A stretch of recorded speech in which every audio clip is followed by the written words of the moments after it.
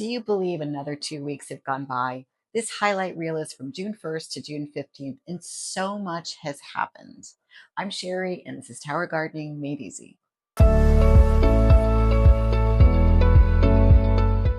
Over the past 2 weeks, from June 1st to June 15th, so much has happened in the grow room. Let me share it. So, we harvested our first watermelon. We harvested the biggest zucchini that I've ever grown on the tower, so be sure to check that one out. We repositioned the new cucumber tower, took down the old one, but most excitingly, we harvested our first broccoli head, and then we went ahead and we planted our first fall crop, which is the butternut squash. So excited. You'll see that coming up later where we go ahead and plant it. But so much has happened. I hope you guys enjoy this highlight reel. We've got another one coming very soon. It's summertime. I've been playing a little hooky, so I hope you enjoy. All right, let's start the tour. We'll do this quickly. As I mentioned, this is the peppers, and they're doing great. I think they're doing a lot better than they were about a week ago because I put these covers. And again, if you're new to the channel, you can find these covers at towergardeningmadeeasy.com. Go under the nursery supplies. They're very, very inexpensive. I think you get 100 in a pack. It is a necessity to have for your towers. If you don't, you will be eaten alive at some point by algae, and it will stop the growth. So ever since I put these covers on, I really do feel like these guys have taken off. I've also increased their nutrients. I believe it's now at 1.5, and obviously the pH I keep at 6. All right, we've seen enough of the tomatoes, but we'll just give you a little money shot right there. We've talked a lot about tomatoes. And again, I just mentioned about the cloning school, part 1, part 2, that's gonna be coming out this week. And it's going to be basically, everything that I just mentioned earlier in the live, that the part 1 will be how to pick the clone, then what to do with it. Part 2 will be how long does it stay in the nursery, and then when do I put it into the tower. So keep your eyes for that, and also the highlight reel. All right, we're going to move to the clone that we did. Now this will be week 2. So you can see the nice growth there. We've got little tomatoes that were on there. Remember I mentioned that you don't need to cut the little tomatoes if you find a clone that has them and or are there flowers. You go ahead and you stimulate them with your automatic toothbrush and go ahead and clone them, put them into the rock wall. We'll cover that in the school as well. Let's get to the good stuff. All right, I'm gonna switch the camera back to that area where you can see.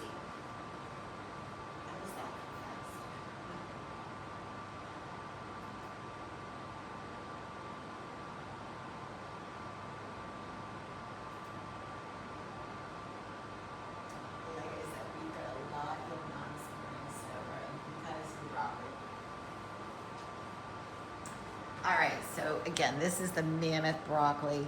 I really don't see any other shoots. I do see them kind of coming up. I do see them forming, but I don't see a whole lot of, what we normally would consider, broccoli, which is right here.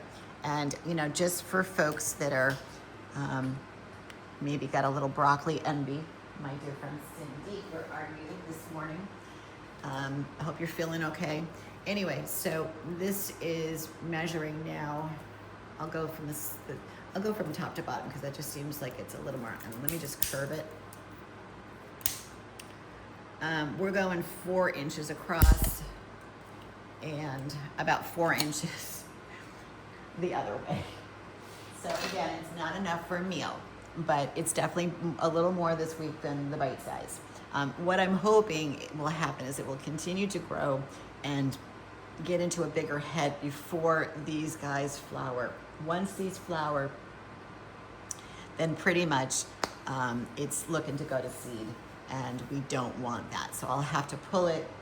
We will do a big hoo-ha about it, and I will cook it and eat it. Okay.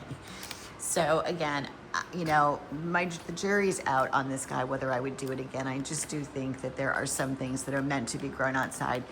I will say this though, if you are going to do it, I would definitely plant, you've got 1 bar here, 2, and then 3. This was planted, let me just look now. nut pot. So I didn't put anything on that base, all right, on the very, very bottom too. I put it onto the third tier of the tower. And then it came out, so it's outside the trellis, and it's just now using its foliage to go ahead and produce what's there, that 4x4 little flower. But I don't see any other heads as of yet. So again, this is a whole tower, and that's all we're gonna get. So you need to ask yourself, how much do you love broccoli, and is it worth it to you to take up the space in a tower, the nutrients, the pH, and of course your time. So we never really talk about that, guys. We never talk about, when you're doing something. This is I guess you could call it a hobby, but obviously I'm doing it really to cut down my grocery, store bill. And I know a lot of you are doing it for the same reason, to feed your family, because you know where your produce is coming from. It's not coming from another country. It's not being sprayed by pesticides and things that are harmful that we don't know. What scares me the most, guys, to be honest with you, is cucumbers. That's how this whole thing started. It was one single cucumber that I could not find on the island. And then when I really started to think about, what's on them, it's pretty damn gross. They are covered in a wax coating. And I think it's to keep them fresh, and they do it to apples too. So if you were to take that apple or piece of or cucumber and put it into mild warm water, it's gonna crack. Okay, now I'm sure they say that it's food safe, but it's your body, your choice. That's how I look at it. And for me, I don't want something that's going to, especially at this stage of my life, to be a hormone blocker, or something that's going to create something within my own genes to create cancer. And a lot of these pesticides, herbicides, and these chemicals that they put on food to preserve them longer, because they're coming from different areas like Canada, South America. Think about it. The apple selection right now in Whole Foods is really yummy, but where are they getting them? The other side of the world. And I know this because I worked in the flower industry for 1 billion years, so I know that, when we're in summer, somebody's in winter, when somebody's in spring, somebody's in fall, and that was the other side of the world. So those apples were coming from somewhere else, not here. And there's no greenhouse that's growing them. I'm sorry, you have to be outside for those. So they've got to ship them, they've got to pick them, they've got to pack them, they've got to crate them, they've got to get them into the areas where they can get them to the cargo, put them into refrigeration, then take them out. Then they go to the next plane or the next cargo stop. So it's trains, planes, automobiles to get your food, and that's not necessarily a good thing. I can't grow apples here, but what I can do is I can grow broccoli and tomatoes and cucumbers and lettuce, summer squash, zucchini, watermelon, strawberries. I can grow some of my food, and even mushrooms. I'd love to get my mushrooms back going, but honestly, I don't know that I have the time with everything that's going on with all of the towers and keeping up, trying to really grow the channel and the community. It's a lot. I won't say never, but I do need to clean out that area in order to do it. I thought about putting it honestly in the shed, but it might be too hot out there. So, and we don't have the woods to do it naturally. All right, so what I want to do quickly is I want to go ahead and harvest the zucchini that's on the new one. It grew really, really big over the weekend, and I said, no, let me wait. Let me do this with you guys so you can see up close. Everybody loves that money shot. So let me get in there. We'll do it real fast. Again, a lot of this maintenance stuff, I just want to show you what's happening. When you don't see me for a couple days, then you could come back and you're like, wow, that's super cool, all that different growth. So remember this tower that you're looking at in the close-up over here in the corner. Remember, it almost like went sideways a few weeks ago, and see, changing that water, doing that little bit of a water change, adjusting the pH, adjusting the BEC, how quickly that we were able to turn it around, save it, and now it's producing massive size, grocery size food. So let's get in there and do it. And what I love is it's on top, so it will be super, super easy versus sitting on the floor. That's no fun. All right, so this leaf is in the way. And I don't want to disrupt that leaf because I think that might be important for a couple of zucchinis that are back there. But this guy it's pretty big. Let me go get the tape measure. I'm curious. You know me and my measuring.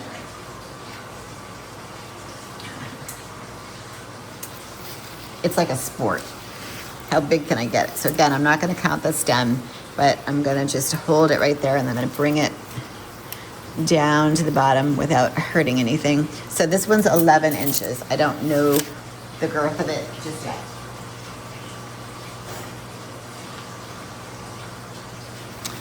All right, so let me get in here, and I'm gonna hold that leaf up. I'm gonna hold the mother plant, and hopefully, I did see a small crack in the up here. I don't know if you guys can see it. Let me see if I can adjust it before we take that off. There's a little bit of crack right there because of the weight. So that's another reason why I want to get this off right now. So I'm gonna hold these stems, kind of lift up a little bit, take that pressure off, and then I'm gonna just carefully, and then twist off. So that's a nice clean break. I may have to go back there with a knife. Let me show you this. You guys can see this right now if you're with me live. But let me just get into it with a knife. All right, I wanna clean this up just a smidge so that it doesn't go.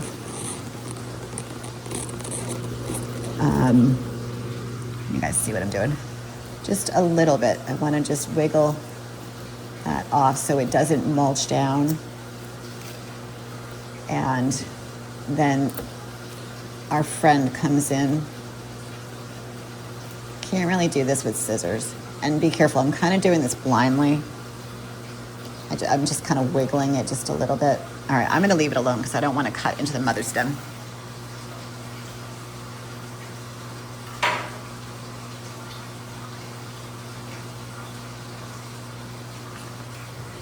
Let me come out over here. You guys can still see. That's pretty big. That's a big boy. And again, I'm using the survival. If you're new here, I'm using survival seeds. You can find them in my favorite seeds on towergardenmadeeasy.com. And the name of the seed is called Black Beauty. That's what produces these massive zucchinis.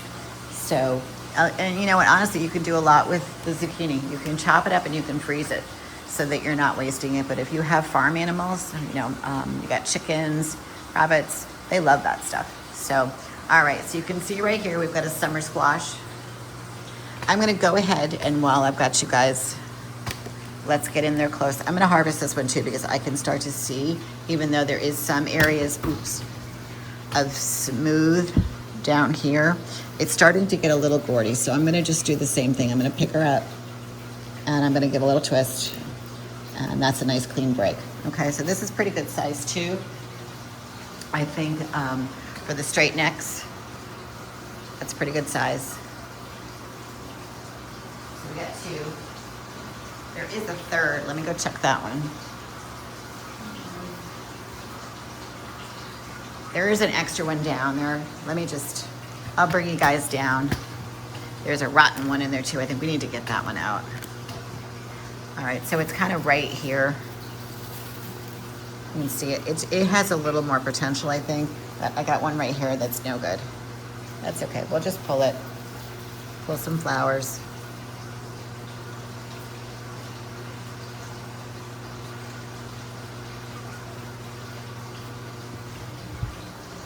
And I've got 3 right here that need to be pollinated. So I'm gonna grab a flower, just pick it, and then we're gonna just quickly pollinate.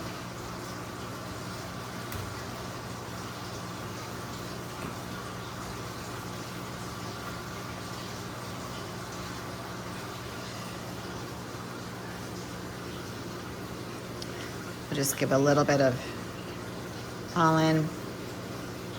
I thought about maybe starting another summer squash tower,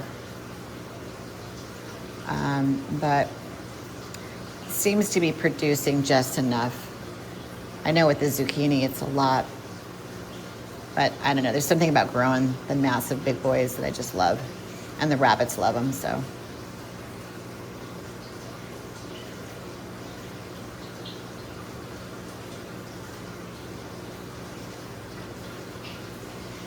All right.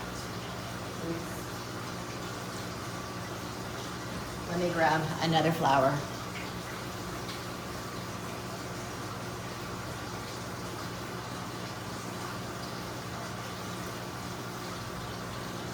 For the one above it.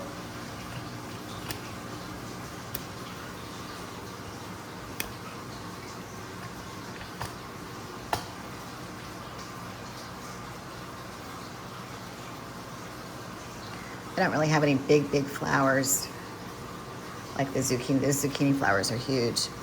I feel like the towers, especially the zucchini, they've slowed down a little bit. I think that's just because of the heat. I think that it just gets a little warm. There's certain crops that do better in a cooler environment, and I do think that zucchini is one of them. Summer squash, it seems to be pumping, so maybe they like that extra humid air.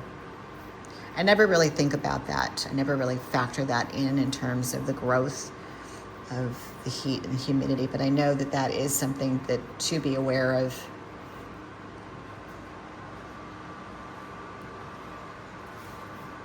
I need more flowers.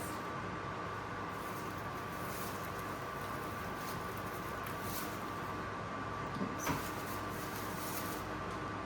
And now I'm using flowers that are older. You can use them, but remember, you know, my theory on that pollen is can just be a little bit stickier.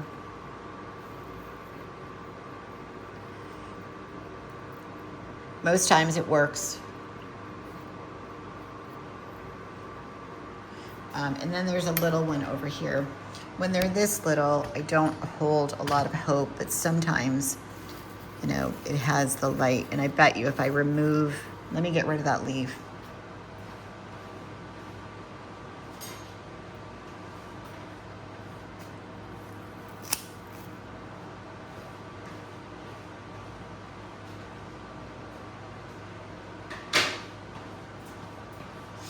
I bet you this will have a better chance now that that leaf is gone and it's not being shaded.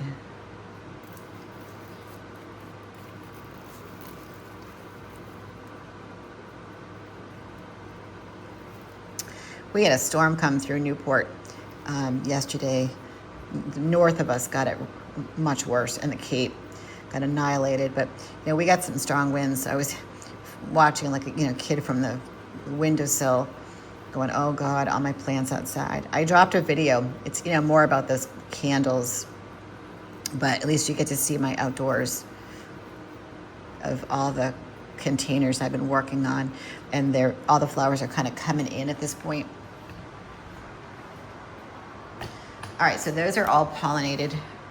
Let's get this back up and adjusted.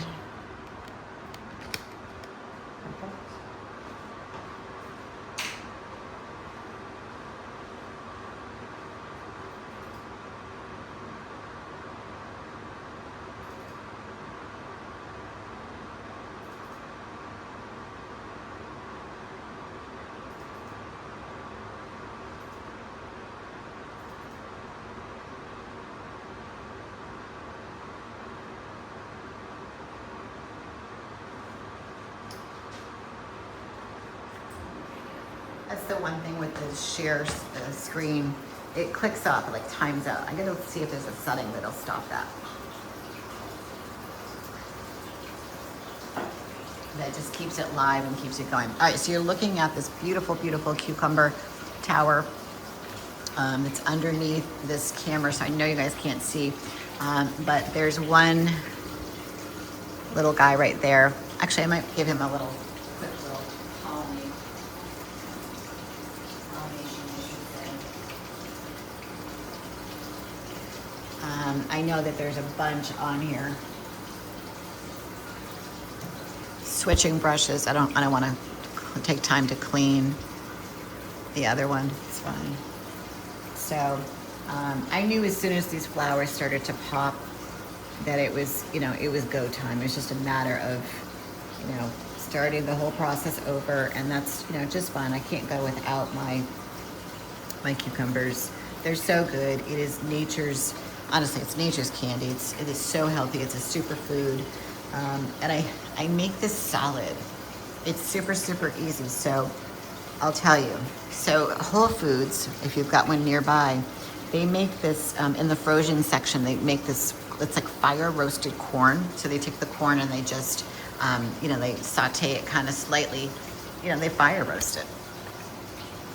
And then what I do is I take the tomatoes, take a bunch of them, I slice them up and toss them into, obviously cook the, like microwave or just saute on a pan, the fire roasted corn, and then cut a bunch of the tomatoes, throw them in with the corn once it's cooled. And then I take a cucumber, I scrape out all the seeds, we've talked about that before, and then I just pop those in. I take about 2, depending on how many servings, I don't really measure anything. I take about 2 tablespoons of some type of either fat-free or low-cal Italian dressing. I love the Paul Newman's because they do a nice job with donating, and actually their products are pretty good. I see one back there, I'm gonna get that. And you just mix it together, chill it for a little bit. I named it the cowboy salad. My husband loves it. He loves it. And then sometimes what you can do is, if you've got lettuce on hand, is put it right on top of lettuce. So, all right, I don't see anything else to pollinate, but we'll definitely take a peek as we move this. And maybe there's some leaves, like here's one that's kind of sweaty. I'm gonna get a pair of scissors.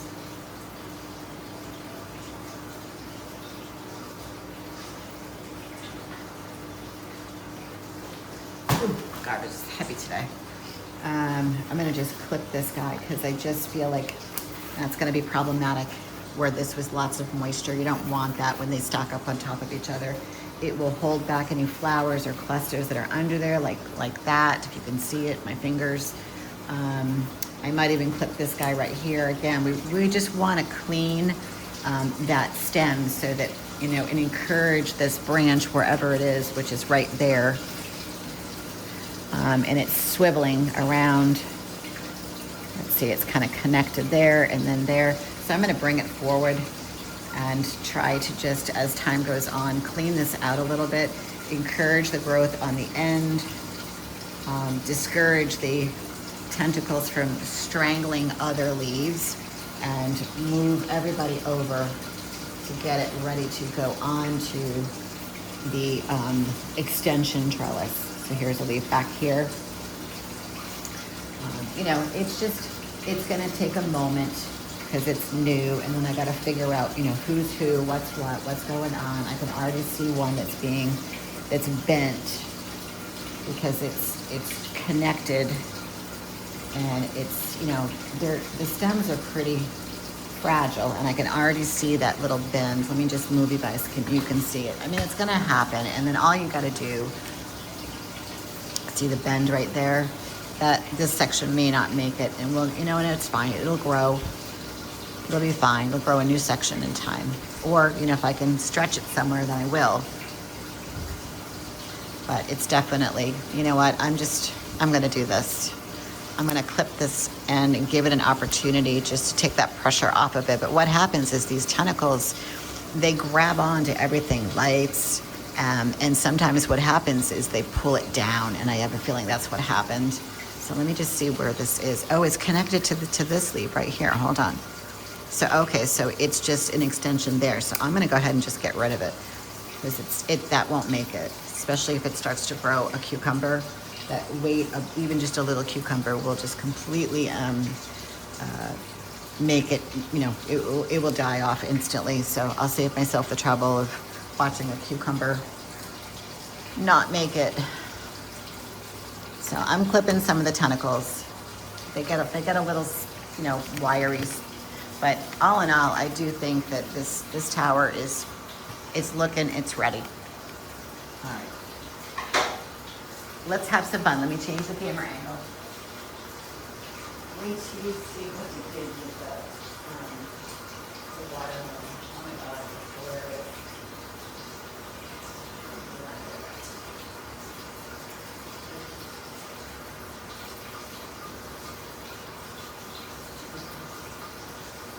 So let me explain. Let me explain the whole watermelon situation. So remember, we had all these little hidden gems everywhere. And of course, these hidden gems are gonna continue to get bigger and bigger and bigger. Like this guy right here. He's gonna be okay because he's right there. Oops. He's right there and he's got right on there. So I feel like he's got some really good support. Now, on the other hand, there's this guy. We got the main guy, big guy, in there, and of course, I keep swiveling that around for the tan lines.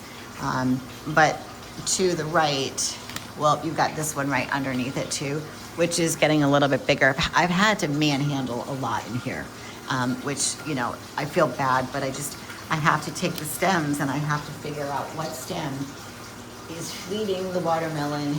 Is there something else attached? And you can't break anything because then it lights out. So what I've done is I was able to take this one, and I forget where he came from, but I had to put him into a hammock, and then I found, this is the vine that's attached, one of the vines that's attached inside, so it's just kind of here, and I'm resting it on top. But as you can see, look how frail that is. I tied the bottom, and it's in a good spot.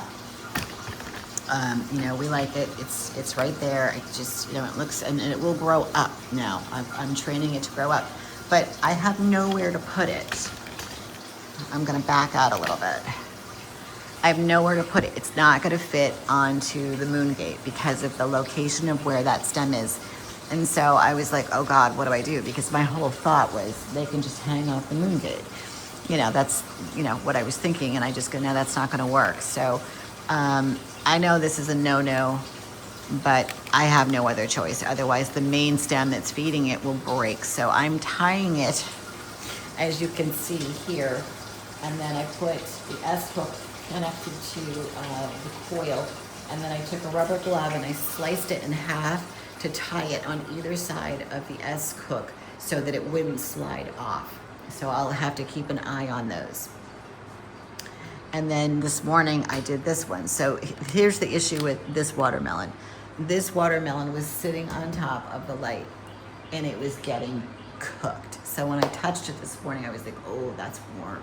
And the lights had only been on a few hours. So I found the main stem and then I just went ahead and MacGyvered it. And then here's the other side of the stem. So you've got one coming in, then it's attached, and then this is the other side. So I just kind of lightly just wrapped it around and it will grow up. So same thing, S-hook is on the light, rubber clip on either side. I didn't know what else to do. I really didn't. I was baffled beyond belief as to where I'm gonna hang. I try to hang it into the moon gate. That's just not gonna work. That's just not gonna happen because it's just too far in, like to hook it in. I tried and it was squishing everything, and I don't wanna break the vine. That's the main thing. So we've got 1, 2, 3 in hammocks. We got 2 on the other side, that's 5. We got 1 down here, where'd he go? Oh, down, way down here. And I'm feeling that I can probably leave this one alone for right now. And again, I might be able to, because there's a huge section here that's just vine and no leaves. I might be able to kind of drape it and then slide it in when it gets big enough. But I do feel that when they are in the hammocks and the pressure is taken off that stem, they grow fast, really big and really fast. When they're on their own, like this guy right here, I do feel like they don't grow as fast. They do grow because they're pollinated, but they don't grow as fast. And I think it's maybe because of the weight. So I'm not sure, but I just see the takeoff when they're in the hammock. So I just try to get them in there as quick as possible. So that's that on here. And then, like I said, this one over here, I do think he can hang by himself. That'll be fun. All right, so the lettuce is doing okay now that it's like the only two that are on here that's left. I've been picking at it all weekend going, it's pretty pathetic. I do have some, but I think we should just wait till Wednesday to put it in, and I'll probably just maybe take these two out and use it for the last salad. And then maybe I'll have to buy a little bit of lettuce until the other is ready. Excuse me. All right, so that's where I think the strawberries are gonna go. And I'm gonna put them midway, at least one, maybe like right here. So the water gets pumped up into the shower cap, and then of course whatever's here first is gonna get annihilated, then it slowly drips into the next panel, and then slowly drips into the next panel. So this meaning 1, 2, 3, the third level of the tower is just a little more controlled. So we'll do that. Actually, why don't we do it now before we start the cucumbers? So let's go over into the seed, take a look at which one, and I'm only gonna do one because you know how hard it's been to get them to this stage, so I don't really want to jeopardize any more than I have to, and this is the test. This is what we need to do. So let me get you guys on the seed. On the seed cam. All right, I think we have a good lineup. I'll move the lettuce a little bit. Slide that over. Adjust the lights a little bit so you get a cleaner view. There we go. And then this guy, I know we can get up nice and close. Let me just grab some glasses. Remember last week there was one, although I do need a little bit of light. Oh my God, these little gnats. I'm gonna have to put something out so that they, like apple cider vinegar or something, they don't like those. There was one with a long root, and I made sure that there was plenty of water. I did, where we've had some cooler nights, put back the warming mat, so that's okay. But there was one that was a little bit, yeah, this is on, it should be. Yeah, 80, it says 84, but it doesn't feel it. There was one that just had that long, beautiful root. All right, there's some right there, but there was one. Let's find it. Nope. You would think that the foliage would just be a little bit taller. Is it this guy? I mean, yeah, that has a good root, but I just feel like the foliage is kind of not really there. Oh my God, let me get that little guy. I'm just feeling like the foliage on this is quite full, and then we've got some roots that are out. So this will be my tester, because I do feel like this is the one that I think can survive. So I'm gonna go ahead. We'll walk over carefully with this, and again, I'm gonna stick it. Let me just. It's gonna be okay there. I'm just looking at which way are they leaning. That way. If they're leaning this way, then I want to put it this way. Okay. The opposite way of the. Now watch what I'm doing with the light. Remember we talked about this last week about the gooseneck, and what I did was I arched it way up. Sorry guys, you're on the seed cam, so you can't really see it, but you'll see it in close up a little bit. And I want to make sure that it's nice and close, ooh, those are wobbly, to the strawberry. Not so much that will burn it, but I gotta keep it warm. So see how close that is?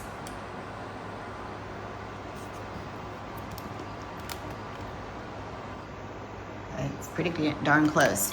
And then take a look at the gooseneck as to how I arched it. All right, so we're gonna leave just that one in there for 24 hours. I'll be checking it, by the hour. And if there's any signs of the foliage looking stressed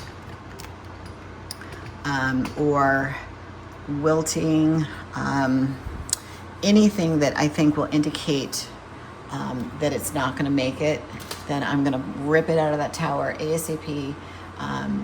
It's here on the East Coast, it's almost 11, so I'll check it in 2 hours. That will go off.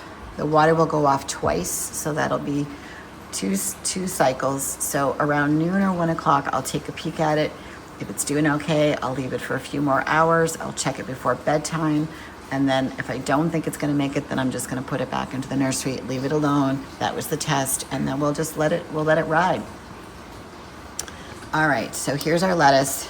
The other side finally came up, and they're there and there. I'll check the roots. You know, lettuce is lettuce, it's so easy. And we got nice big root systems.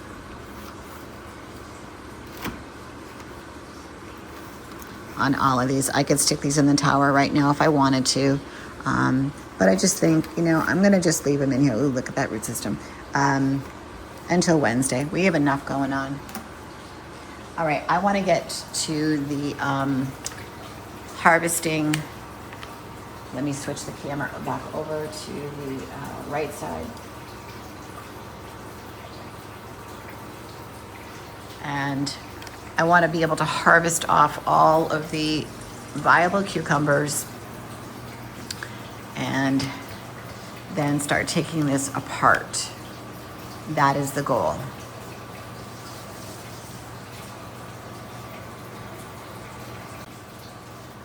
So let me go get a tray, and so we can put some of the cucumbers in. I'm just gonna go around, I'm gonna cut them all off. I'll put the tray at the very bottom, and let me just stage this so my head's not chopped off.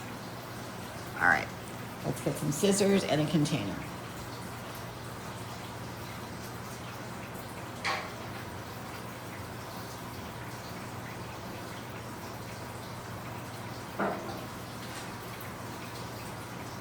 You did pretty well for a harvest. We got a big zucchini, summer squash, and now we're gonna get olives and cucumbers. Let me just see if you can see the whole tower on the, yes, you can. All right, so I'll start on the left side.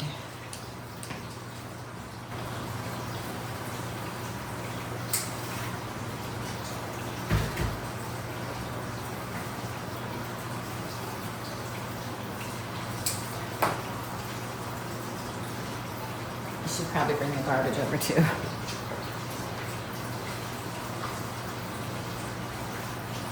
There are a bunch of little ones, which, you know, makes me sad, but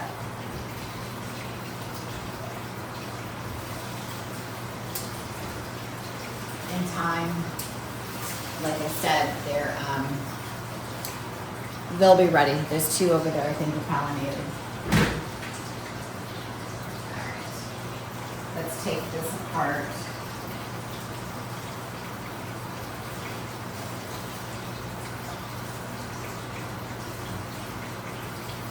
Take it out of the hammock. They did pretty well, I have to say, by putting it in there. It gave it just a little more, room to grow and get a little bit fuller. I do love the seed, guys. Let me just show you. Somebody asked last week. So this is the Space Master 80. Okay, it's by Botanical Interest. I would say Gardens. But honestly, the Survival Seeds makes one too. So if you want to hop on, I think I have it on the website where you can just hop onto Amazon and grab it.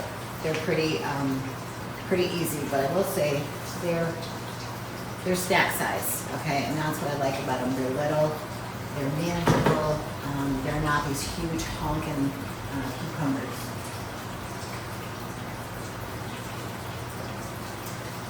I tried to grow the, I think they're, what are they called, the long ones?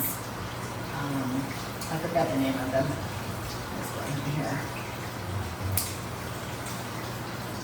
Somebody knows what I'm talking about, those long cucumbers that are really thin, but they just don't seem to really like the tower. So these grow fast, and as you can see, it's relatively easy to maintain them. There's a little guy, but it's just too little. He's so cute. And here's one. They blend in too, that's the killer. They blend in. I have to say, by doing what we did, by getting rid of the foliages at the foliage at the net pot, I really, honestly, truly, guys, I didn't have a whole lot of problems with the powdery mildew. I really, really didn't. Even with giving up pruning, I don't see a whole lot of misbehaving in this tower. That really is the key. I know it's a little more work as it grows and you don't want to do it because it's so pretty, but for the longevity of getting cucumbers, you really do need to do it. And you're not hurting it. You're not hurting the tower, you're not hurting the plant. You're just doing what's necessary to keep the integrity of the tower going so that you have viable fruit without having the issue of powdery mildew. And you don't want it in your room either.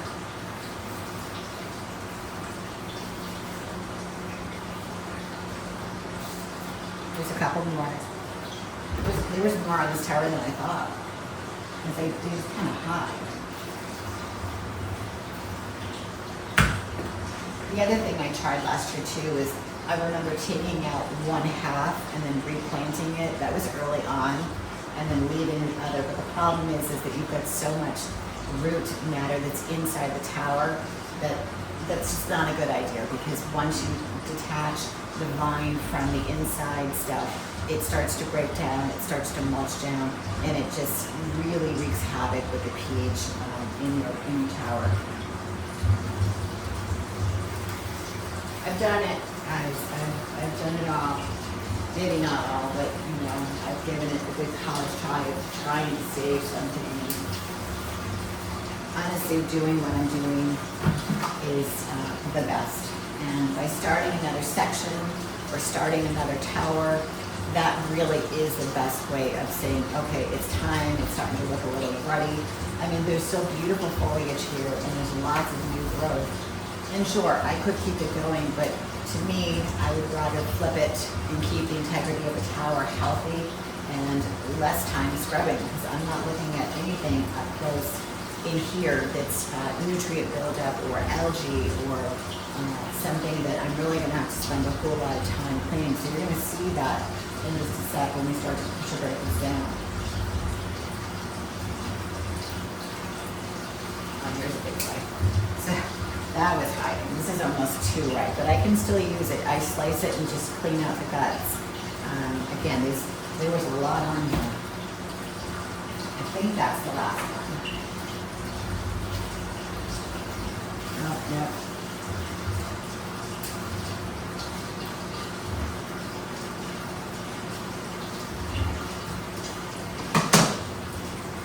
Now there's one over there that looks pretty spent.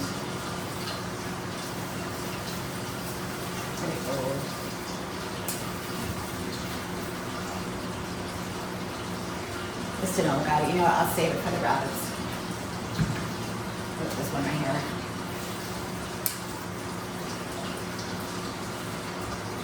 So for as many cucumbers as I thought I didn't have, this is a pretty good haul. Make sure you guys can see those without tipping it.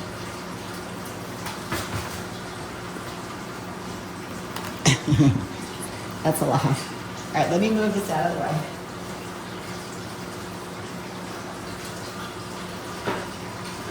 And it's heavy too.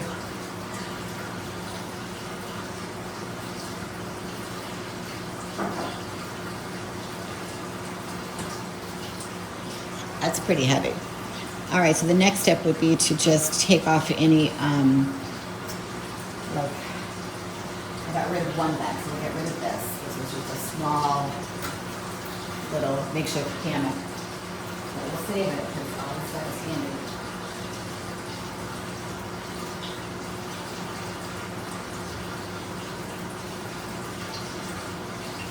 Good morning, Miss Cindy. All right. Next is I just want to start taking off the vines. So I'm going to start on this side because it's just a little bit easier. I'm going to leave the lights attached for right now, just so I can see. And this is kind of wound, so I'm just going to give it a little bit of a, there we go. So you can see, look at, not a lot of foliage there, but lots of new growth. So when you look at this is all really healthy, and look at all the flowers on the end. No fruit, just a lot of pollinators. Now that's a good vine. Okay, look at the size of that vine. That vine is nice and thick and can hold a nice big boy. Versus, let me find what it looks like. Where's our windy vines? Like this guy. That's a windy vine. And unfortunately you can't have any control over that, but those are the ones you gotta look out for when it starts to fruit. Oh, you don't want to let go. Okay, we'll cut you. And again, the stems are older and they can be a little thorny. We got some, just leaves that are just old. I did not adjust this on Saturday knowing that I was going to break this down, so I just left it alone. I knew I'd be changing the water and then cleaning this out. So everybody else got water, pH, nutrients. Maybe not the new one. I think I left that. I'll have to double check.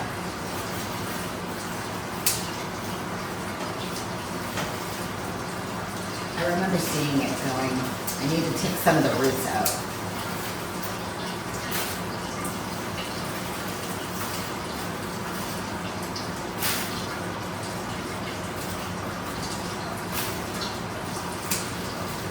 So my goal really is to try to get all of the vines off right down to the net pot, and I'm not going to pull the roots out here. I'm going to take it apart and then just remove it that way, because I know that the root system, when we take it out and I show you how thick they are, it's pretty impressive because it's been in here.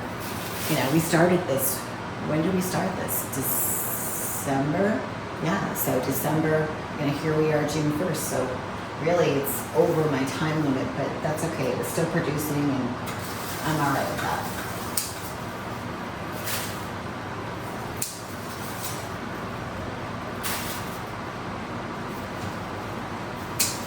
But this trellis, the extension of it, oh my gosh, I want to say it was under $20. So worth it. So worth it to keep the integrity of not getting any powdery mildew. And let's just say you have one section, not a whole tower. You can use one of those, those trellises you put on top of a pot outside. I forget what they're called, and it's small, it's round, and you just kind of stick it. I did that. If you go back in my videos for the watermelon last year, I had two on either side. Now they're outside of my plants. But you could actually put that on one side and then trellis onto that. So you've got an apparatus that your vines can go on. And that's a good thing because it's just small and you can kind of move it around the floor. If you don't want to scratch your floor, you can, you could actually put it into a pot, like a pretty pot, and put some stones in it so it's got a little more weight so it doesn't tip over. There's a lot of cool things that you can do to extend just one section of, I'm talking one section, one nap pot, maybe two if you've got that little area. I'm just thinking of my dear friend Cindy, just to bring it off of the tower, strip off those leaves, let it grow, let it, grow its fruit, and then it's not disrupting other things that you're growing on that same tower. Just a thought. Alright, so now I can get underneath this and then just chip away at this.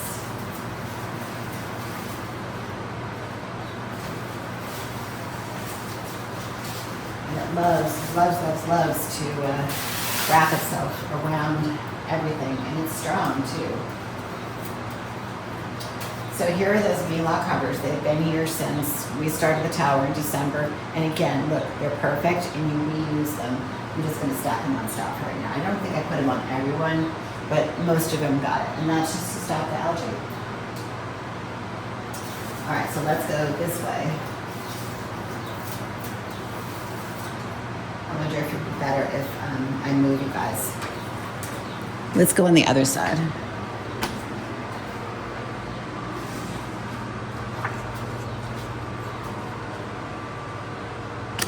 Okay.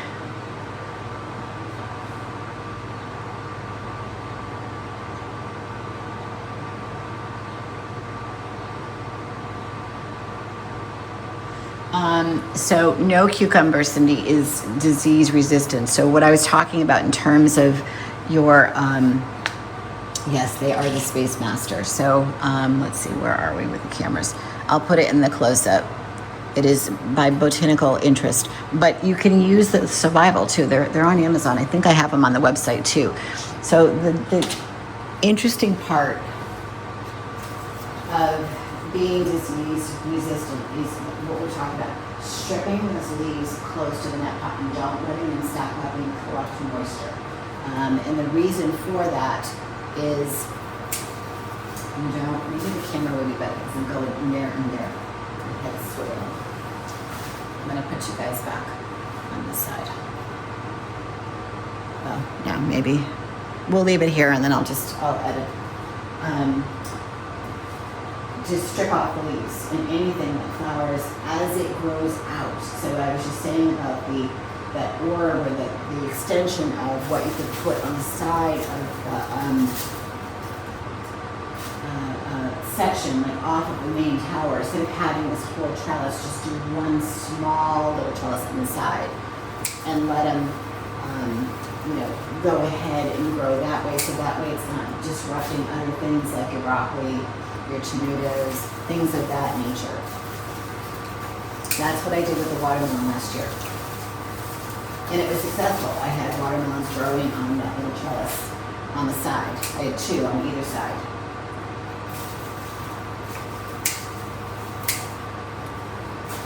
Alright, so I'm going to just knit this down here. Ooh, that's good, it's a good size. If you have things that are stacked close to the net pot, close to the tower, that's where the heat and the moisture builds up. And that's where you're going to get the powdery mildew. So my goal, even on the new one, you're going to see, even last week, where I was stripping those leaves, was to get it over to the net pot. It clearly likes the heat and the humidity in this room. Because over the course of a couple days, I felt like I had a lot more flowers and a lot more, fruit that's popping. So, I'll take it. Totally.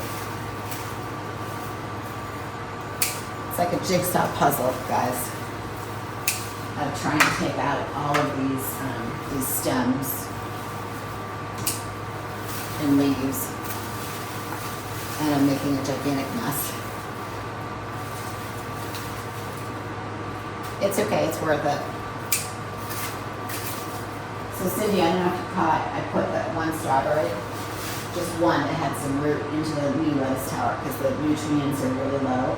So I'm going to watch it over a little bit and see if it's okay, if it can stay, if it can make it 24 hours. But I'm going to pull it tonight before bed if I even remotely think that it can't handle it, and put it back in the nursery. I mean, there is roots coming on the bottom, but again, you're taking it out of that warm, comfy environment, and it's you're putting it into a tower. Granted, the water's not freezing because it's not winter, and this room is relatively warm now. Wow, this is really messy.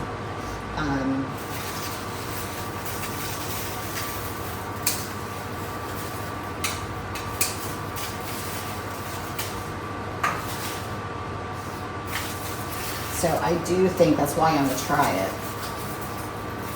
I'm only doing one.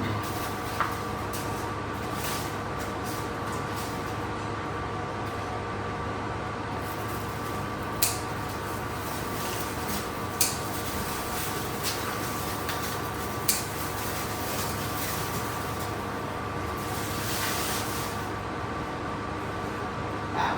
There's a lot more foliage on this side than on the other. I don't know the reason for that.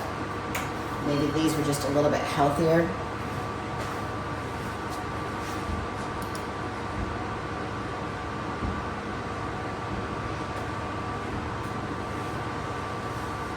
Could have been, I mean, it had the same light.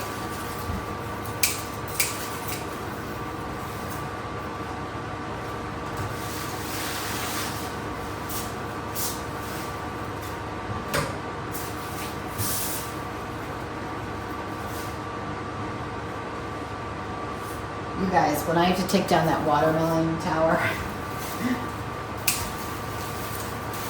I don't want to. Well, we're not doing it anytime soon, but I'm just saying when it's time,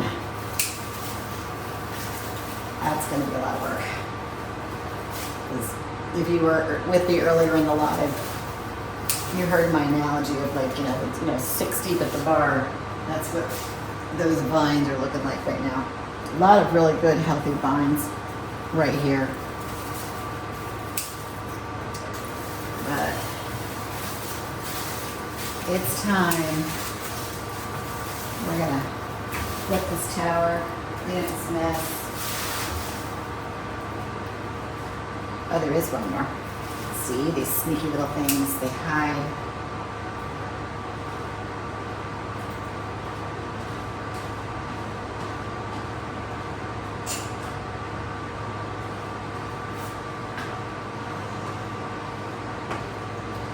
All right, where was I?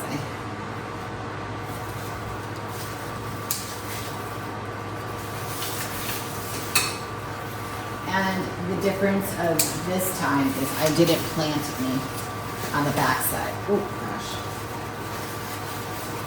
I only planted out the front.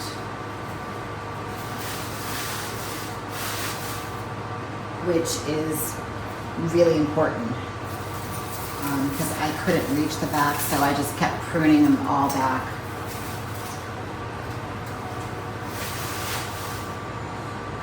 We got a little more to go.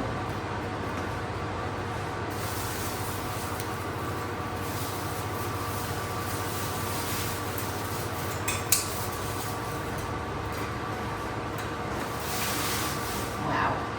Wow, wow, wow is all I can say. This is still attached. That one's still attached. Be careful if you're clipping blindly because you don't want to be clipping any power cords. I'm over here just trying not to do that. I've got a black cord for the spider lights and a white cord for the tower garden lights. There we go.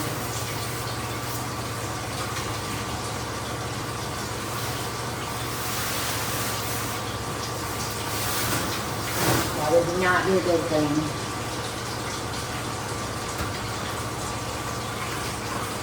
Yeah, there's a lot of root matter in there. But honestly, that little part that I just picked out is pretty healthy. All right, so I'm going to disconnect the spider lights. Next.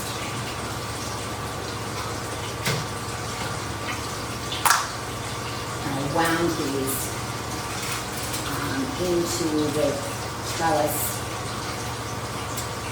because they were not very the coils weren't stable. Still amazing light, love it. Same thing with the watermelon, not very stable. So I'm just going to get in here and grab it. Let's say that. Break them.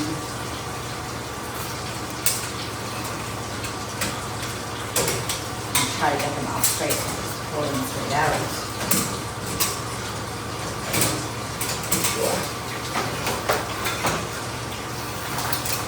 Try not to hurt myself or break the lights. Alright, so success. Next step, I think, is just I'm going to burn the lights in, the tower garden lights in. I'm going to move the trellis out just for a quick second.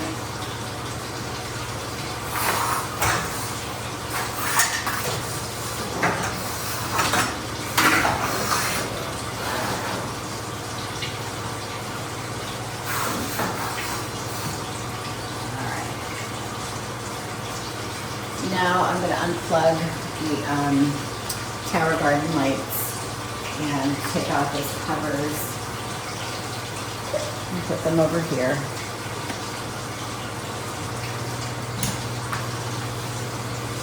It's going to get a little dark.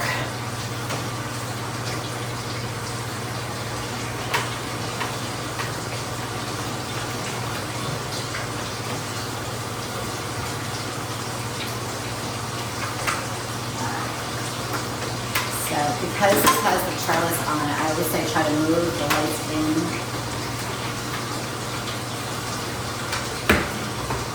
And stick them as close to the tower as possible. There's a trellis here, so there's a little bit of an issue.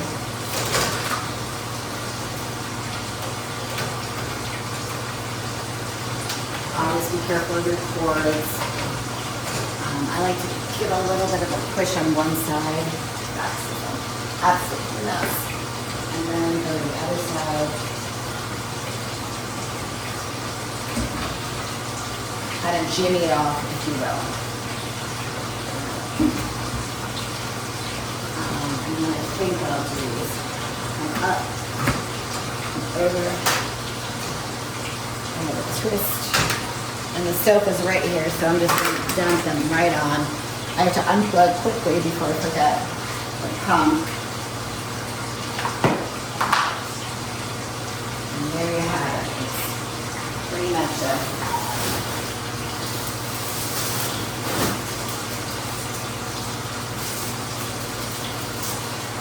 wrap on that one, but now we get to the part. Alright, so bear with me. I'm going to get a new bag.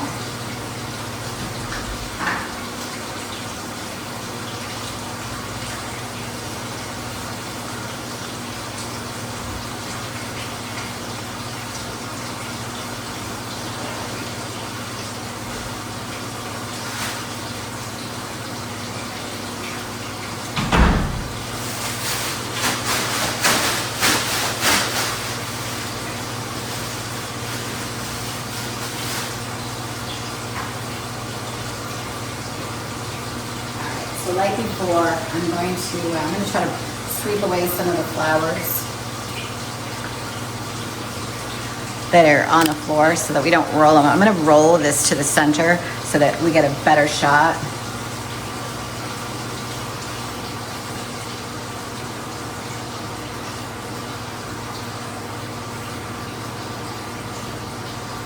Yes. Let me just get my little, where'd it go? Somewhere. Hang tight.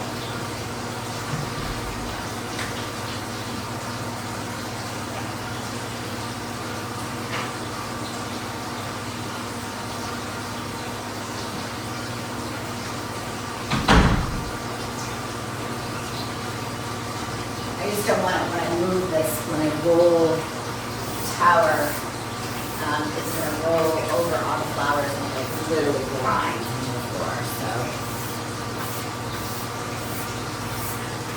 it's just easier to make a little pile off to the side. Get a clear shot of moving this girl. I told you we had a lot to do today.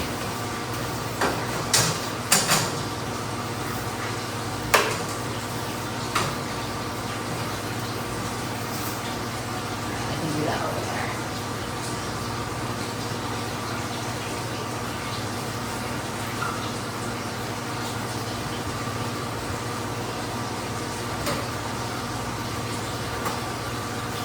Okay. So come on over here. We'll put it a close-up right here.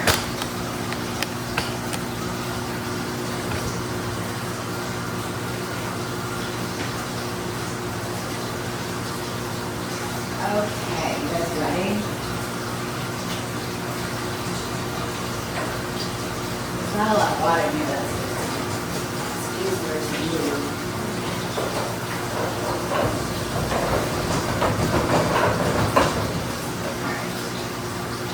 So we'll put it here, start there, and let me just adjust the close-up.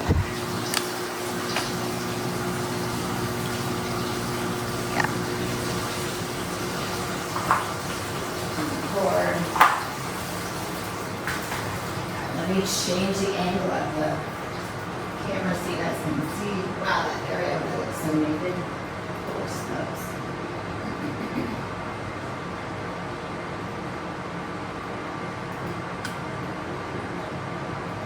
Okay, so now you guys can see.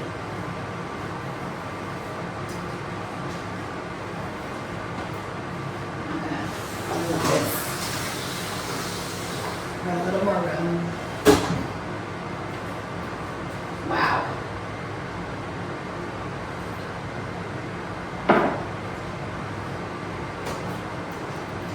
All right, so first up, guys, you know the deal. We gotta take this off. I feel like it's such an extra step when you've got to take the trellis apart. When it comes apart, relatively easy, but it's still an extra step.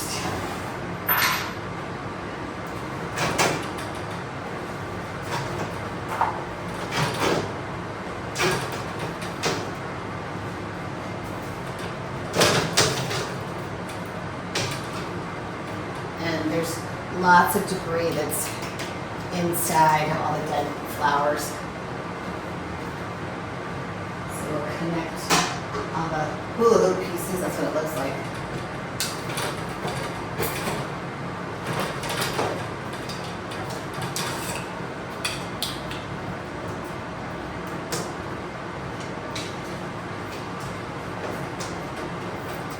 Get all the debris off.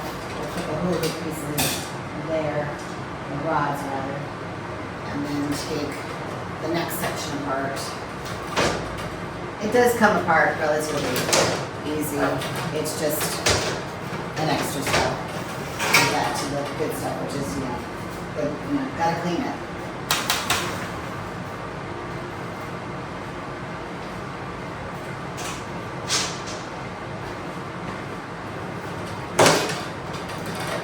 But the sun is not shining here in Newport. It's kind of a cloudy day, so this is a good day to do this.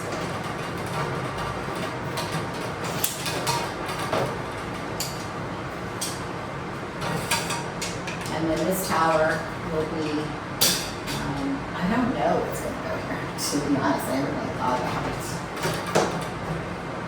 I can see a little bit of mold, just a few specks here and there, but we'll get that with the alcohol.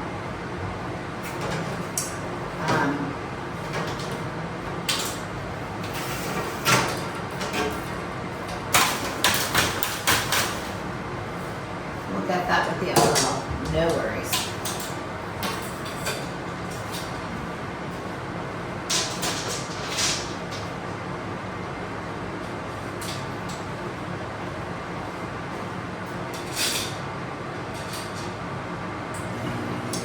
I know what I'm not going to grow. I don't think I'll do any more broccoli.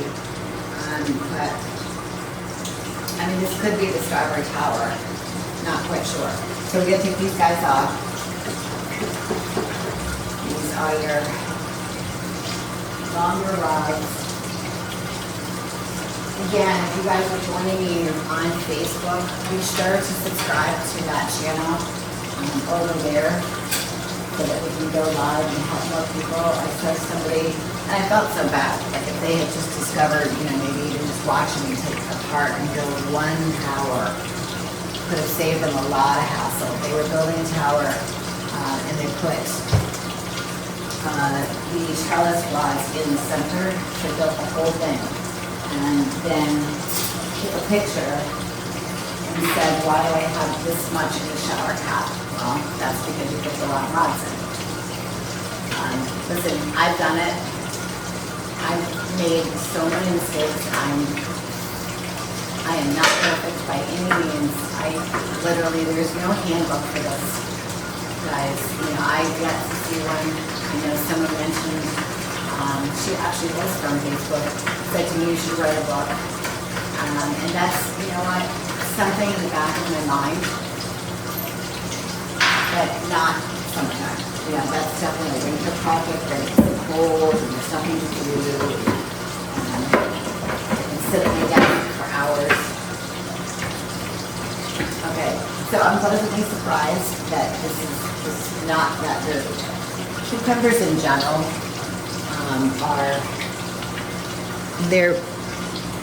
I'm just making sure we have enough battery.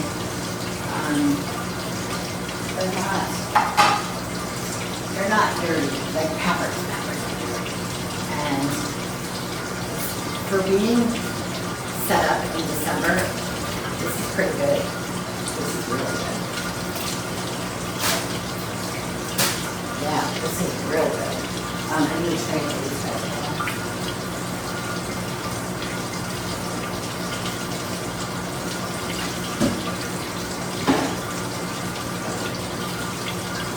I love these little trays, guys. I wash them, sanitize them. Don't put them in the dishwasher, they'll melt. But I just can wash them, and I use them for everything. I don't want a lot of glass down here in case I drop it. But just taking a peek at this, there's a little bit of algae here, okay, a little bit of algae. But all in all, when you look at the very, very bottom of this, not a lot of root rot, which I'm surprised. And the insides, I'll show you. Not bad. I'm really, really shocked. Okay, so I'll try to get up close for you guys, and then into the close-up. Not too bad. I was expecting it to be really nasty.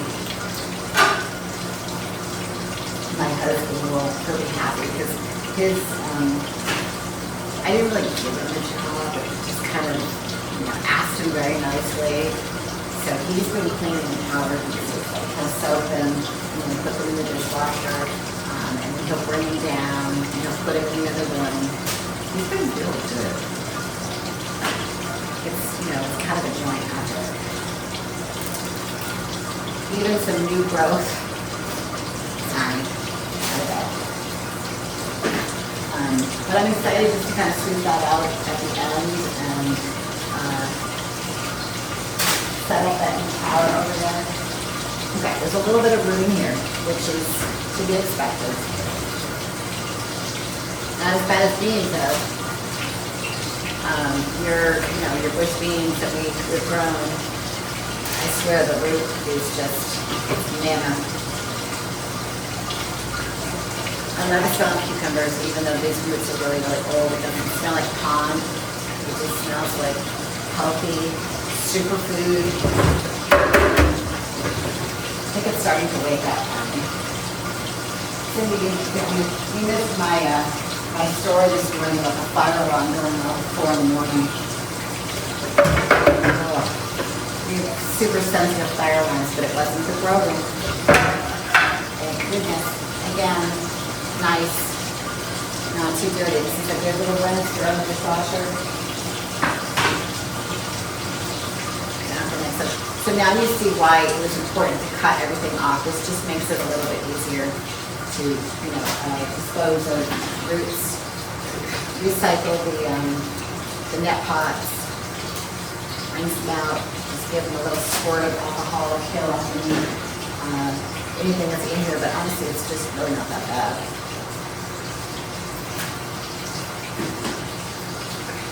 Oh, prayers for that little starter plant over there. Okay, got some good roots in here. I wonder what's in the basin. Kind of scary. I mean, I've clipped that a couple times. If you go back in some of the lives early on,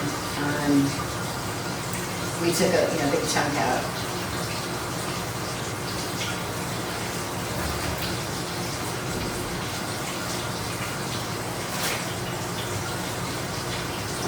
Not too slimy.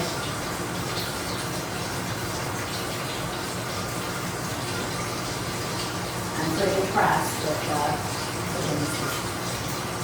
what's going on.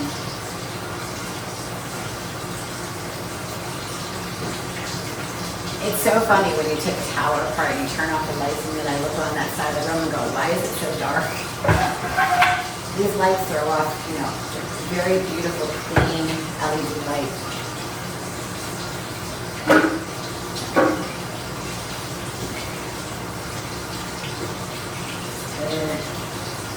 Nice and clean, nice and clean. So these bottom two parts didn't have anything. I don't think I planted them out. Or if I did, I might have pulled them out. I'm looking at the new cucumber tower. It looks like Medusa. The way that everything is just so fresh and just kind of hanging.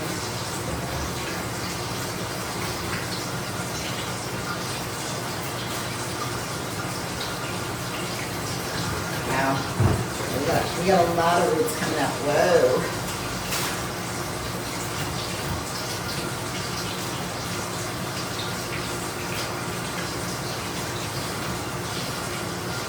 A lot of roots. Some are pretty thick too. It's not just the stringy ones. So let's try to cut this last piece off. It's almost like a dominant root. I don't know what they would call that. It's just bigger and thicker than others. Than that. That's the other thing too. When your tower starts to get old, you might get those little black gnats. And they'll be hanging around the tower that needs to be cleaned. That's kind of what's going on. When I took out the old tomato, I felt like they kind of subsided, but now they're bad because this tower is just kind of nasty. But you know what they're doing? They're in the watermelon because there's so much in the center that's old. And I've been at it every day, just picking at it.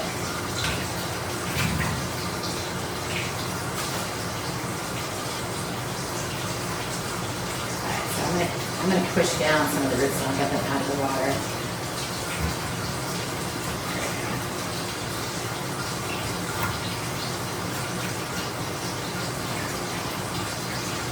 I'm going to scoop off the flowers and our tops, try to keep them off the floor, but I know inevitably that's going to happen.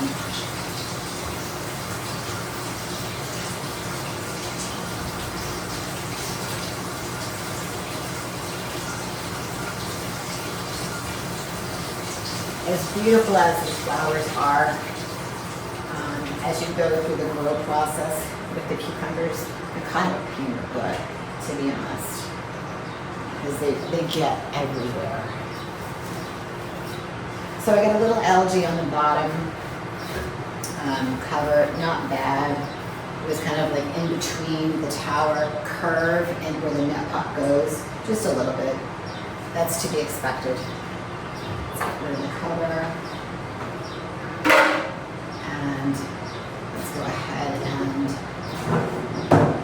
I could pretty much clean this with the top on, the rods on. It's not really a big deal. I usually can leave the pump on. I'm just going to move it away from the zucchini a little bit so it doesn't poke the leaves. Let's get rid of any root matter. It's kind of getting such a little pump, so there is quite a bit in here. I'd say that's a lot.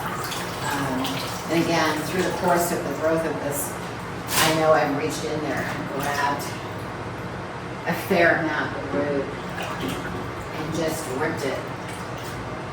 It doesn't hurt the plants. You don't want to take all of it. You don't want to pull it down. You want to hold it at the top and then just rip across. So let me grab a sponge. And we ran out of battery in the night, but I've got another one in the box. I will check periodically to make sure. I think it's supposed to be 6 hours. Alright, so let's put some alcohol.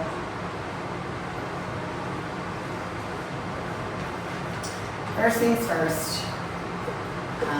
Again, if you've got sensitive skin, things of that nature, get gloves and good mask. But I just like to use a little bit of alcohol, especially around where the seam is on this.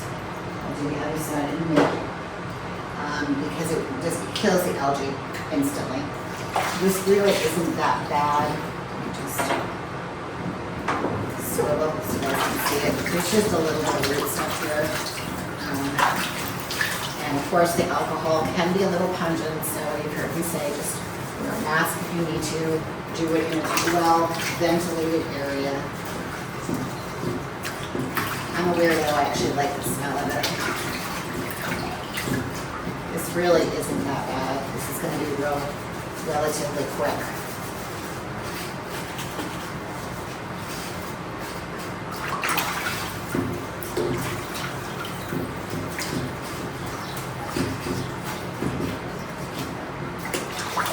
There's no mold.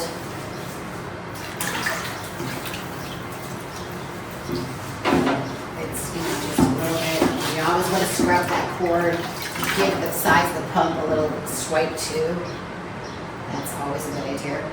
That's relatively clean, so I'm good. So I'm going to come around, not poke the zucchini. And I'm going to clean this. I'm going to start with the sides. They're a little icky. And that is moldy, so I'm going to get in there with a good shot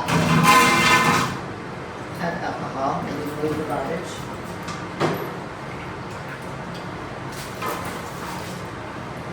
So they don't have to hear that. And give the alcohol, a second to work. But all in all, it seeps in there, just like the nutrients seep out with the water, and you get the lights, and then you get the mold and the algae, but the alcohol is going to kill it. So once it has nothing to hang on to because it's dead, it just rinses off instantly. If you don't want to use alcohol, that's fine. You can just use the citric acid. I use both.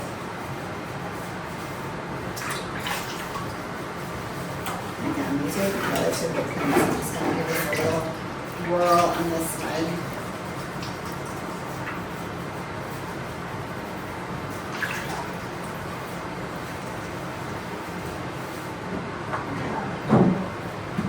I'm going to come up to the top. There's a little bit of mold in here.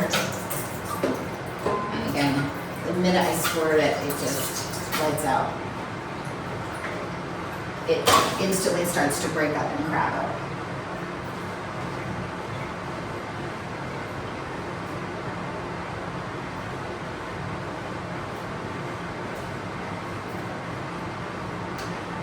I found that Walmart has the best deal for alcohol. I can't do this. Right near the pharmacies usually where they carry it, and this is 91. It's the highest contained percentage, and it's really inexpensive. Your citric acid is probably going to run you about $9 per jar, but this is just a couple bucks. And when I say it cleans and disinfects, so I'm just going to give another little squirty. And again, it's just instantly breaking it up. So now I can turn this back over, dump it out, and then I'm going to scrub it. And I don't even have to take out the rod. Sometimes I do if it's really dirty, but in this case, it's just a little bit of scrub.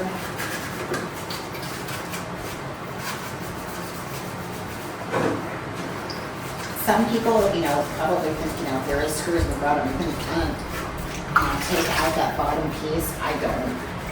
I just leave it. It just depends. If you flip your towers over and you're not that bad, then there's really no need, other than this little groove. But it's not that bad. I think we're averaging like a tower a week that we're doing this. But gotta do it.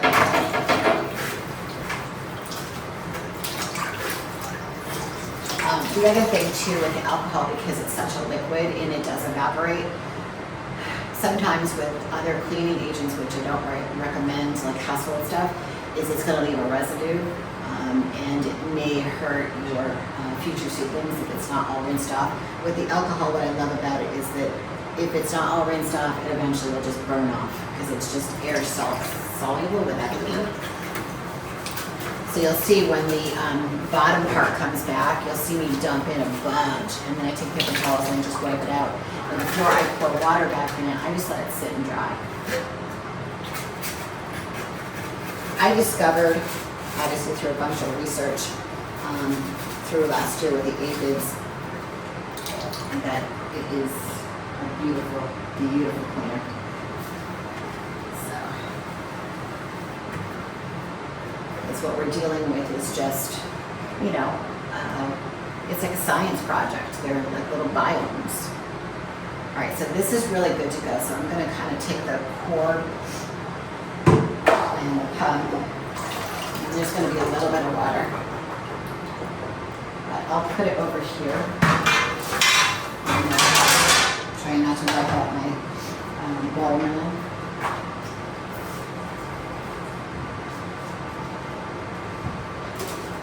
And the bottom's pretty dirty, I will give it that, even though I keep up with the water.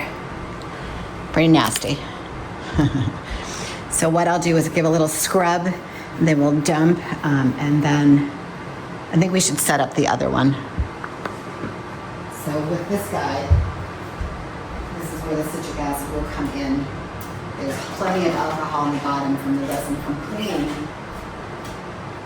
Oh, this is a brain jar. Ooh.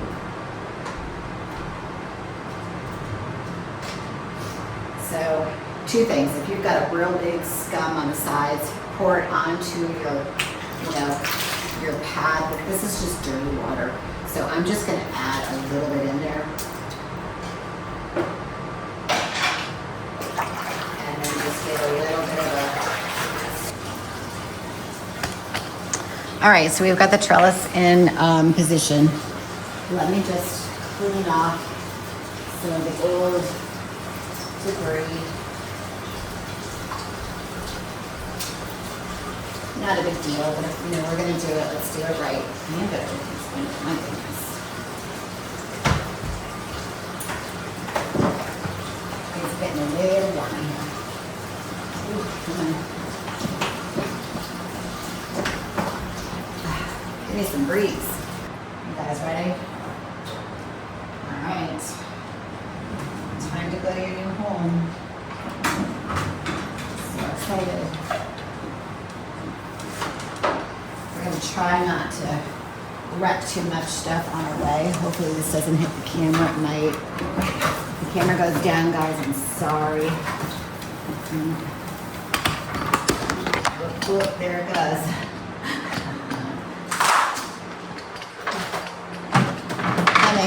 I'm coming.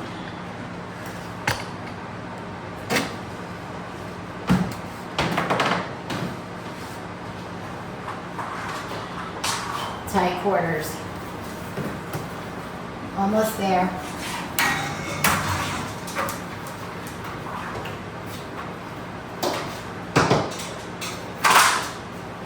Wheeling into place. Awesome. Oh my gosh. So exciting. How do we do? All right, so the next thing I want to do is, remember how I had the lights where they were facing in? I'm probably going to leave these front ones up a little bit. But the back ones, what I'm going to do, because there's nobody back there, is I'm going to angle them flat to the tower. Oh gosh. I'm going to bring the center over the, try to anyway.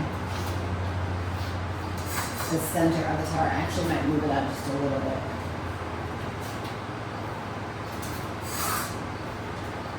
There we go. Oh my gosh, look at. We're almost there. I'm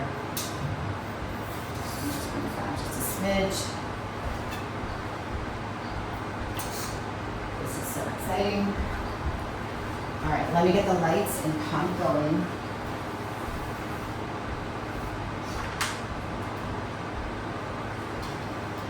Save this outlet for the spider lights when we need them. So there we have it. There is the new cucumber tower. Let me just move that light so it's not touching and burning anything. in place. It's very exciting, and it won't be long because, like I said, we've got a couple pollinated cucumbers on there as is, and we already have our first. Rip that leaf, right here, and I would say within a couple days that will be stretched out, and the goal is just to keep everybody trellising out and getting rid of more leaves that are to the center, just like we did before. And it really is, it could shift just a smidge that way so that it's dead center to the tower. Yeah, so this bar is right in the middle, and I'm really happy. I'm gonna leave it alone. I'm not gonna try to stretch anything. I'm just gonna leave it as is for right now, and as we go through time, we'll stretch the vines like we did the last time, and there we go, voila. And I'm gonna go right to the strawberries. So let me go ahead and pull this out. Ooh, I just saw another watermelon. We have watermelons everywhere, guys. There we go. I'm gonna pull this out so you guys can see it. As best that you possibly can in the live. I'm gonna go check the camera to make sure that is it out far enough that you see it. Okay.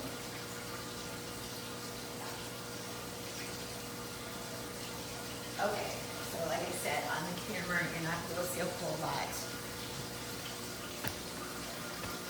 On the live camera, you can't really see a whole lot because there's so little. But on the close-up, what I want to do is, you'll see right here that, and of course the water has to turn itself out. Excuse me. You'll see the seedlings coming out. You'll see the cap. Collar that we just talked about. Okay, these guys, you can find them at the towergardening.com. Go under the nursery essentials. I think it's like 100, or these come in a bag for a couple dollars.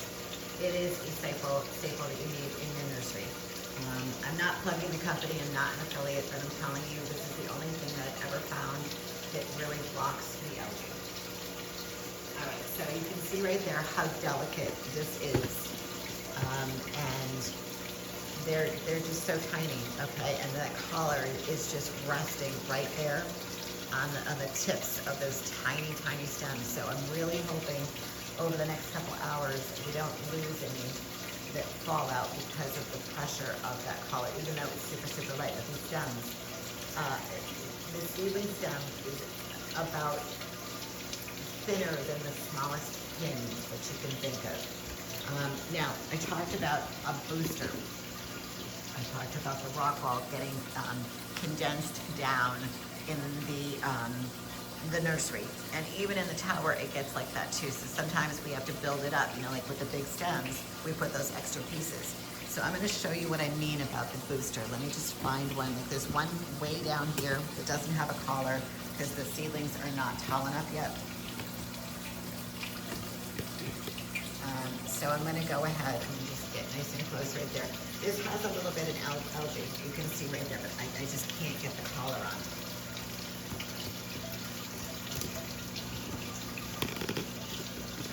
So notice right here, and again, I apologize, guys.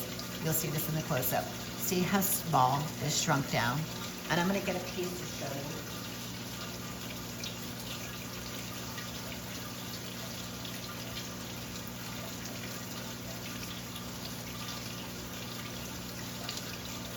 This is a normal size. Okay, this is a normal size right here.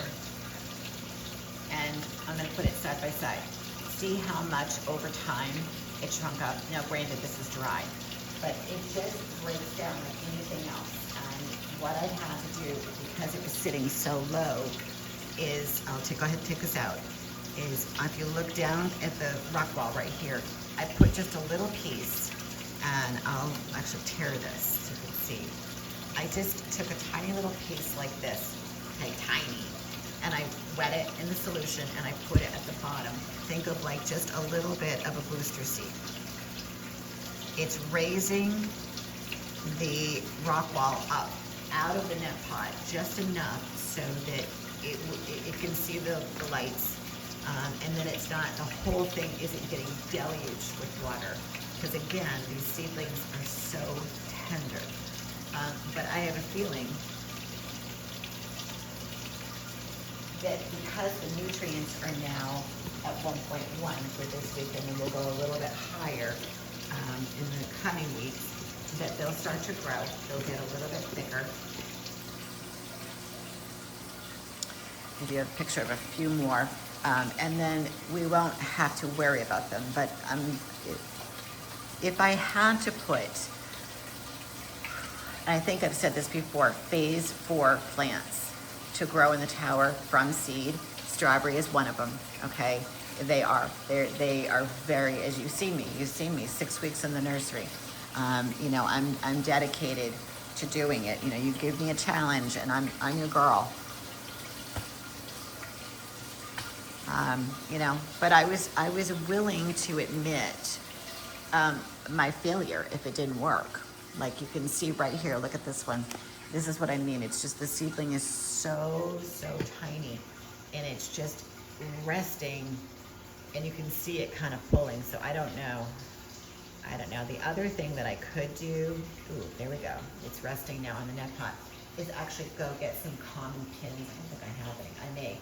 And then take a common pin, just like a normal sewing common pin, and stick it in the very bottom of the cover, and push it into the rock wall. And that way it takes the pressure off of the necks of the seedling. So that's an option if I think that you know, like down here, you know, this guy right here, I don't know. I'm not sure that that's going to make it. It's just, I actually had to push one of them back in, and maybe that guy will make it. You know, it's on a booster. I pushed it up so you can see right there is just a little piece. And don't worry about the roots, because the roots will then either grow out to the side into the net pot, and or they will grow down. You know, they'll grow through anything because they started as a seed and they grew into the rock wall. So I'm not concerned about giving it a little booster seed. It's fine. It will do its thing in time. My concern is the pressure on the seedling. So maybe today when I go out, I'll go get just a thing of pins at Walmart, and then just so I can push it up and then put it in there. They just need to be there, because when you look at this, you can see the algae, and the algae, it will rob it of its nutrients, and it will not make it. So if I can at least get some of the algae to go away without using the hydrogen peroxide method, they have a shot. This is one of those pivotal moments with any seed when you transfer it from the nursery to your tower. You know, you're just got to do that 24 hour period of what's going to happen, how does it look, check it. You know what my rule of thumb is, put something in. I don't really worry about lettuce, but put it into the tower, check it in an hour, check it in 5 hours, and then do it in the morning, so that before you go to bed, give it one more check, just to make sure that it's not completely like down, just think of it wilting, and that it's doing okay. And if it's not, pull that sucker right out of the tower, put it back in the nursery with a cover on it, get it life support. Think of it like an ICU. The next day, maybe 2 days, try it again. And when I do a new tower, I tend to put equal cold water and equal warm water, unless you're in a warm climate. I did that because think of the nursery. The nursery is warm, right? The nursery is at 86 degrees on the warming mat. It's got these beautiful lights on top, and then you're taking that baby and you're putting it into the tower, you're schlepping it over there, putting it in the tower, and you're putting it with cold water, okay? It's like jumping into a river for the very first time of the season, and you're like, oh my God, this is too cold. That's what you're doing to the seedlings. So be aware of, the transformation of when you take it from the nursery to the tower. So I'm gonna go ahead and push this back. And I will, again, this has been 2 hours with the covers, so I'll go ahead and check them, after lunchtime. I'm gonna go get some pins because it again will take that pressure off, and just fingers crossed, little blessings, that they make it. So I want to just go, and I know I'll switch it to the 180, but the peppers are in that little blind spot. The peppers are going crazy, and I am going to talk a little more about those covers because when I put them on, again, it was the same thing. There we go. They had some algae. Now, granted, these didn't take a whole lot to, put in the rock wall and get going. But when I put them into the tower, they instantly started to grow some algae. But since I would say all of them, I would say 100% of them have the collars. It's just blocking enough. And I can see right now that the stems are pretty well developed. I'm gonna take this off and I'm gonna, let's get in there. I'm gonna just, I'm gonna take a peek. Let me get my glasses so I can really see and not just make this up. There we go. I wanna get in there with the camera.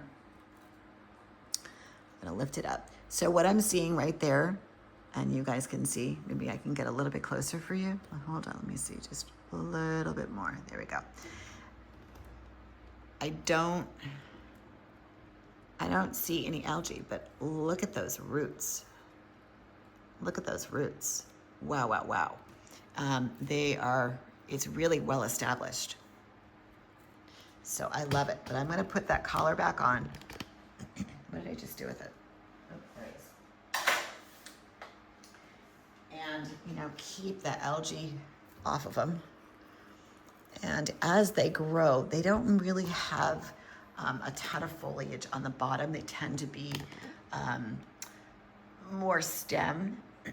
So you can leave those collars on for as long as you want, but you can back up and you can just see, it's not going to be long before we have flowers. So I'm very, very excited. And they just seem, the stems are nice and hard. So they're going to do really well. Really well. The seed, the grocery store seed from the peppers I bought, I don't know what they are, but they're superstars to me. Our tomato plant seems to be doing better. It's coming back alive. I'm seeing more green than I am, multicolored leaves, and that's a good thing because I got a little worried with that.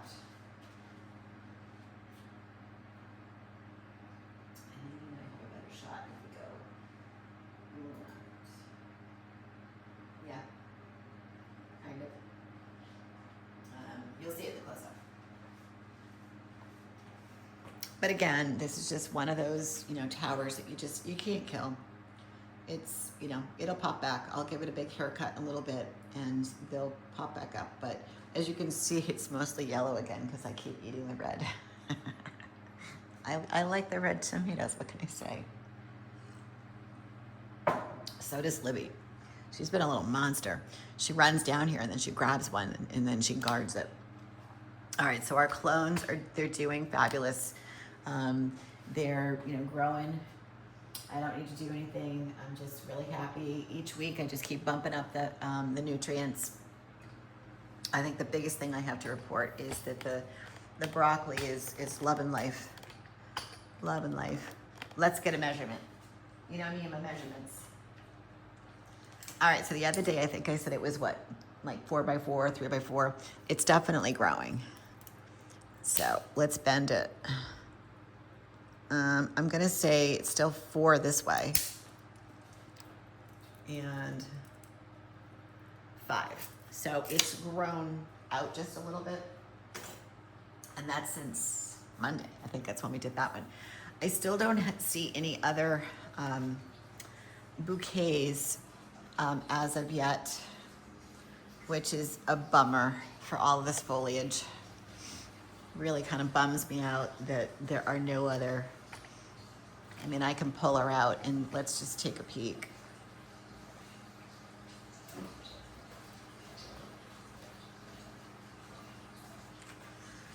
I mean, even like up top, there's just no light. So again, if I were to do this again, I would only plant them maybe like on this midsection on the second, I would do it on the second piece of the tower, and I would leave it, maybe put something else on top, because that's where this one is. This one goes down into the, oh no, that one's in the, I take that back. That's in the third piece. But even still, like I don't, this should be giving me something, but it's not. I don't. Let's go all the way around. Let's just make sure. I don't really pull this out too often, so I'm just looking. I mean, there should be one right there, but there's not. So again, you can grow this obviously on your tower, but the question is, like, here's another one that should be. Let me just get in there to make sure. It's the beginning of it, I think. You know, if you want a tower full of beautiful greens, and some people do juice these. I'm not a juicer. Sorry. But some people do juice them. There are some nutrient value to it.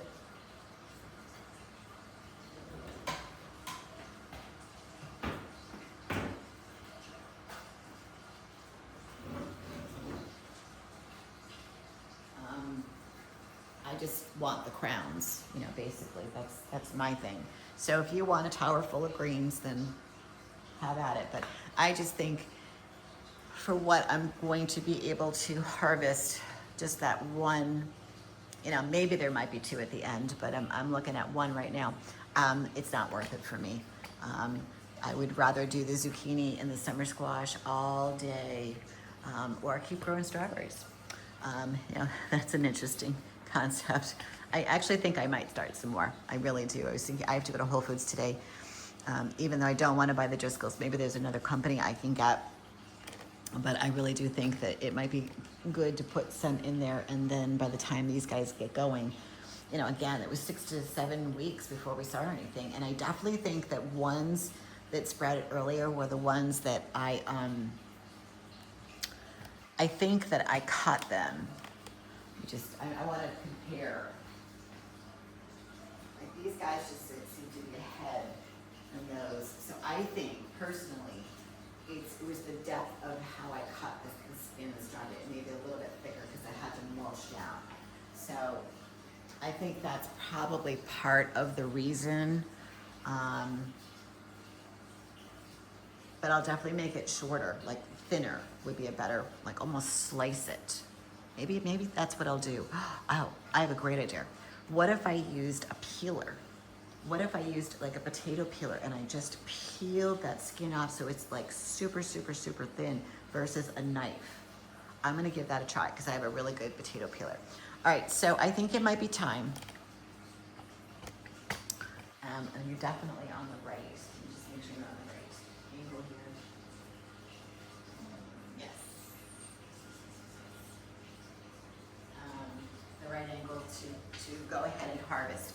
I was thinking about this yesterday because I was giving this guy a big haircut, and I was taking a lot of the foliage off, trying to take some of the weight off, and just clean her up. I was also spraying for those, you know, little gnats everywhere, adjusting my workarounds.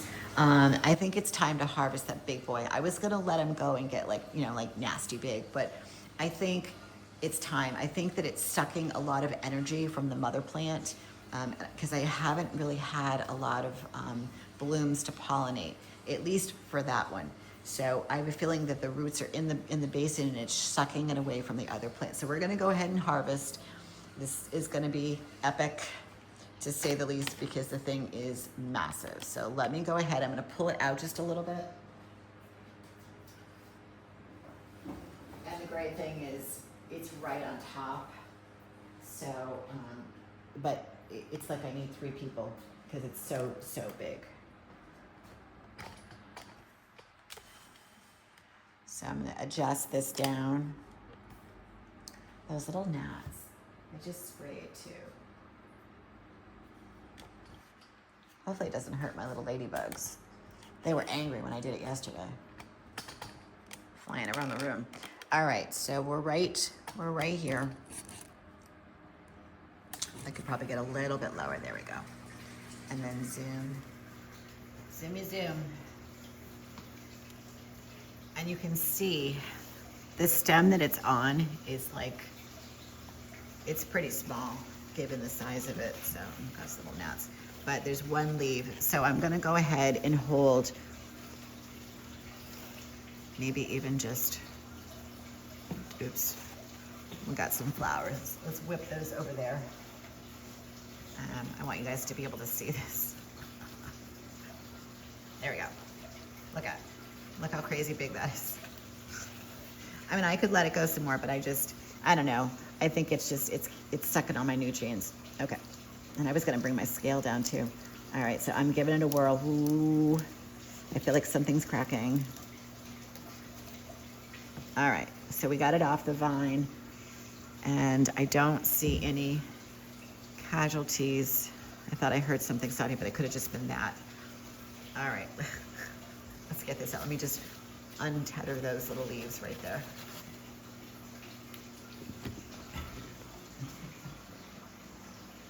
Okay, nasty, right? Like super huge. Let me adjust this. I was gonna bring my scale down. But you know we're gonna measure it. We always do. Okay. I don't know if I can do this with two hands. Hold on. I mean, it's really, I can try.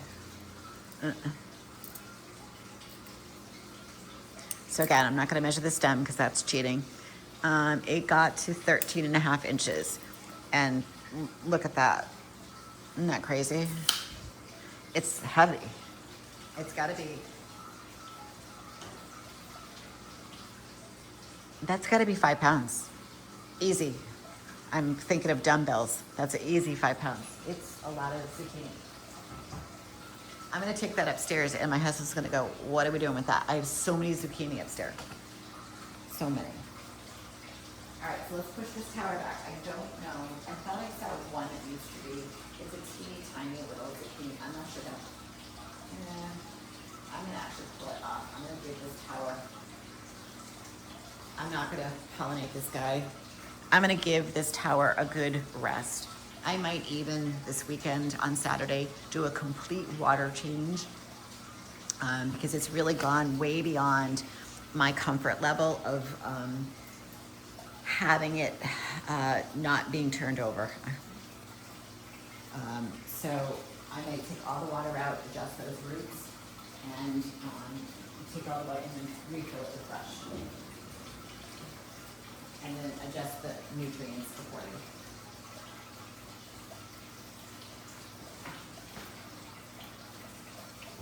I mean, I keep adjusting, obviously topping off and adjusting every week. But if I'm gonna let it go, because it's just so healthy, it just looks so incredibly healthy that I don't really need to. And the other guy is doing really well too. I'm gonna pull this over so we can look at that one. Just a smidge. You know, this guy, again, there's only 3 plants. I will say that the top plant, you probably can't see this because it's in the corner. We got some issues because we let one of the zucchinis go probably just a little too long, and I see some cracking in the stem right there.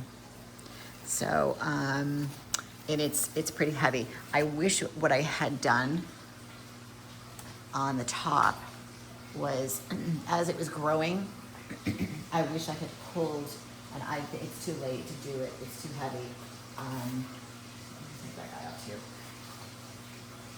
To go on top of the trellis because it would have given it a little extra support. But what I could do, maybe not. I said I could do the workarounds, but the problem is that it's right under the top, so the workarounds would be like this big. They'd be like, 2 inches on either side. Do you know what I mean? Like I'd support it and then go here and here. I mean, I could do it. Next time we get one that grows, I will.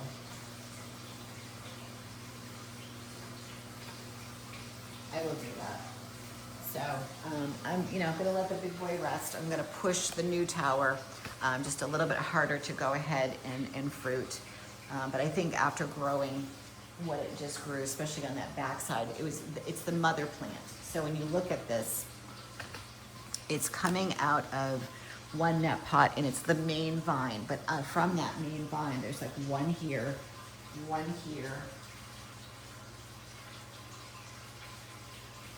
there are 3 sections off the main vine that are growing zucchini, that it's split and it's growing. And I just let it do its thing. And I just try to keep clipping the leaves on the bottom that don't need to be there. I'm very itchy. I don't know why. But I don't have a sweater on, so I think I get touched of the leaves and I'm just like, ooh. So yeah, so there's 3 sections that it branched out, and that's common, and those new sections are gonna grow, new zucchini. Our summer squash is doing great. I'm loving it. I finally found the adjustment for it in terms of the nutrients of keeping it around. Let me see. Cares as to what it is today, because it's doing great. It's at 1.9. Gonna need some water on Saturday, that's for sure. What do we got going on other than the gnat flying around? Oh, those little buggers. We've got a little one that's can be harvested. I'm gonna grab it on here because the color's starting to change and it's starting to get that darker yellow and gourdy, which I don't like. So we got 1 summer squash and 1 zucchini. We got another one right on the end that looks like it's pollinated, doing great. But let's go have some fun. So let me switch the camera to the right so you guys can see the watermelon. I can't wait for flowers. I'm really excited for flowers. I haven't grown them since last fall. And they're so easy. So incredibly easy. You're going to be using the same tool that you do with the tomatoes, the electric toothbrush, okay? You just buzz those flowers and that pollen just pours on out and it does a great job. So I'm going to start here on the right, and I'm telling you, the temperature in the room, at least this week, it's warm, but it's not super humid, which makes me happy because humid is tough. So we got this guy back here and it's got the proper color. I do see one that's right there that looks like it's pollinated. I'm gonna pull that leaf away from it. Just some crusty. The crusties are starting to get to me. Like I wanna rip this down, but I know I can't and I won't, I promise. You know me, I love a clean tower, but I know we're in the thick of it now and they're growing. So, and then down here, these new sections, I found this one yesterday. He's pollinated, definitely swollen, just needs to change color a little bit. So we got 1 more. We got 2, the one that I just showed you, there's 2 more. I thought I saw one down here too.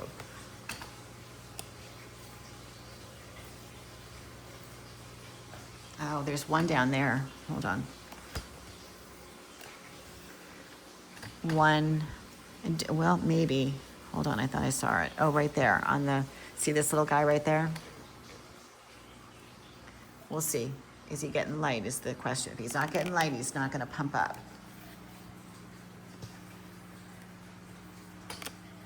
This little guy in the center has me very confused.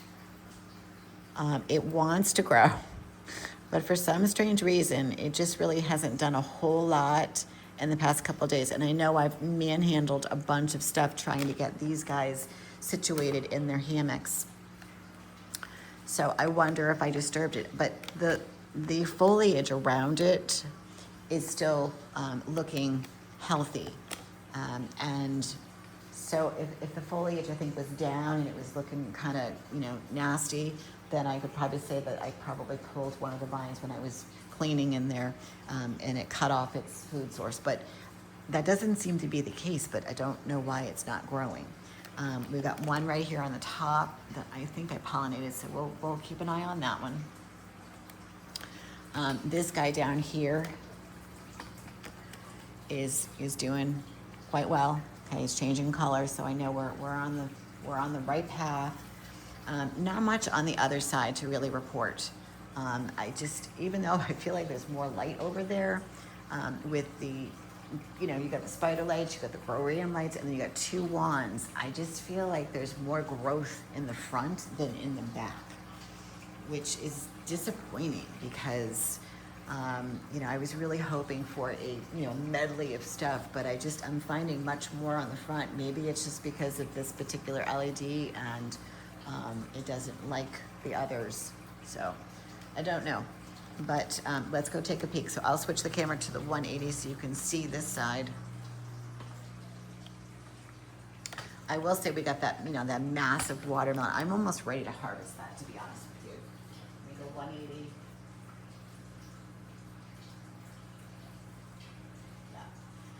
On the back side, because I just feel like he's pretty big, but I keep looking for the signs of the tentacle that's supposedly above it, the tentacle closest to it, and it's still really green, which means that it's not ready, which kills me because it's huge.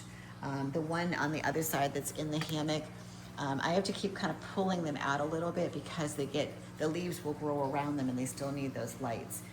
But do you see what I mean? Like, look up here. I'm gonna shorten this a little bit. I want to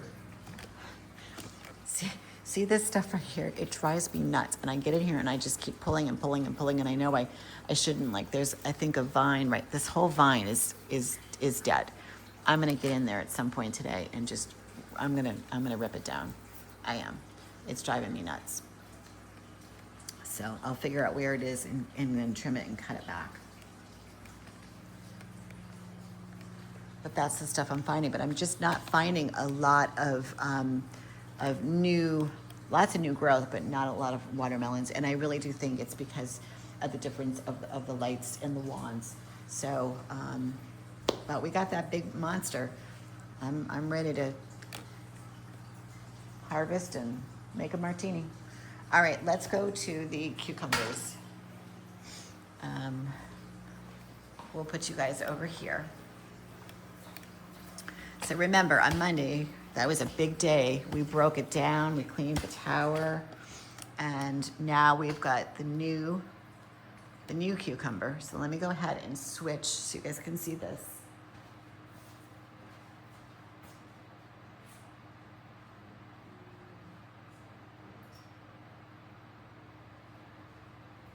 And I feel like it's doing well. It's doing its thing. It's actually attaching itself. Maybe it was watching the other tower and said, okay, I know what to do. But if you look right here, I'll get up close. Right there, that wasn't me. That was the tower doing its thing. This one's, almost ready. It just needs to latch on. And I could I don't want to pull it, but it should reach out and grab. It's almost there. It just need to wind. Here's one that is starting to wind. Maybe I could do that. Maybe. There we go. And the endless flowers. We did a lot of pruning on Monday, so I'm reluctant to do anything unless I find something, which I do see something deep in here. And I'll grab it. It's just layered in there, so we gotta get it away from the net pots. Even the little ones don't need to be there because it's gonna, create havoc. And they're just, they're winding and winding, on the tower. So even like just right here, that's all this particular It's not me. Last time it was me stretching them, but I'm not doing it. I need to get in here and do some pollinating, that's for sure. I do see a bunch of cucumbers that are like that one. Let me go grab the brush.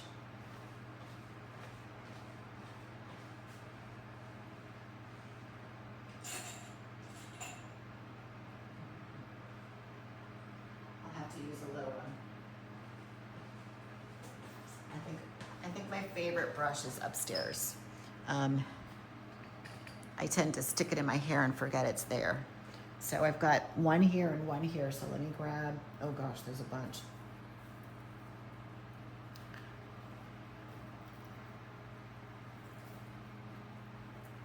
I'm just gonna use a small one. And again, I bought these in a kit from Walmart.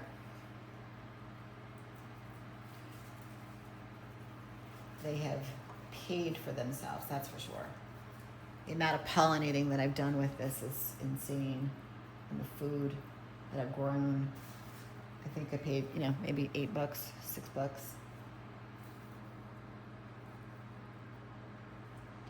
Gotta love Walmart.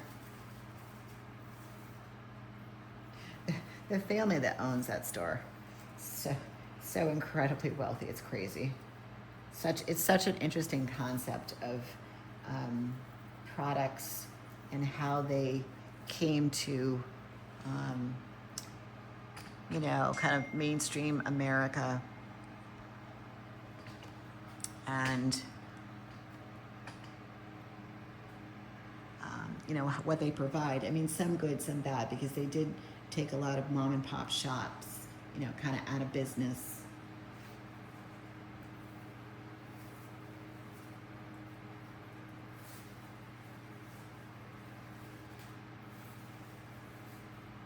Again, so our rule of thumb with pollinating is really try to get into a couple different flowers for the pollen.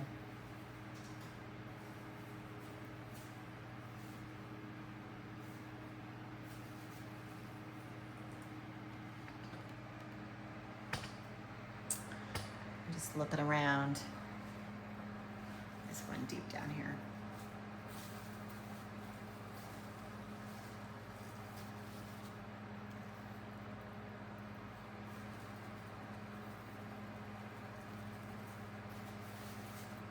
I still have that whole tray of cucumbers. We've been, eating like one a night with salads, and different kinds of salads, and it's been so good, so fresh.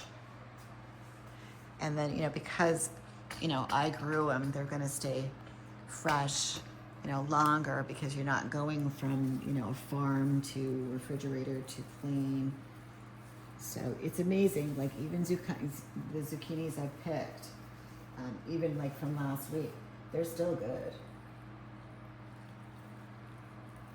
When they start to shrivel is when they've reached their shelf life. But frankly, I'm running out of room in my fridge. So I either give them away or I feed the rabbits.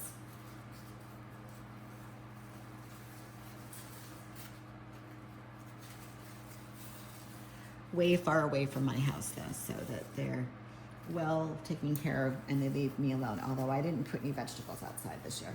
I did sheer flowers. I wanted to separate and, have my mornings be with you guys and in the grow room, and have my afternoons, after, doing processing with the videos and the channel, answering questions.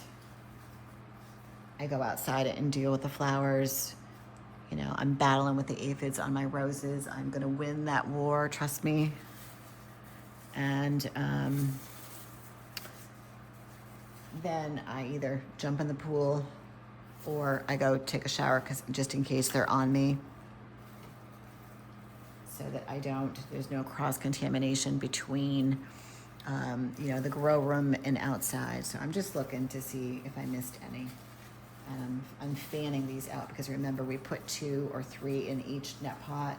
So I want to fan them out so that again, they're not on top of each other, because the airflow. Here's an example. So here's 2. So the second one, which is over here, I want to separate it and have it go in that direction. But it's all looking really, really good, and we only planted the front sides. So that's a good thing because I don't have to worry about the back now. But it won't be long because there are some stuff that I pollinated the other day. That, oh, there's one. Yeah, there's one. It's just starting to grow. But once they get going, it really doesn't take a whole lot. You know, if you look kind of down in there, just a baby one. Whoops. But someone had in a forum, I think it was Facebook, they talked about these self-pollinating cucumbers. I forget what they call them. And they said, it, you know, I don't understand why they're not working. And, you know, I really don't have the science behind it, so I'm not even going to pretend to talk that jargon, to be honest with you. I think if you're indoors, whether you're self-pollinating or not, meaning with that kind of seed, you still have to help Mother Nature. And that was my comment back, going, you know, give Mother Nature a hand, because that might be the issue that you're having. And I mean, you saw how easy it is. It's a paintbrush with just a little bit of pollen, you know, from a flower to a cucumber. It takes 2 seconds. And I would say on the cucumbers, you know, the success rate, especially if the flower is completely open, is about 95%. Now on the watermelon, that's a different story. It's the flower really does need to be 100% open, and in the very beginning you may not get that. And that's why I think, that's why the success of watermelons. Oh, there's another one, guys. I see, they're happening much more now. Look at way up there. I just can't even keep track of them, but it's on the front side. Isn't it funny? So, guess we're just gonna worry about the front side and not the back side. But so yeah, there's all kinds. So we're really at that beautiful period of you know, this tower, 2 towers, and we're just gonna keep, you know, growing and pollinating, and at some point at the end of July we'll have to make that cut and harvest, and then we get to flip these towers. So, you know, not quite sure what we're gonna grow, what will grow. You know, there's part of me that wants to do the butternut squash, but I don't eat a lot of it. I guess I could just grow it to grow it for you guys, and to show you how to do it. If you want, let me know. Put it in the comments. What should I grow? Someone's, I call it sidebarred me and said, can we do cannabis? And I said, not in my grow room. But I know there's a few people on YouTube that do that. You know, God bless you. That's just not something I'm into.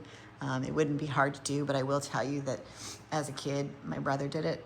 And obviously it was way before towers. He did it in a terrarium.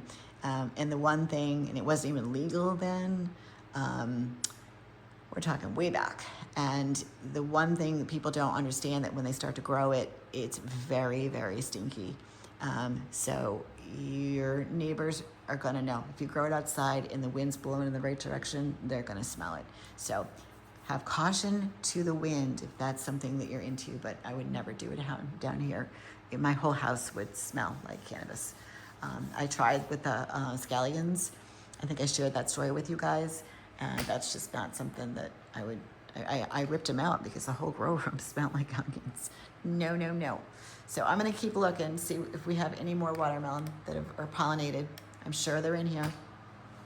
And we're probably gonna have to put a couple more into hammocks to get that growth going. So let's get this close-up loaded, and so you guys can see up close. All right, so the pepper plants are loving the humidity in the room. They are like, thank you, ma'am. And they're just, all the leaves look really, really good. They're just super healthy. I'm loving the girth on the stems, which means, you know, basically they're nice and thick. Look at that one right there.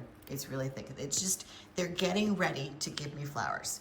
And the next thing after that is once I pollinate that with a toothbrush, because you're gonna pollinate just like the tomatoes with the electric brush, the pepper will form. And because these are those large size peppers, they are going to grow quite fast. They are like a super seed.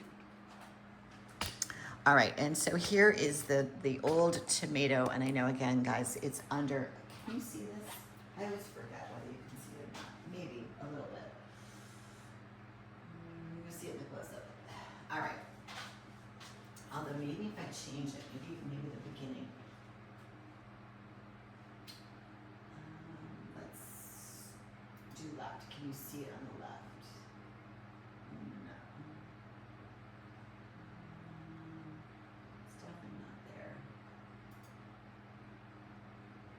I need to get my friend in here to help me adjust these just a little bit.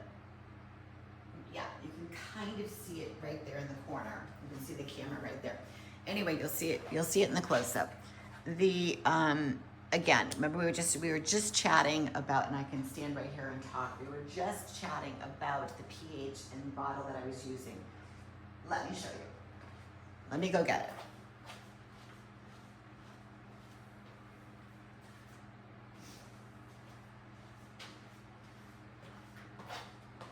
I'm gonna hold it here first, okay? And then I'm gonna put it in the close-up.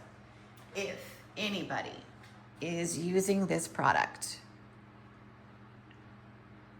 and you're doing obviously aeroponic, hydroponic growing, this pH is not very concentrated, okay? And you gotta use a lot more. But it just seemed to disagree with at least my tomatoes. I did use it on something else and it seemed okay. But it's not something that I would use again. The minute that I got the Tower Garden product, guys, that's when I saw, okay, it neutralized, it brought it down, nutrients balanced, and obviously the water top off, and it started to grow again. So I'm seeing less and less, you'll see this in the close-up, of this and more of this in a very short amount of time. So when I say, yeah, I mean, I almost killed this one, but you just can't kill it. You just can't. And so just using, please, guys, use the Tower Garden products. You know, I am an affiliate, I will say that, but we don't make commission on any of the ups, downs, nutrients, any of the accessories. We only make the commissions on the actual sale of the tower, which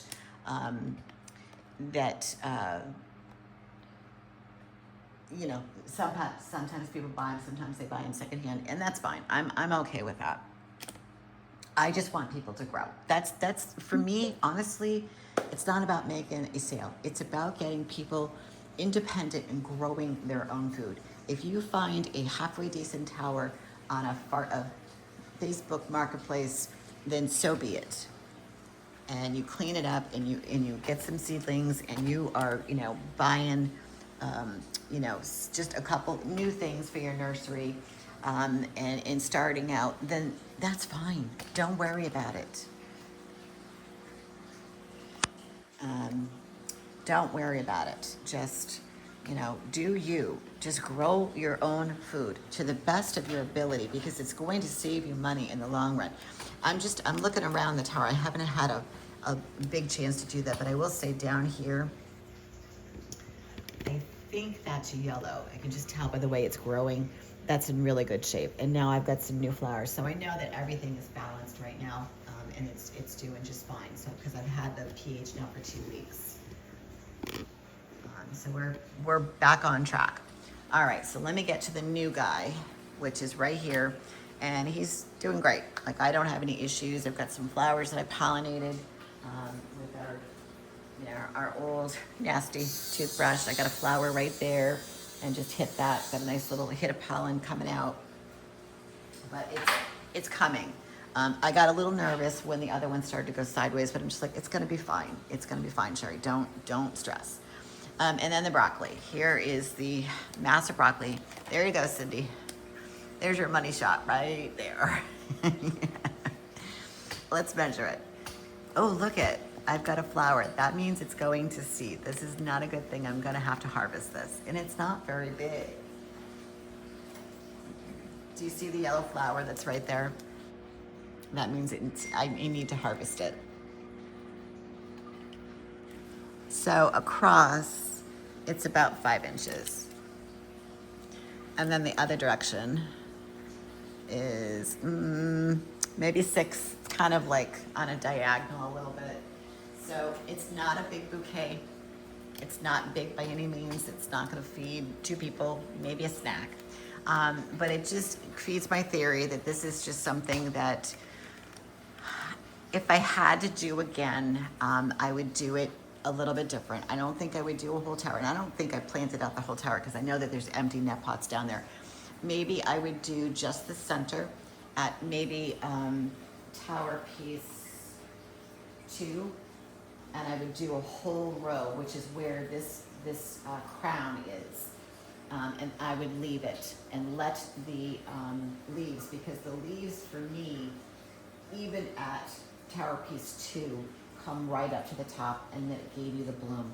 I just think there's too much on here. So maybe this is just an indicator that I harvest this. I will look around to see if there's anything else going on. But as far as I'm concerned, and also, here's the other thing too. When I was doing the water top off on Friday, was it Friday? Yeah, because I had an appointment on Saturday, and I got thinking about this. The broccoli wants high nutrients. They want the EC to be 3.8 to 4. So to do the water top off, because there's so much foliage, there had to have been almost 10 gallons it's sucking per week.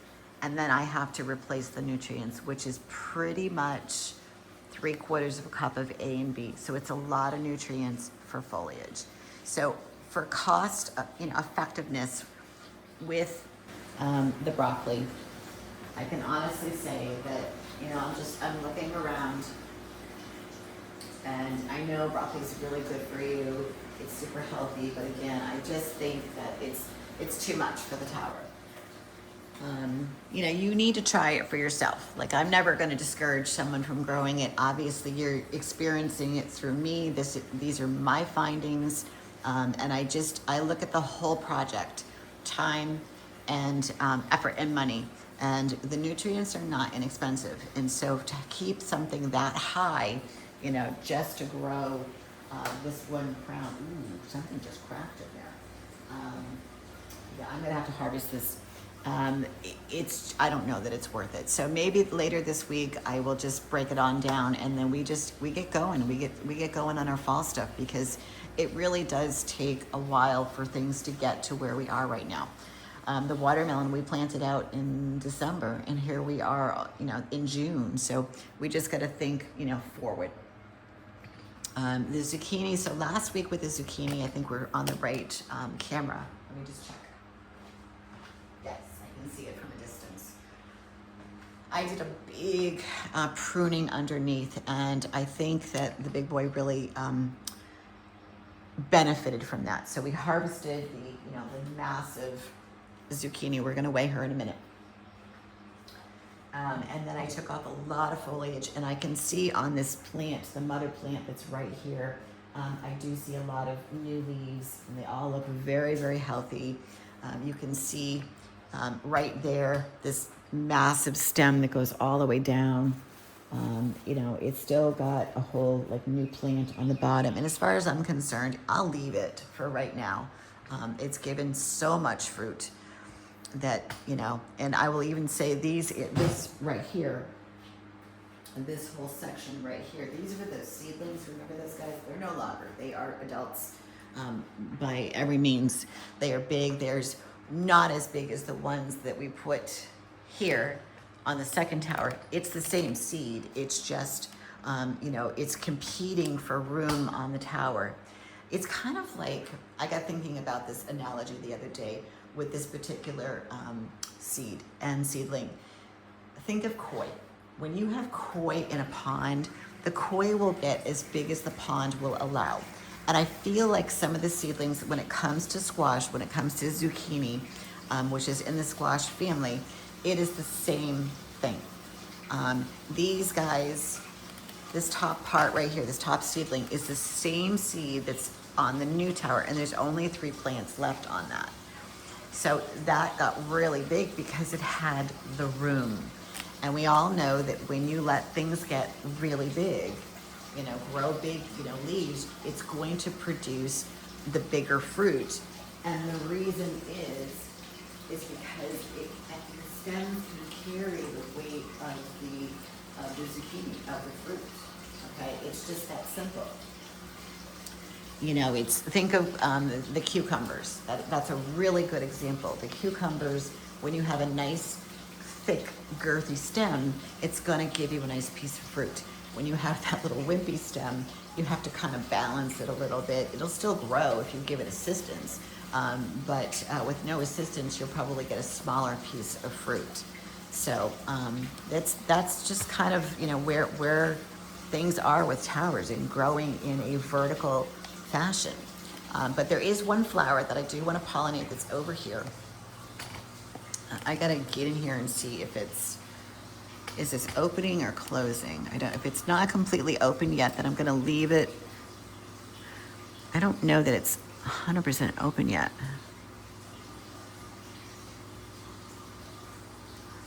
I don't want to prematurely pollinate that. So, you know, I'm gonna leave that alone, I think, and watch it for the next hour or so. And if it starts to pop, then I will pollinate. But right now it's kind of in a closed state. Hopefully I didn't miss the window. I'll watch it. But there is one on the back side of the summer squash. Now the summer squash is doing really, really well.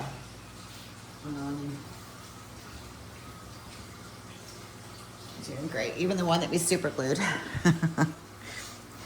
That one is still hanging in there. So I'm gonna bring this down to the floor, and I'm gonna go get the tool, and we're gonna pollinate. Sorry guys, you are under the camera on this one. And if you think of something interesting to grow for fall, let me know.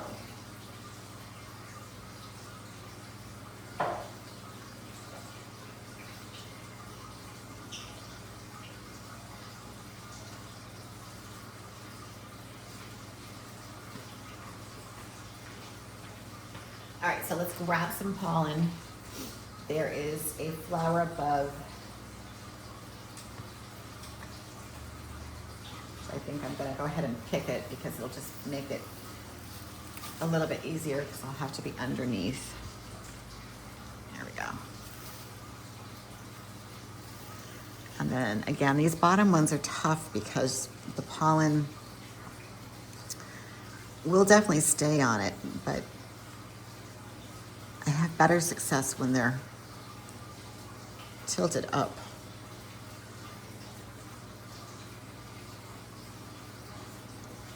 But again, this is one of the towers that I definitely want to break down.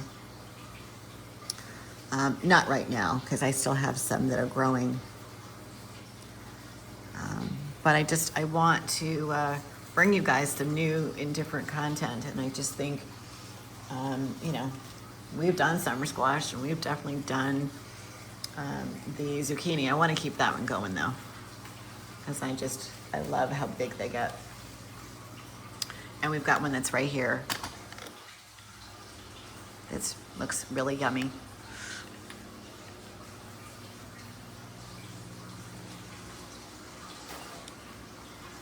But all in all, it's, you know, it's a really healthy tower. And I'm glad that we pulled a few in this back section. I'll just kind of show you. You know, it's all looking really very, very healthy. There's one down here that we got one in the front. So if you look down, there's like 3. There's one down there, and then there's one. Oops, there's one that needs to be pulled here. That guy right there, and then where we were pollinating. So there's like 3 on here that are growing, that are doing. Oh, maybe that was the one I showed you. So 2 to 3. that are pollinated, that are growing, that are really pretty. You know, I hate to give up on towers, but I just feel like, you know, we've done it. Let's do something different. Let's challenge ourselves. There's so many vegetables that we can try to grow, and from a teaching, you know, perspective, I want to give you guys, you know, inspiration, I guess would be the word, to, you know, get outside those comfort zones, out of the phase 1, phase 2 lettuce, and tomatoes and cucumbers, which, listen, these are staples and we need, and I'm happy to continue to grow them, but I definitely like to color outside the lines. You could just ask my mother. I like to really take things to the max. So if you watch the video about the lettuce, that's what I was gonna say earlier and I got sidetracked. I called it the big mistake. Definitely watch the video. So when I was doing, let me just switch because I'm over on the right. When I was planting out some lettuce,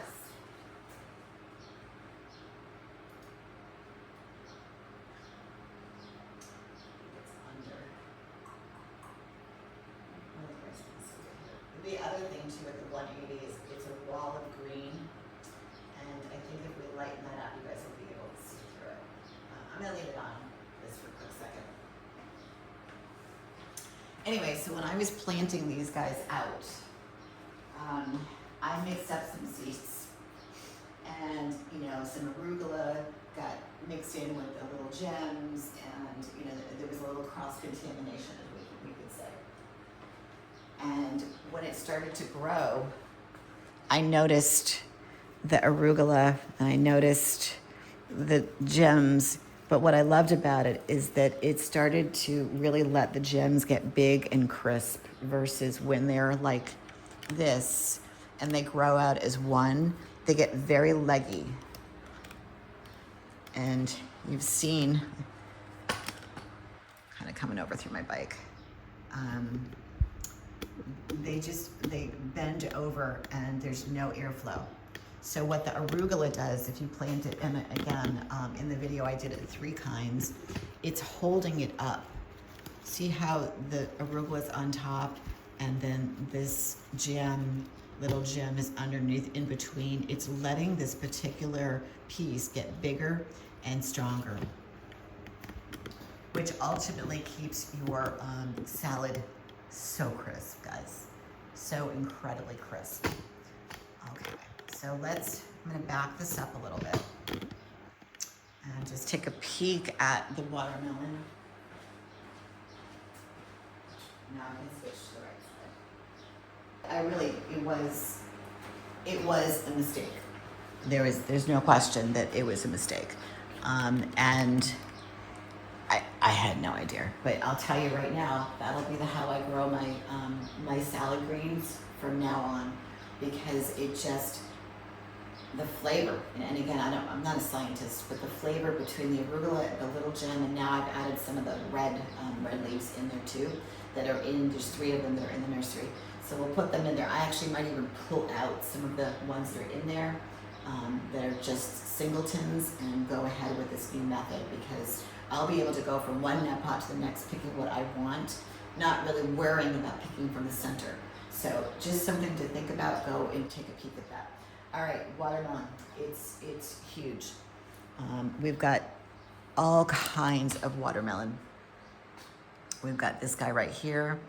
There's one that's deep down, right there, non-supported. There's one up in here. That guy. There was one here. Well, I shouldn't say past tense, but I had to move him. He's behind there. And then there's one up here. And of course, we've got that original one that I do think these guys are ready. I'm gonna cut the one on the back today. This guy's getting a little bit darker. I did have to cut this today, which made me sad. I don't know why, it just seemed to kind of shrivel, so that makes me a little worried. Got this guy hanging. There's a big boy down here. There's a bunch on the back. This looks to be pollinated right here. I just think it has something to do with the room temperature now. I really do. Here's one that's I just noticed just now. The humidity, the heat, and then with the lights. Also, too, remember I changed my lights. We are now from 4 a.m. to 7 p.m. And honestly, I love it. I come down in the morning, this room is nice and hot. I open the windows, I get it all fanned out. So when I'm ready to start with you guys, it's not too hot. But you get the heat of the day, and by nighttime, because we're very close to the water, it acts as a little Mother Nature, as AC. It vents out the room. The lights get turned off at 7, obviously automatically. The room is cool. I close the windows, and now I'm going to leave the fan. See the fan? Look, this is what I was talking about earlier. How those little gnats, they fly into, see them? They're on the screen right there, and they die because they get flung through the fan onto here, and then I just scoop them up. So I really do think that the article was correct when it said kill the adults before they lay their larvae. So yeah, I know it's mean, but it's a gnat. I think we can live without it. I am an animal lover. I don't like to see animals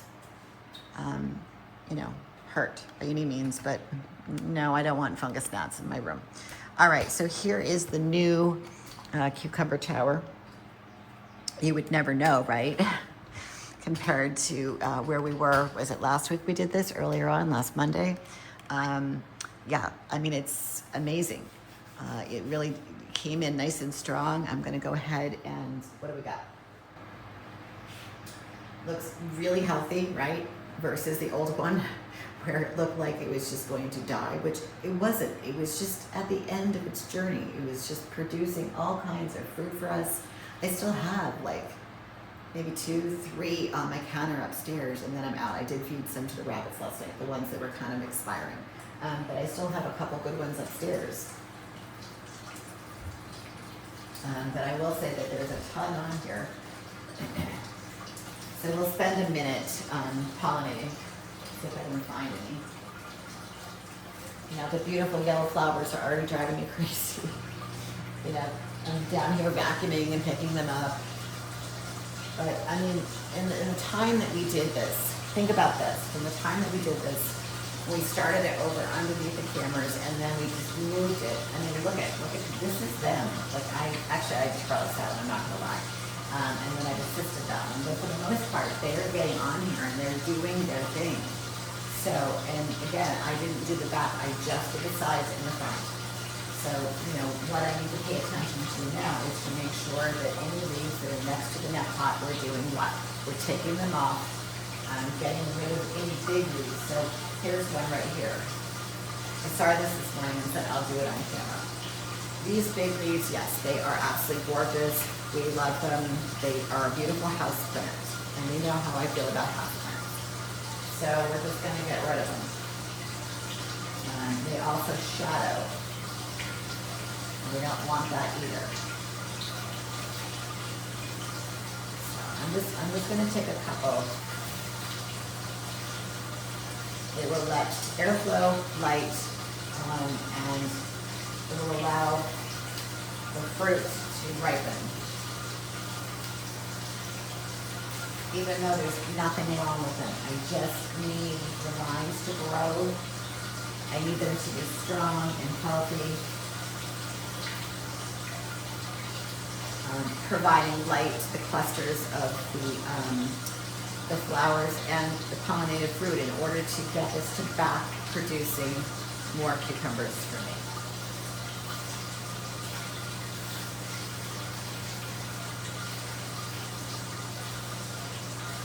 This is what works. And this is what I have found. If you don't do a whole tower, you just do a section and start a new section. That's all there is to do. Let me just get rid of this chemical.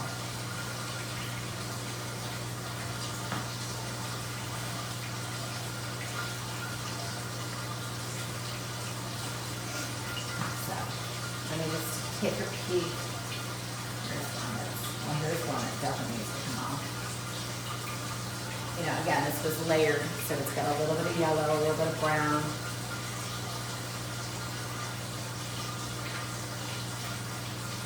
Some of the leaves are starting to get a little thorny.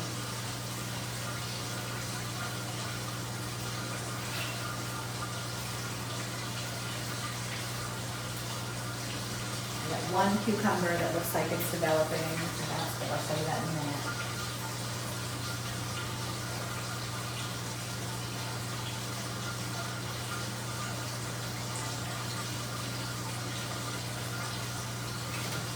Let's go ahead and pollinate this guy down here.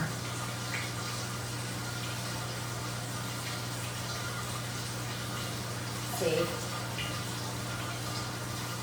I love a new tower, but you know, there's a lot of shedding. Oh my God, I just walked by the watermelon and I discovered a few more. It's so funny, like you see it from a different angle. There's one right there. Sometimes you just have to look deep. There's one right there, and they're everywhere, and they're all in different stages. So when we get to the time, I think this happened to me last year too. We get to the time of like harvest, that big harvest before you take it down. What I did was I took what I could that was viable, even though it was small, and I just put it on my windowsill to let it just ripen, you know, and occasionally cut into one to see if it was ripe.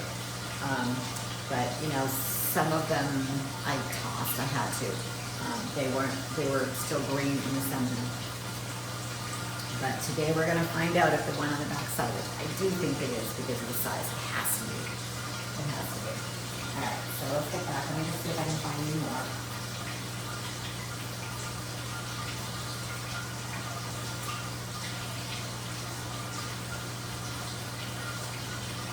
I do love this seed. So if anyone's interested, I know Cindy would ask, it's that Space Master 80. It comes in all different varieties. You can get it through Botanical Interest. Survival has one. It's just, they get about, you've seen them, they're about that big, and they get like that. And there's lots and lots of seeds on the inside. So, you know, peel the skin if you like to eat skin, fine.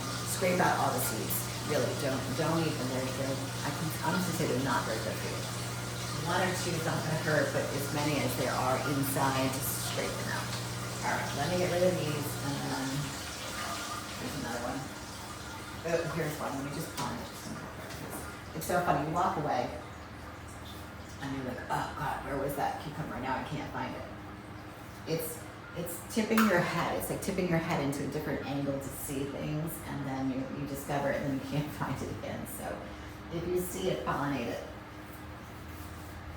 But I do love the stage. I do love the stage because everything looks so green and so fresh and so healthy. That when we go to the next phase where they're growing and they're maturing, it's lovely. But then you start to get a little more of the rustic leaf look.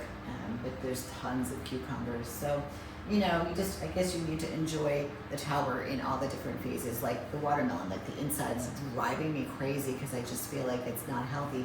Which it is, because it's, you know, it's growing fruit, but it's just because it's not, like, I'll show you, this is what I mean, it's driving me nuts. If you look through here, you can see the browning in there, and it doesn't mean that it's dying, it just means that it can't get the airflow, it can't get the light, and it's literally packed in there. So think of like a jungle. On the exterior part of the rainforest, the top part's gorgeous, but the inside can be a little brown. But the browning, like right there, I just love to take my hand in there and whip it out. But then what it does is it creates this just massive, you know, tornado of little teeny tiny bits everywhere on the floor. So is it hurting anybody? No, it's pretty dry. It's not really wet. So my concern was leaving it, here I go, I'm starting to pick it, you know, is it going to create powdery mildew? And it doesn't feel wet. It's dry, it's just dry leaves. And, you know, there's some like on the top, like where the lights are. So if you look right on the lights, like right in here, I don't know, I could spend literally hours. hours picking this, but I don't, just because I don't have the time. And I want to spend my time, you know, pollinating. So, all right, let's get rid of these.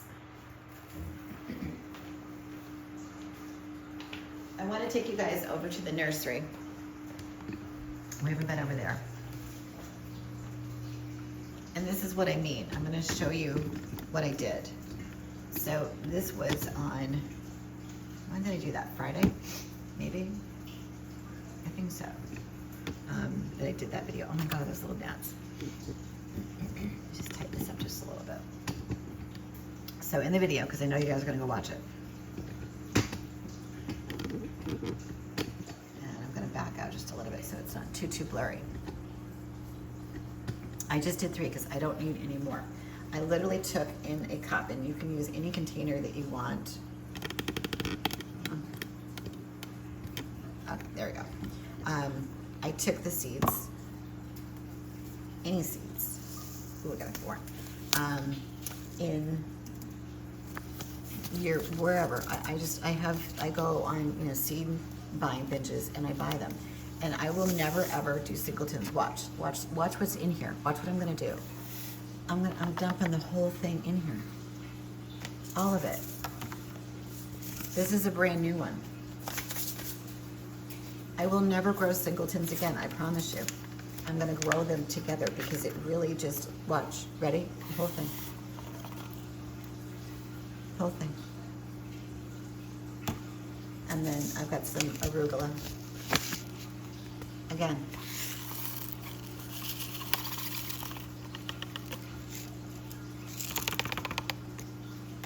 I mean, look at it.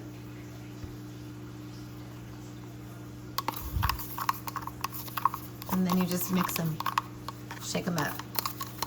And then when you're ready to put them into the rock wall, there you go. Boom, boom, boom. Can you see that? Again, I'm not doing it, but you know what I mean. You just put them in. And so what you're seeing here is the mixing of all of the different varieties of lettuce. And they're probably ready to go in the tower. Let me just get a tool. I did these on Friday. Yeah, I mean, look at it. I'll leave them here for another day or so. Yeah, okay, I could pop those right in. But when you mix, when you do this with your seeds, and then you put them here, you will get a mixed bouquet of lettuce as it grows. And you know, you don't really have to potentially worry about, I mean, do the cut and cut method if you want, but where you have all these different lettuces growing at once. Here, I'm gonna add one more, because seriously guys, I'm not kidding. I'm not kidding. This is now how I'm going to grow my lettuce. Look at all the seeds. And then when I'm ready, boom. So it's all mixed, and I'll just cover that with, you know, I don't know. So I've got some cling wrap or something down here. So that's the mixture. This was like the black seed Simpson. This was red lettuce. This was arugula, and this was little gem. And that was, I feel like there's still more in here. And it just grows at different rates, and it's supported by each other. And it really is amazing. Go check out that video for sure. All right, let's get to some good stuff. Okay, let's change this over to the morning. Can you see the table? That's the most important thing. Yeah, kind of. Let me just see what the best camera angle would be. Not really.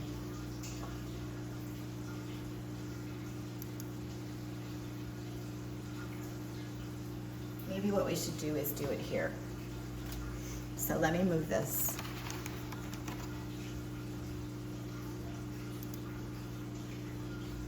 I'm going to move this and bring everything over.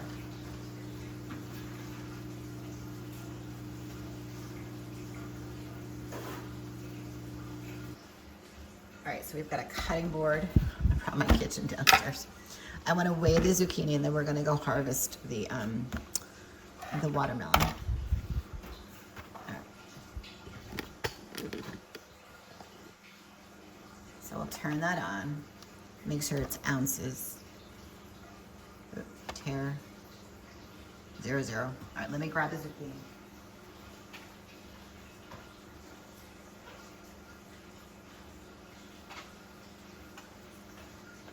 And again, oh my God, this all nuts. I'm gonna back out just a little bit here. When I did that thumbnail, I put 13, but let me just double check in case I was incorrect. So I'm not gonna count this down because that's just totally wrong. But yeah, so it's 14. I wasn't sure. I said 13, but there's the 14 right there. And then the weight, hold on, no way. Hold on, let's tear it out. Let me just go through grams, mils, ounces. All right, we'll do ounces. 39.9 ounces. So if you guys want to stay still, hold on. I'm going to minimize this for 1 second and convert it. If anybody knows and can get there faster. New window, hold on. 39.9 ounces to pounds. Okay, so it's saying, so I'm going to show you on the computer, so I'm not lying. 39.9 ounces, so it's 2.49, so it would be 2.5 pounds of zucchini. So crazy, right? Oh my God, that's so funny. All right, so we now know what this bad boy weighs. So we'll put this aside. Now let's go harvest.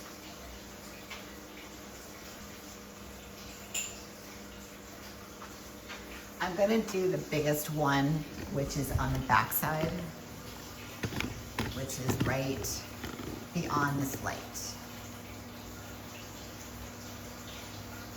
And I'm gonna come underneath. I don't know if you guys can see. I don't want to take it off the tripod. I can move the light a little bit.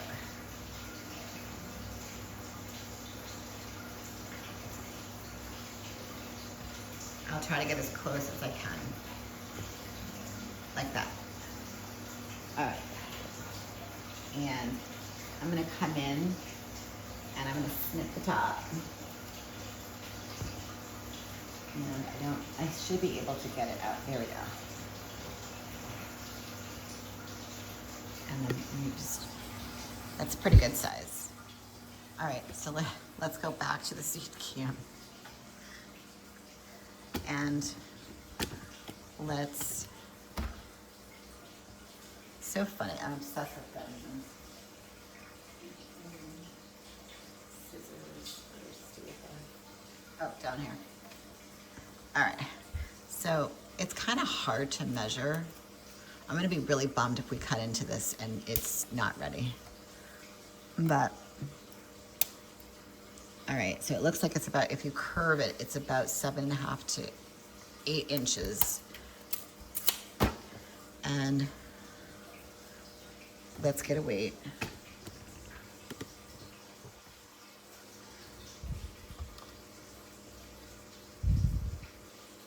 So it's 34.1. Let me convert it.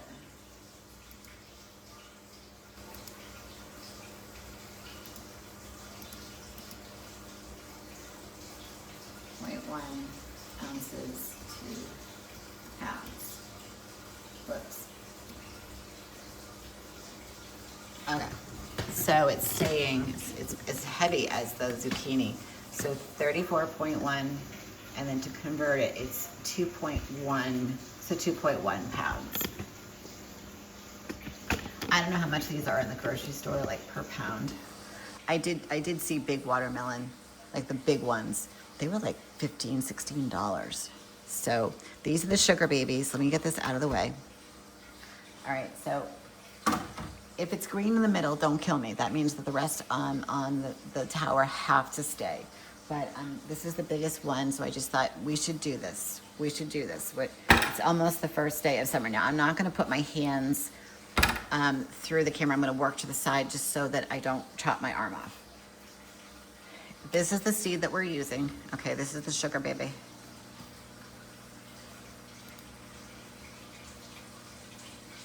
I'm making sure you guys can see this.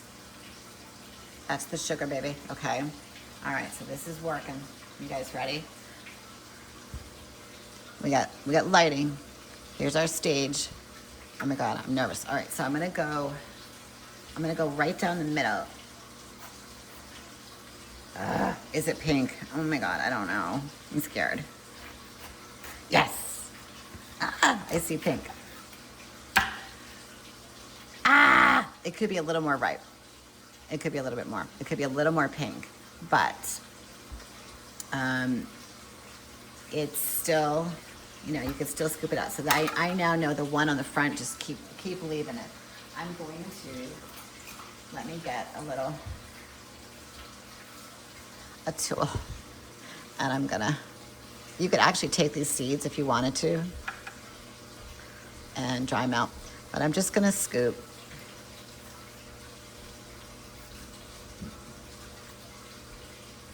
Okay, you ready?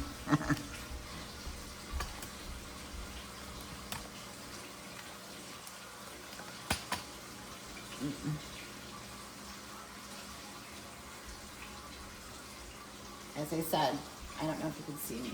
Is my head checked off? All right, first bite, ready? Guys, it's sweet. It's not bitter, I would tell you. But I do think we need to leave it. I will eat this one though. I'll cut it. Look at the juice. You guys see the juice? Here, I'll pour it out so you guys can see. Okay. That's the juice you make the martini with, girls and boys. You just squish it in a colander. So there you have it. That is our first watermelon. Oh my gosh. I think there might be a watermelon martini in my future tonight. I'm so happy. Oh my gosh. I was so nervous, guys, that this was going to be green, but I'm like, how can it be green? It's been sitting there for so long. Libby is going to be so excited when she sees this. She loves watermelon. So excited. And it's sticky.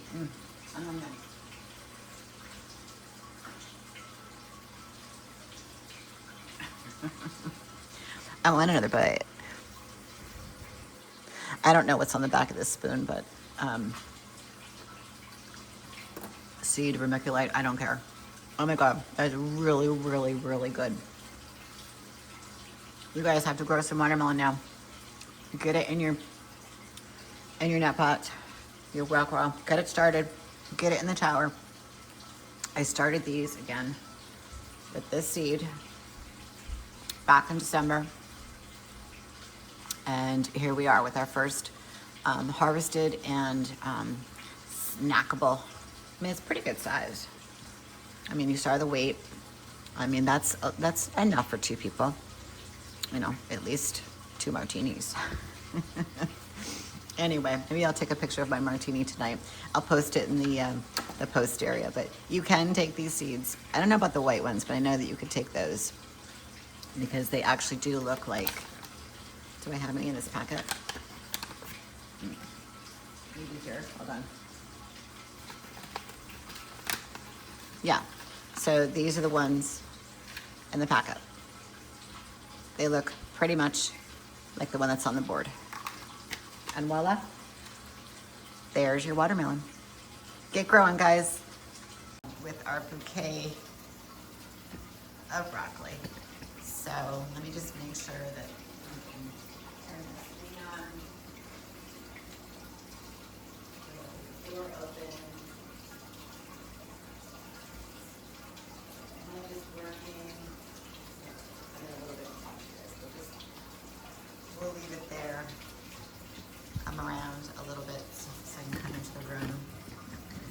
that angle. All right, let me just get into what is bolting. Bolting is when lettuce, celery will do it. It's going to go to seed.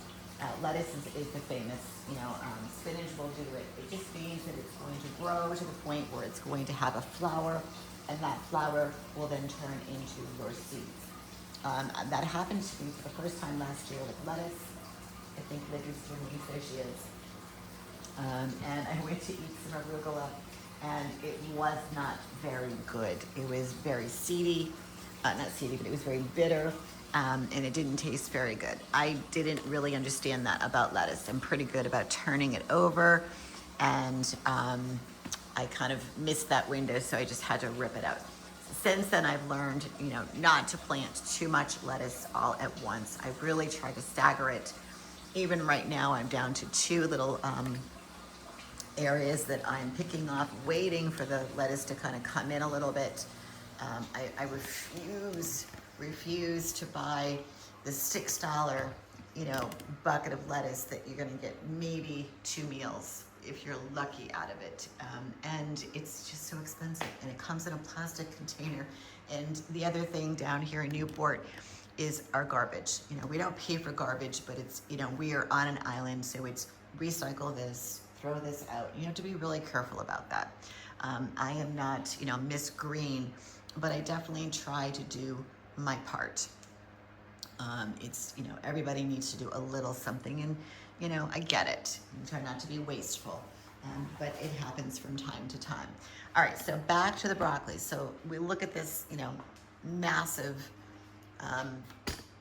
broccoli, it's not very big. I'm gonna cut my hands around it. I'm gonna move the light so you can see, but you can see all the flowers. It's bolting.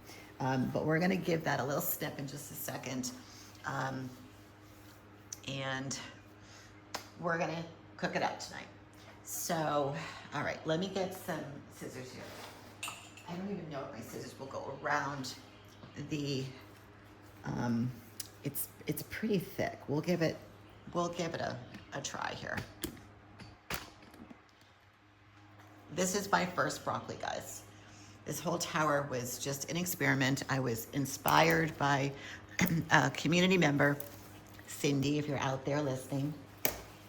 Just gonna cut some of these greens down. If you're a juicer, I think that you can juice those. I don't have a juice machine. So I'm just gonna, oh, it's not that bad actually. All right, so there we go. There it is. That's what I got from a whole tower. Now there might be more in here that I just haven't seen. So I'm gonna pull the tower out, and I'm gonna put my little bouquet. That's actually really pretty, actually. Being a designer at one point, I took a lot of fun things, like, especially at Christmas time, the mini artichokes. I used to paint those gold and silver and put them into, arrangements for holiday parties for people. I could get into the exchange where they sell the vegetables by the bulk. And I would get a whole crate of them, and they were super, super cheap. Because I'd have to make 30 arrangements. So doing that, I was able to go to Michael's and get some spray paints, put some, obviously, flowers. I would spray those. I would put them in on sticks, and they were gorgeous, and they cost me like, pennies on the dollar compared to flowers. So yeah, it was definitely worth it. I was so creative. Like where I lived out in Wayland, people would have farms and areas where, like, say, lilac would bloom, and I would knock on the door, and I would literally, I'm just going to back us up a little bit, ask them and say, hey, can I cut some of the lilac? And I had this one woman, and she said to me, she goes, oh, please do, so I don't have to prune it. It had to have been like a city block, and at the time I had like an SUV, and I said, okay. I filled up the back of my SUV with lilac. It was gorgeous. And I did a party for a friend of mine, and all they wanted was spring flowers. So I had the majority of the lilac was free. I gave the woman something from the local farm, so it was a bottle of wine and I don't know, something else, a pie of some sort. And I got free flowers. and it saved me so much money. So I, same thing with like peonies. I used to go around and say, hey, can I trim a few here, trim a few there, just to save money, so that when I did arrangements for whether it would be hotels or whatnot, I was using local product, and it didn't, cost me a whole lot of money, because buying flowers out of the exchange is very expensive, especially like with lilac they would do by the bushel. But like say hydrangea, that's by the stem. So like just pretend that this was a stem of hydrangea when I was in there. It would have been probably one stem, could have been upwards. This is wholesale, $5 to $6 for those big loppy head blue or purple. So, that's wholesale. So now I have to go and turn this into a beautiful bouquet for the hotels or wherever I was designing, and then I would have to double or even triple the cost. And some people would be like, oh my God. So when I see something like the broccoli, I just go, well, that would actually be really pretty in an arrangement. And people did it. As a matter of fact, so a week from Friday, the flower show premiere party in Newport is happening, and we're gonna go. They did a whole display, a whole table, and above the table, they were so creative. They had like the kind of a picnic colors, like that red and white. Above, think of like a long table, but above the table, they did the same outline, and they used all kinds of hanging vegetables, and broccoli was one of them. They did asparagus, broccoli. I'm trying to think of other things that they did. It was someone was colored. I can't remember, but they did bunches, peppers. They strung peppers, and it was really creative. It was, it's an artsy thing, but it was like, they got first place, and like as they should. It was so creative. All right, so let's pull this out, and then just really get in there and take a look and see what else is on there. Okay. All right. So I'm just gonna kind of go around. I'm gonna go up, and this will be a good indicator later when I look at this. I just don't see any other heads. I see some leaves that need to be trimmed out of there. And I just think it's because it's just so big, and the lights can only go up so far. There and there. I don't see anything, and that's where it should be growing, right in the center. Well, there's one right there. There's a tiny one if I want to wait. I mean, I guess I could.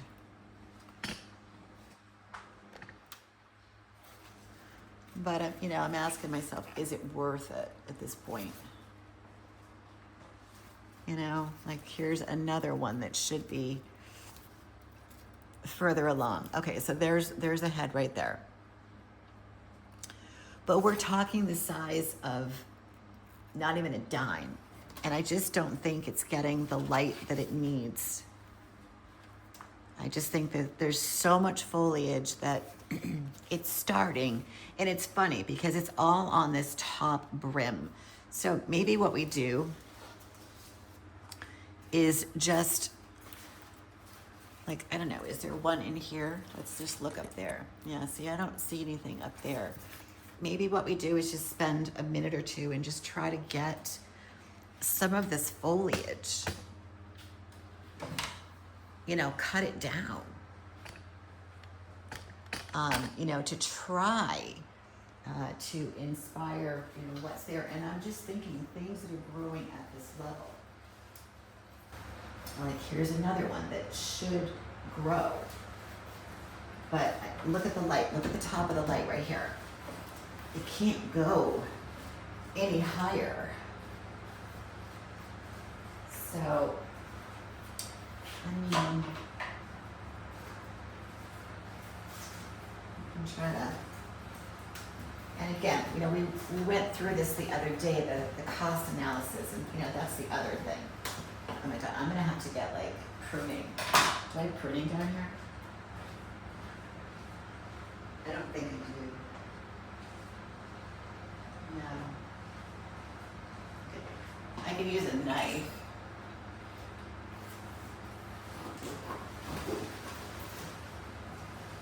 No. I'm gonna have to get like real garden shears to do this.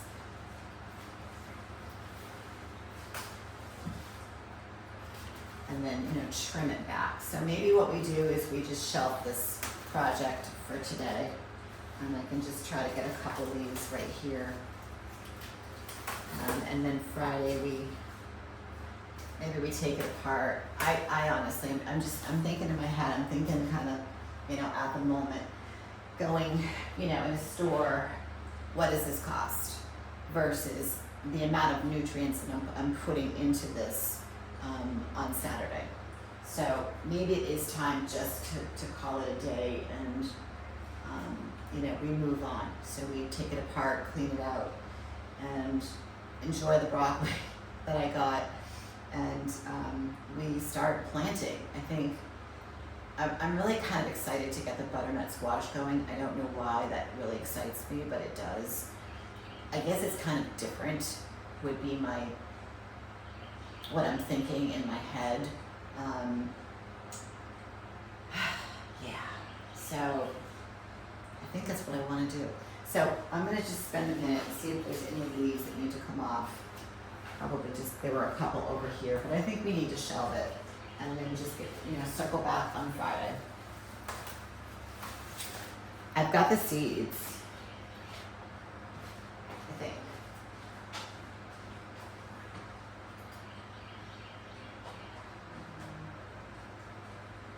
I had them from last year.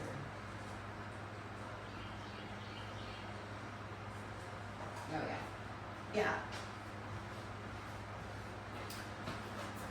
Winter squash, they're by Survival. I got a packet, and I know that they came up real fast last year, so we could plant these out on Friday, get this all, down and put back together, and probably have these in the tower by next week. And we would kind of be on point if you think about it, because July is really that turning point, even though we're the second week, so we'd be a little ahead. But I know growing indoors, it just takes a little bit longer, so we would be ahead and we could start to grow our first fall crop. I'm so excited. All right, let's shelve it. Let's just push her back.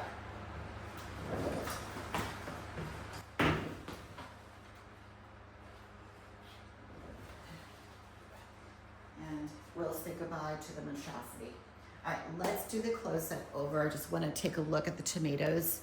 I know you guys can't see those in the close-up, but you'll see it in a little bit.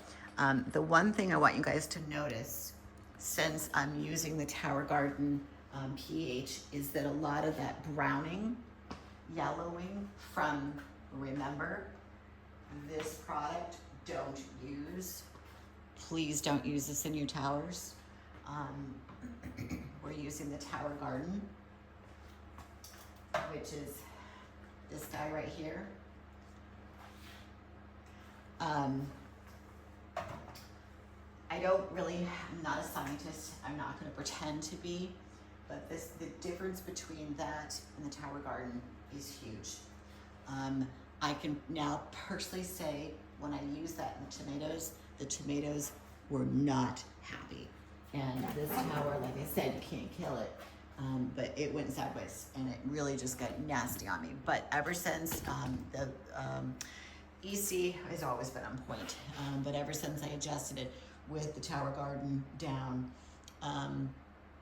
there is some of those leaves that are left, but it's okay. I'm seeing all of this new foliage, which is like right here and right here. Like I said, you can't kill this thing.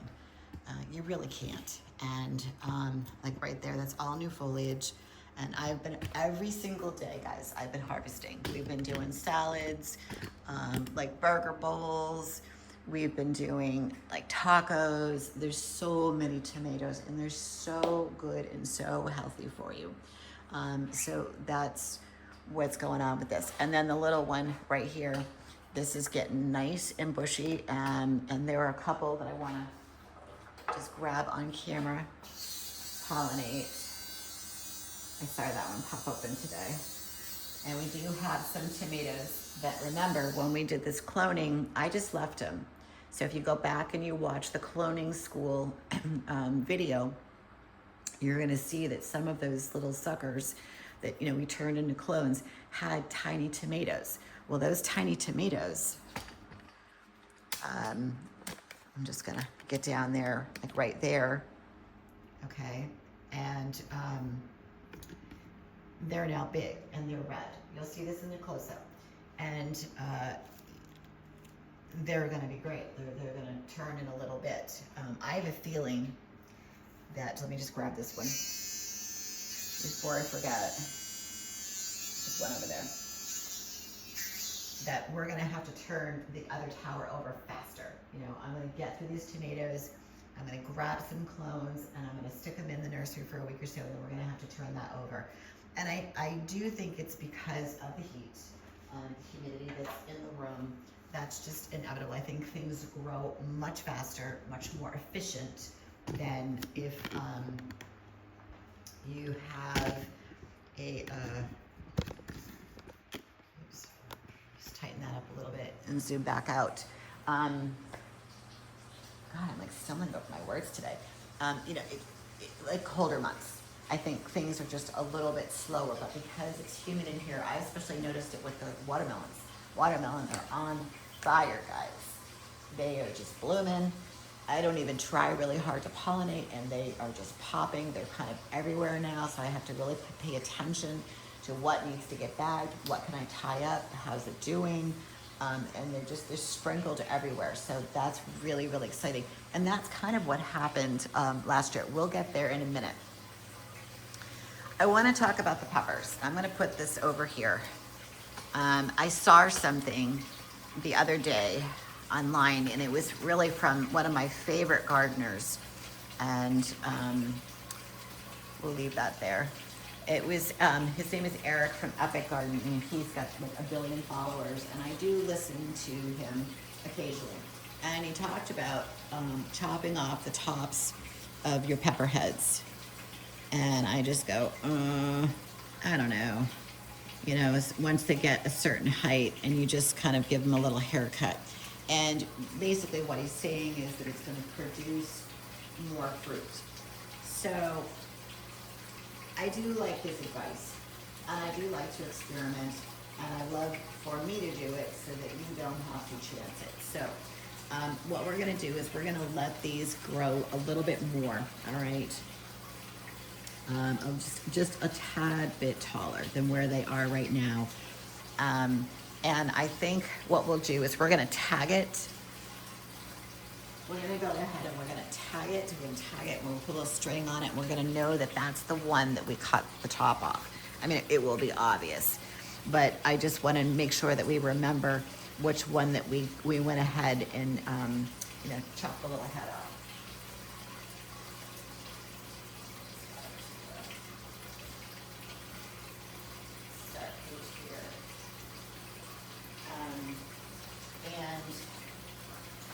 And see really if he's right, and not quite sure. You know, I do trust him. I do take his cloning advice, and that has worked miracles in this room for my tomatoes.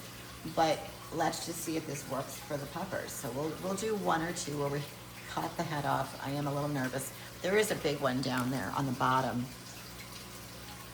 that looks pretty tall, that could be ready. I'm going to go back and rewatch his video to make sure that I do it correctly, that I don't like kill my seedling. But you know, again, if we don't try things and we just continue to do the same old over and over, then nothing really changes. But if I can produce more fruit faster, he talked about doing it with hot peppers, and not just, you know, the bell peppers, but a pepper is a pepper. So I say we give it a whirl. So let's let them grow through the weekend, and I'm going to mark that down for Monday. I'm going to make a note of Monday. Pepper's house. I just want to give them a little more time, and I want to rewatch the video to make sure that I'm doing it correctly. I don't want to kill my seedlings, but what's one seedling? There's a whole, I've got a bunch of these, and a lot of them are, two in a net pot. All right, so those are the peppers. They're doing great. Here's our big boy. I'm gonna switch back to that left side of the room.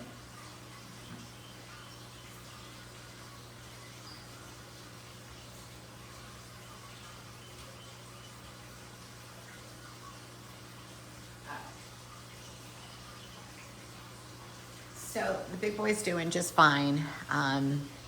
Nice and green. There's a little bit of yellowing on some of these older leaves, but I don't get anxious over that just because there's so much foliage.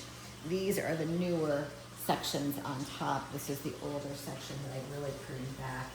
And eventually we're gonna have to make a decision of letting it go. And that's probably gonna happen relatively soon because I just think that it has done more than enough, more than any other zucchini plant that I've ever had. I'm still getting some on this front right here. It goes up here. But the one that's up here it's just hanging, it's ready. It's not really producing a whole lot. So that section can probably come out relatively soon. Let me just see where it is. It's all the way at the top and it's all the way to the bottom of the tower. And it's not really, yeah, I mean, as crazy as this is, I'm considering doing it right now because there's no fruit. It's just a very long stem, so I'll get in there. So this section right here,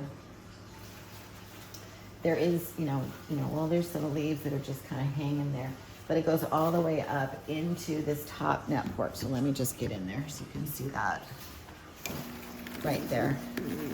Okay, so all the way down to the floor. So, and it's got a little workaround. So I just have to cut that workaround and it's impinging on that. So you know what? That's gonna be our little project right now. I'm okay with this. And when I take it out, you guys are gonna see like how big this thing is. So let me just scooch her out. And it would also too, the other thing that it will help is by removing it, it's going to give those new sections, those new seedlings, more airflow and more light. So let me get scissors to cut the workaround, which I think is right here and here.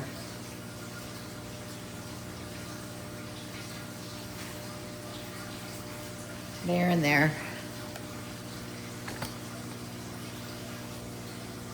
There is a zucchini on the bottom. It's looking to get pollinated probably within the next week, but it's just so big that it's not worth it. I'm okay.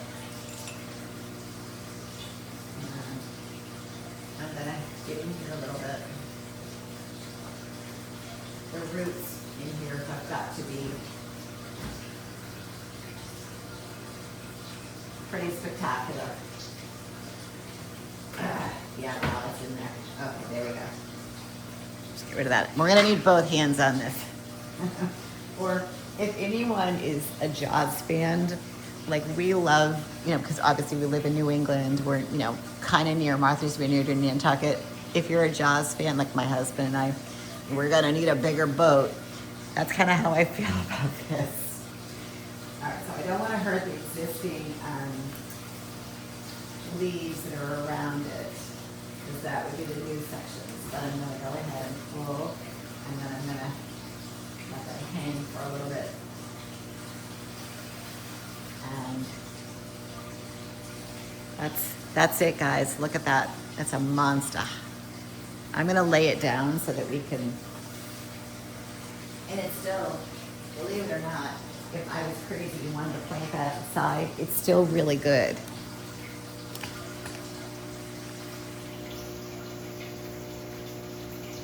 It's still healthy.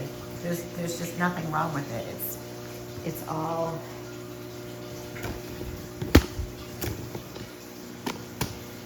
it's been well cared for. And what do I mean by that? that there's no,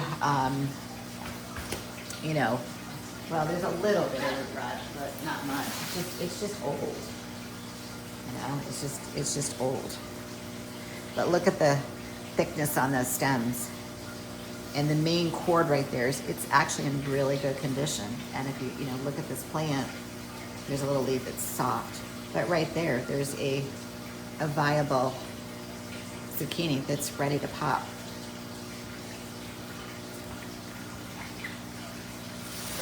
So let me just hang that for a quick second and bring this back up to the top.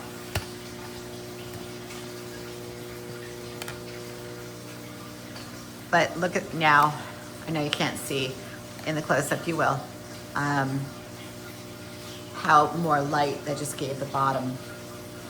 And if you get in there, you can see this nut pot right here.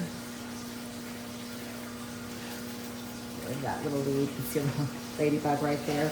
See how this main stem, there's two other sections to it. That's where we were getting this massive zucchinis from, is this big guy right here. But it's ready. Like, it's, I hate to say it, but it's just, you know, it's time. I'm almost tempted to go ahead and take that out too, since I'm on a roll. Let me see if I can save the net pot first.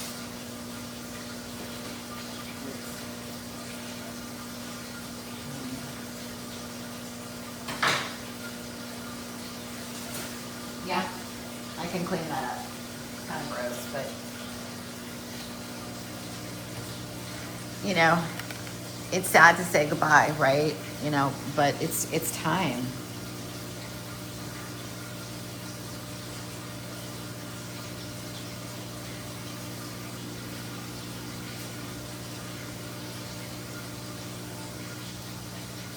There are 3 sections. There's one section over there.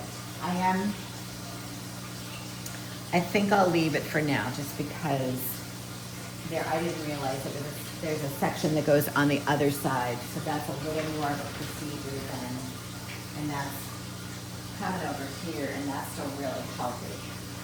So what I could do is, yeah, because it's all attached to the mother plant, so I say we leave it for right now. It's just really in there. So we've got this one section that's right here, and if you look in, this goes here, and then it then goes over there. So it's kind of like here, over here, and then over here, and it's all on the bottom.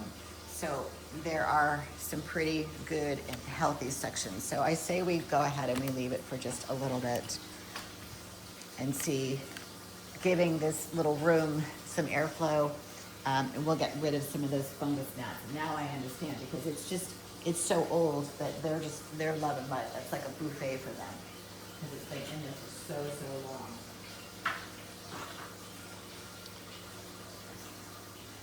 But you know, she's still really pretty.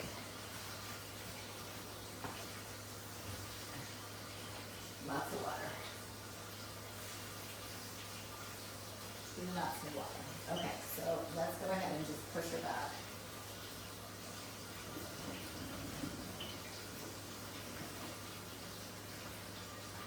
So you see, there's all kinds of, you know, projects that are gonna, you know, come up soon. The other tower that's on, you know, in the corner, this is the newest of the zucchini. That's why I'm not afraid to let go of the big boy, because that thing in the corner is a monster.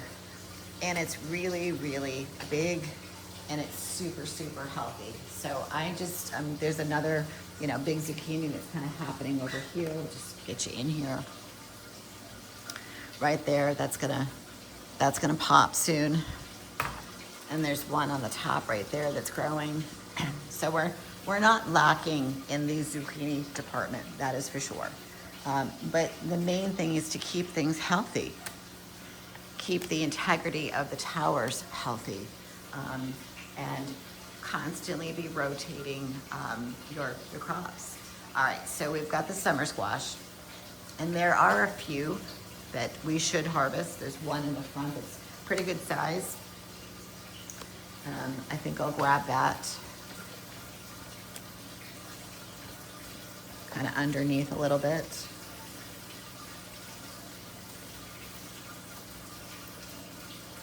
Good size. And then there was one on the other, I think, that I want to get.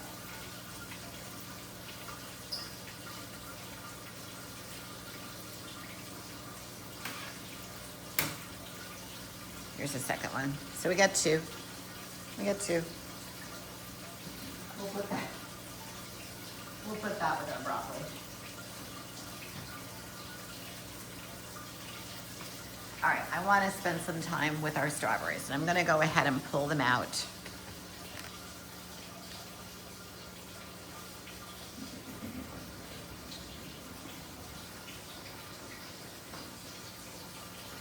So they're in camera. Let me just make sure they're on the right view. Yes. Perfect. No, I never said good morning to people. My apologies.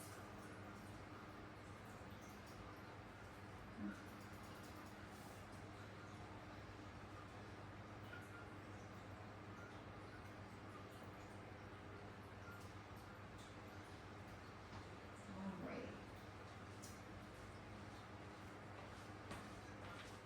So the best way, obviously, to see is going to be the close-up.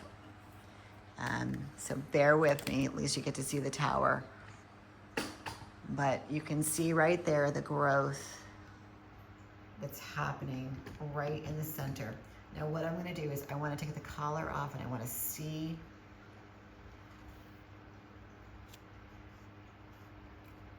it looks good. Like these leaves have grown and you've got these little leaves under here. They do look a little discolored. I will check the pH a little bit later, but there is definitely good growth. So I'm going to go ahead and put the collar as carefully as possible. Let it rest. Let's go ahead and check another one. I feel like if you're at the salon, and I do a lot of highlights like foils, and the stylist comes over, she's like, I gotta check you. And she takes down the foils. I feel like that's what I'm doing here. And basically what I'm looking for is that they're growing through the center of the cover, these malar covers. And I'm looking carefully to see that the exterior part around the leaves, that the algae has died. And it has. Now remember, these were sitting up on little bumpers. So the roots, I know you can't see it, but the roots have splintered and they're growing through the plug and they're resting right on top of that little high chair. And I might even do this. I might even just swivel these guys just a little bit so that I can put the collar still at the top and maybe get that last spot that was on the bottom right there taken care of. It's not a perfect science, but it's good. So when we did this, now I wish I had my AC meter. My new one's getting delivered today. So a quick story about the AC meter. I was rushing last Friday to top everything because I was going up north for an appointment on Saturday. And I somehow, my hand was wet and it flew out of my hands and went like across the room and it broke.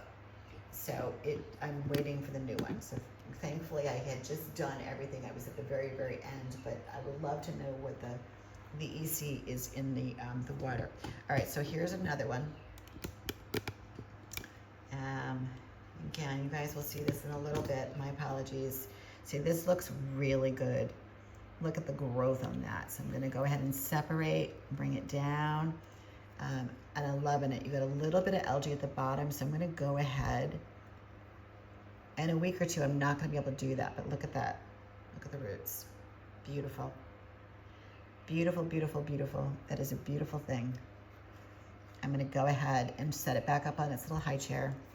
And I'm gonna go ahead and just cone it carefully not to squish any leaves or break any of the seedlings or canopy, like that little leaf right there doesn't want to. There we go. There we go. All right, let's go check the other side.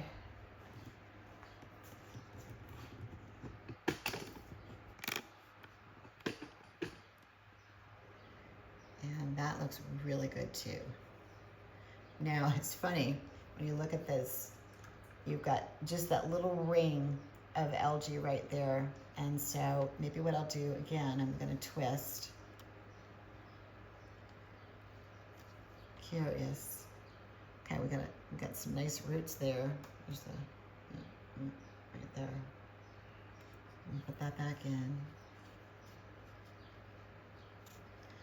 They're growing, guys. Ever so slowly, they are growing.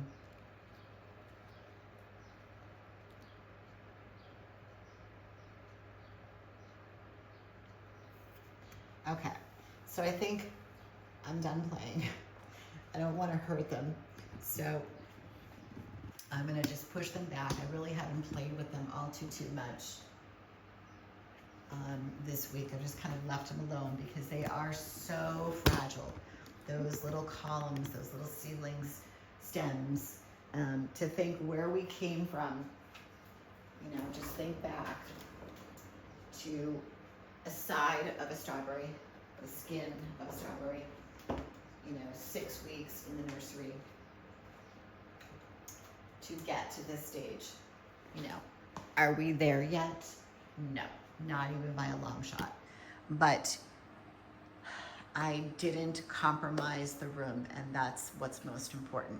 I think, yes, this is my grocery store, and I absolutely love it. I adore, I love coming down before dinner and going, what do I need? But the other thing is I love the challenge. I love the challenge of trying to grow something and, you know, taking some, you know, just like you guys taking advice from me or trying something. I still do that too. And I love to watch Eric, and I do like his tip about cutting the top off. He's like, give it a little haircut. I'm like, okay. You know, I'm willing to do it. I'm willing to try, not all of them, maybe 1 or 2, and see how it goes. But the one thing I'm so excited about is the lettuce. For the longest time, I'm just like, ugh, lettuce. You know, we need it, it's fine, but it's, you know, it's easy to grow. It's not, it does not fulfill my need, if you will, for fun things to grow.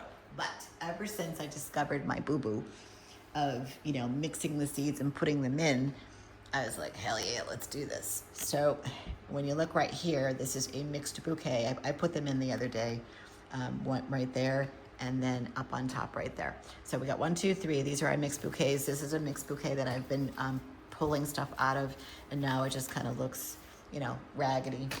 And the back one is just, you know, a regular singleton. So not very exciting there, but it's common. So, all right, let's get to some good stuff. Let's go see what's going on with the watermelon. Let me switch the camera to the right.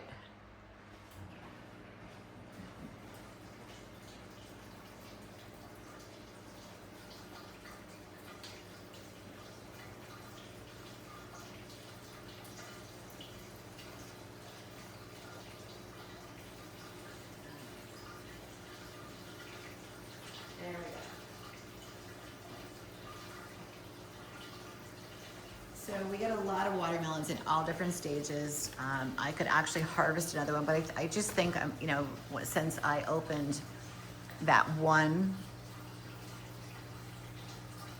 I do think I'm gonna leave it, guys, because I just would like it to be a little more ripe, even though there was nothing wrong with it. Listen, it was super, super sweet. Martini was amazing.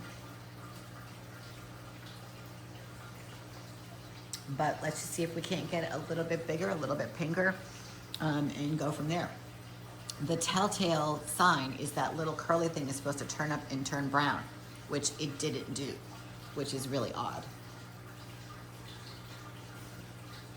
So, I don't know, go figure. It was still delicious. We all shared it. All right, so what do we got here? We got this big guy right there. We got that guy up in the corner. He's doing just fine.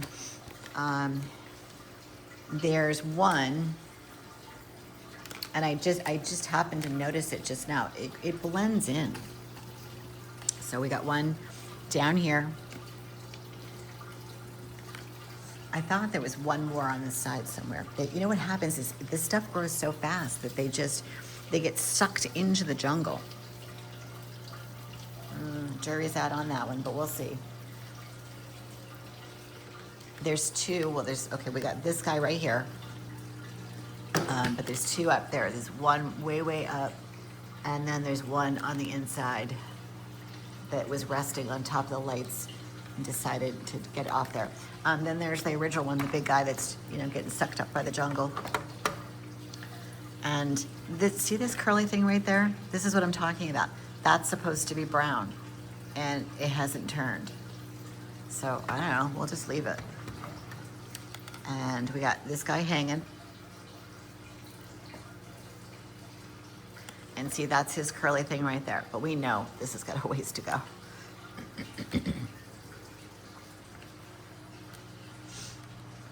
We got that guy right there.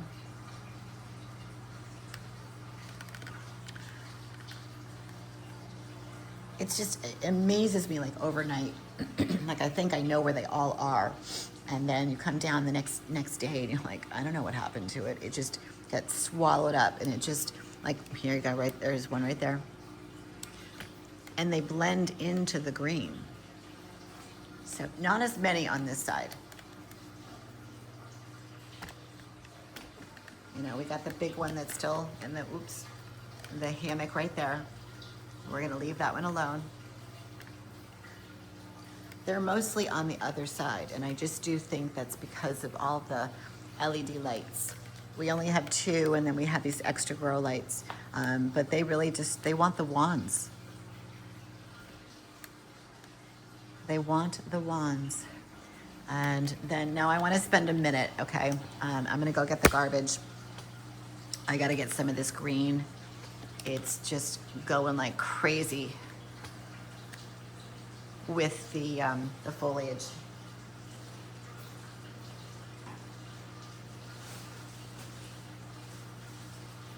I'll do this today. Wow, it's heavy. Not so much the flowers. Those are fine. I'm okay with that. But you can see how it's just really taken off, and you never know that this is the new cucumber tower, right? There's another one that needs to kind of come up, and let's come out over here. Give it a hand. Maybe do one of these guys. A little wrap around here.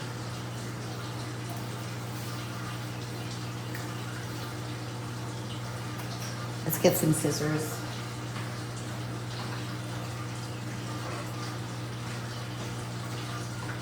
So I don't get thorns. It's starting to get thorny. I'm really excited that I did not,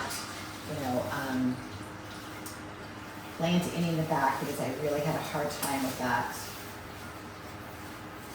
last go around. There's a couple inside that I gotta get. I noticed it the other day. Like just really big foliage. We don't want that. That's just, it's too big on the inside.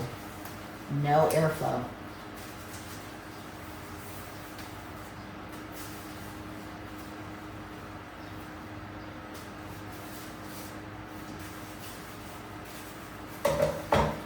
Just try to guide your vines. And you don't really want it to be resting on the cage if at all possible, because it will just, the weight of it will crease, because they're so, well, this one's kind of wimpy. So I'm gonna try to get it to go up one more. Maybe just kind of rest it there and let the tentacle wrap around. Because the weight of it this one is okay, because it's just a little bit thicker.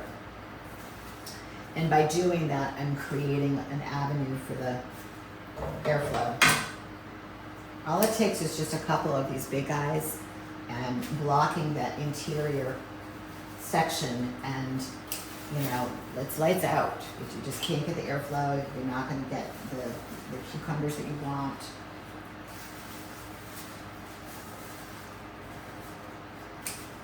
I wish the tower would stay like this, as beautiful, lush green, and all the beautiful flowers, but it just tends to get a little, not overgrown, that's the wrong word.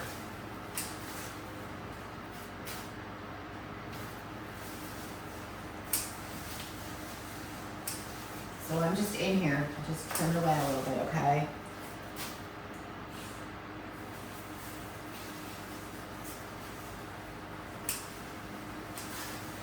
I'm not hurting the plant by doing this. I'm simply just creating an avenue to let it grow. I feel like the tower goes through stages too. It throws off a lot of female, and then it throws off a lot of male. And I'm not seeing a lot of fruit. I did the other day and I pollinated. I'll have to get back down here and do more. Get in there and really, really look. Like some I've missed. They need to start growing because I'm down to my last couple cucumbers. Like here's a vine that needs to be trellised. I'm going to bring it up. Give it a hand. Let it balance a little bit. Encourage it. That'd be a good way of describing.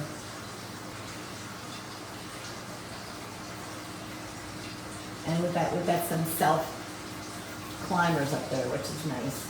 It's attached to the lights, but I'm gonna let it do its thing.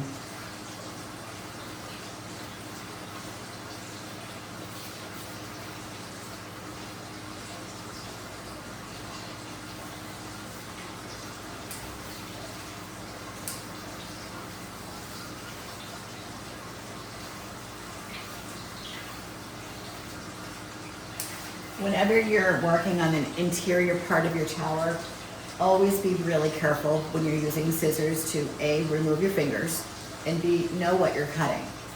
It's happened to me on multiple occasions where I think I'm cutting something when I'm really not, and then I cut a whole vine. I've done that on numerous occasions, and I'm like, oopsie. So know what you're cutting. And on the bigger stem stuff like the zucchinis, take your hand and run it down. Right down to where you feel like you need to cut.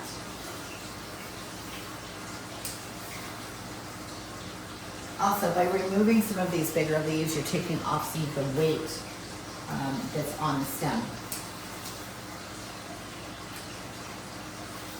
Because remember, once you start growing fruit, that's weight in itself. When you either have to tie them up, put them on top of the trellis like I did last time, rest them up there. And, to get them to stay.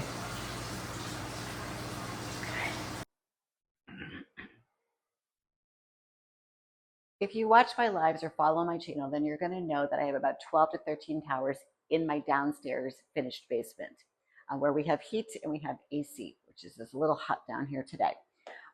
But you're going to know that I've got a lot of towers and I grow a lot of things, and I really try to color outside those lines. And that being, I decided to grow a whole tower of broccoli. But what I have learned with these specific towers, whether it's Tower Garden or some of the other models, there are things that you can grow on them, meaning indoors, and things you can grow outdoors. And one of the things I played around with was the broccoli. And what I was able to yield was just a small head. And if you wanted to see, you can check out the video that I did, or the live I did last week, which was just a small head. There is nothing else on the tower to my knowledge. We're about to find out in a minute. But broccoli is just not something that I think I will do again. For me, it was not worth it. I think if you have one plant and you put it down a little bit lower, you might be more successful. I kept the pH at about 6 in the EC was definitely in that high range, which was like the 3.8 to 4.0.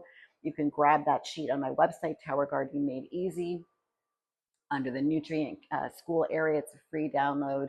Um, but what I've learned is that it's growing broccoli indoors is just not cost effective between the lighting, your water, if you really want to get to break it down.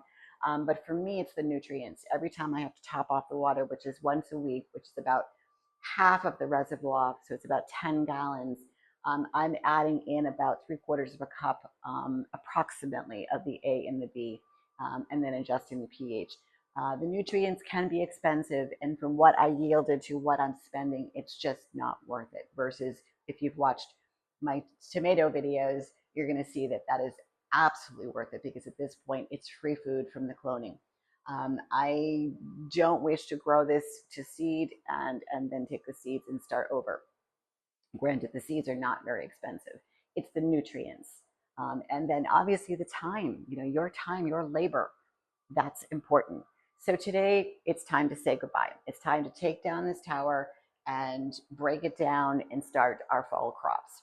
So we're going to be going live in just a little bit, but I figured I would come on here and get this component started, flip the tower so that we can go ahead and put the butternut squash into the rock wall and go ahead and get that into the tower ASAP because it is June and it does take a minute or two for the butternut squash to come to a point where you can harvest. It's a lot like the watermelon. It's going to take a moment. So I think we should get going and taking this apart, break it down, give it a good clean, and turn it over. So let's do it. So I'm going to begin with just clipping. I brought down some serious shears because you cannot break this stuff. So I can't even take the lights off until I get some of these larger stems off. Now, I would say that if anyone out there is a designer, floral designer, I used to use a lot of vegetables in my fall arrangements. So you could actually put this into some type of base. I mean, maybe you really like it. You could actually go ahead and give this a diagonal cut and stick this into water. Now, it's not going to grow broccoli, but it's going to look really pretty in a vase on an island. But for today, I'm not going to do that. We're going to go ahead and flip this tower, which means I'm going to get down these big, big stalks.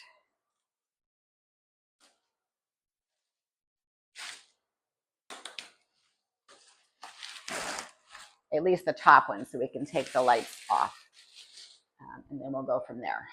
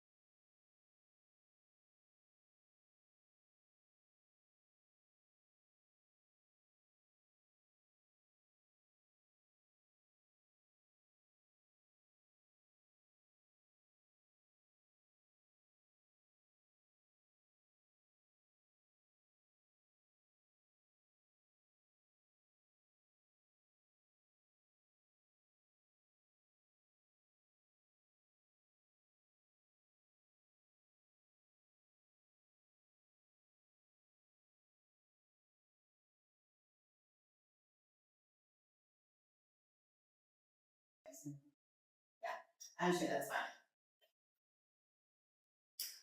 Alrighty. B and B would be the next piece.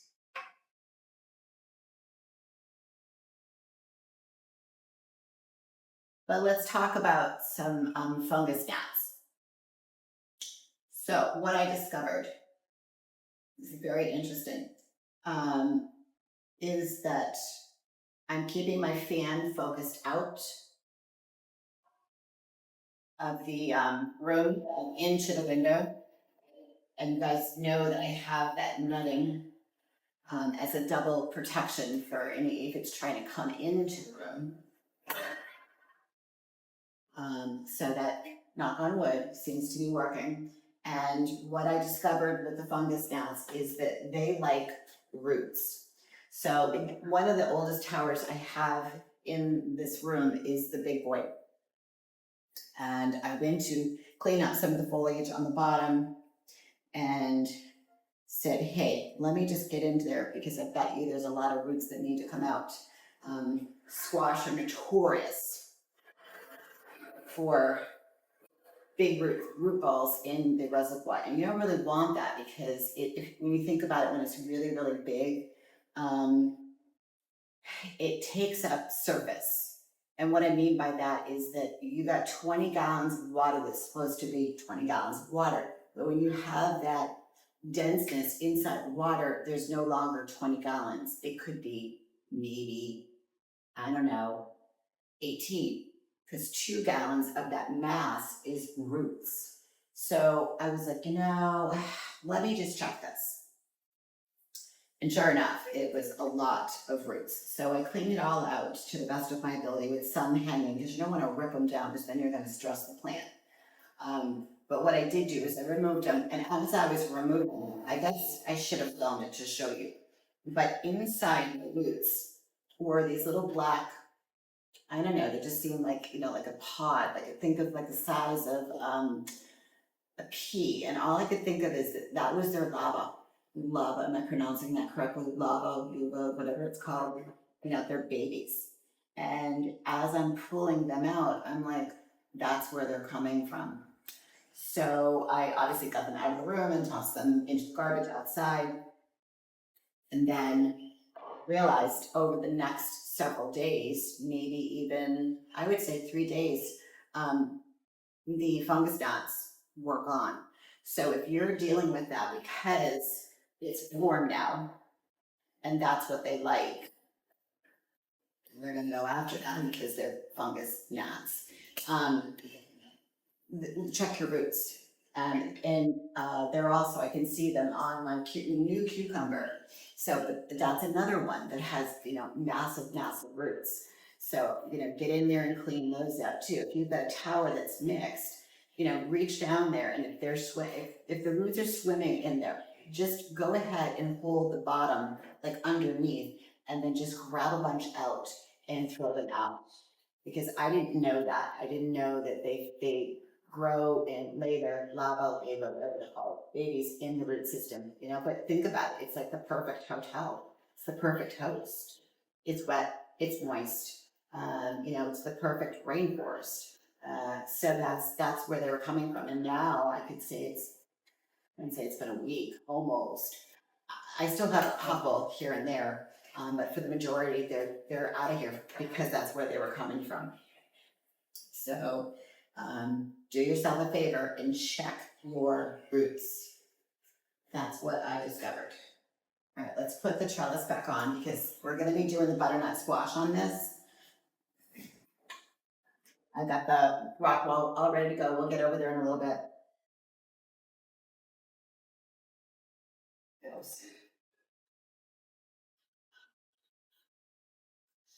And so, when you put the trellis on, you kind of want to hold the wing nut and screw the rod because it's just easier. Today is the first day in probably a week where the weather here won't be as warm, but it's warm down here. I'm sweating.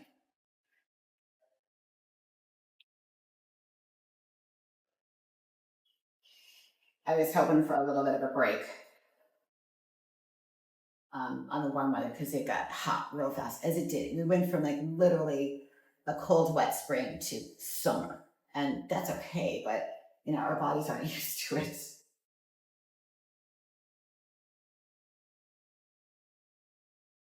So let's just put this on. I'm trying to thread it on. There we go. You feel it now. That little tight, little tug. I can see a gap on the side, so we don't want that. We want to really screw these down, not strip, but just screw down. There we go. That's the sound I'm looking for. That little crackety crack. All right, so let's go ahead and put this back together. I wasn't kidding. When I came down here at 9, I was like, I'm gonna flip this tower. So I have these roses outside around them, my new gargoyles. Probably if you start a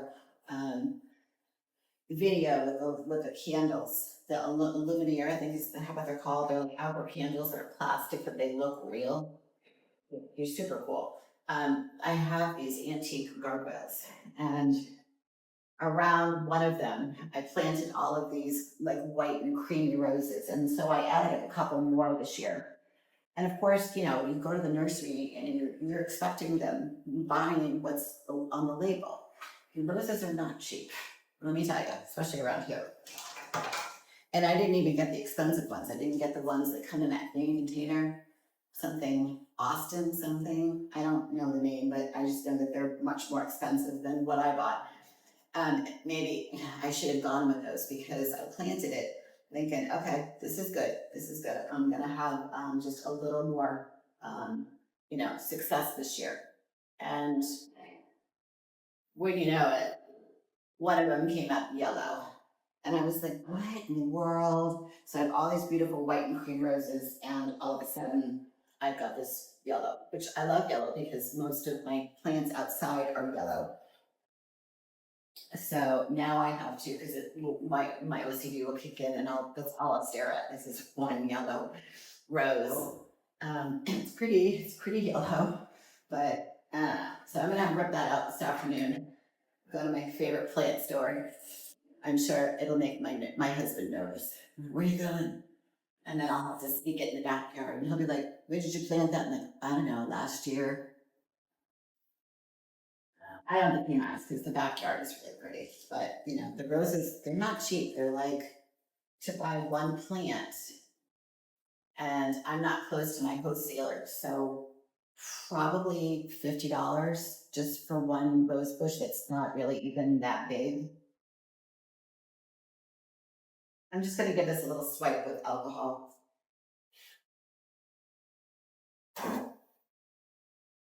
I think it's Austin. What's the something Austin?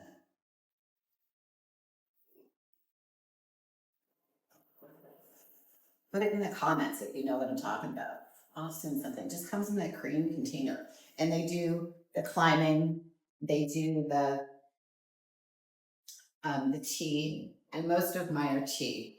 I just have two yellow, but they're in a different location. They're in a pot of like I, they're not climbing. There's a name to them. I'm just getting into the whole rose things, and just they're so pretty down here in Newport. You know, because we're on the water, there was a woman I talked to, and she's got this a whole area that lines the side of her house that's, you know, it's on a street. And I asked her, so what do you do? And she said, nothing. And I was like, no, not. I've never had success with roses. She said, it's just where we are. And it has to do with probably the salt air. So I was like, score. So I was running around trying to find her white roses, which I asked her, and she's like, don't laugh, I'm not kidding. They're John Paul Pope something, and they are like a very pure white rose that has just a little bit of green on the exterior petals. But they're gorgeous. Like they're tea roses, they're gorgeous. I did walk past there yesterday and I just was admiring, but I don't think she's around. Hope she's okay. I almost want to go take care of her because she's got something going on. It's definitely not aphids. Aphids do love roses, but she's got some fungus because there's a lot of leaves that are yellow. and spots. So she probably needs a little bit of something, but I don't want to do it without asking. But I just love walking by there because it's just so pretty. So, okay. All right, so we have one more layer. Then we put the lights on.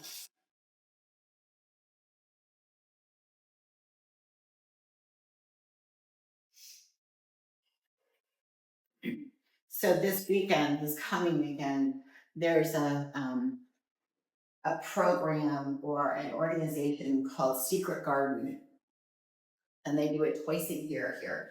And this particular, in the early summer in June, they do it right in the area where I live, in the Point. And people get to walk around, you have to buy tickets, and you walk around to everybody's yard and admire like their backyards and their water features. I thought about entering, and I was like, I don't know, because we have the pool, and I just thought, I don't know, liability, because the pool is, we don't really have a whole lot of yard around it, and I just wouldn't want someone to get hurt. So maybe next year. But in the fall, last year we did it, my husband and I, and that was cool because it's not just one neighborhood, it's the whole Newport. And so we got on our scooters and we went from house to house to house. Now, these aren't your average houses. These are, most of them, I would say 90% of the houses that we went to were mansions, not like the Gilded Age mansions, like the Breakers, the Elms. Just these are people's residence, and there's a couple. There's one that's right on, we call it the Drive, Ocean Drive, and oh my god, like from the street, because I ride my bike there all the time.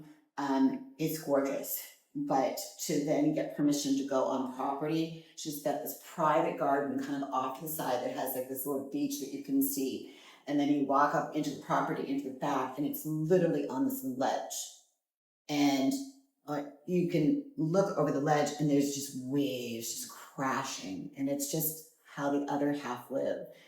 And then there were another gentleman, I don't know who he was, but I think he has something to do with some foundation with flowers in Newport, an older gentleman. He's got to be in his 90s, probably not well, and loaded. These people are loaded. And his property, think of like an entire city block. So here in Newport, that's a lot of land. And he's got multiple dwellings on it, and they're all really big. And it's like walking through, somewhere in Europe, because he's got all these different ponds and water features, and all of the dwellings or homes within the property look like they're in Paris, but it's all like fortress off of this beautiful brick wall. So you don't really know what's behind there until you go through his property, obviously because you're buying a ticket, but it's just beautiful. Like I lived over there where this house was, like way, way behind where the help lived, and a billion years ago. And I never knew that property existed. It was just spectacular. So we get to zoom around this beautiful day, going and looking at how the other half lived.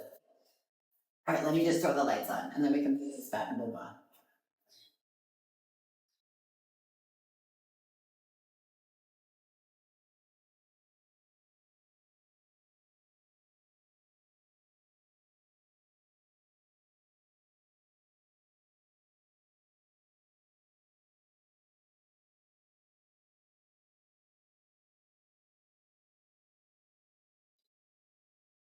Yeah, living in Newport's pretty awesome. It's really, as people said way back then, it is the playground of the wealthy, the new wealthy, and sure enough, yeah. So no question.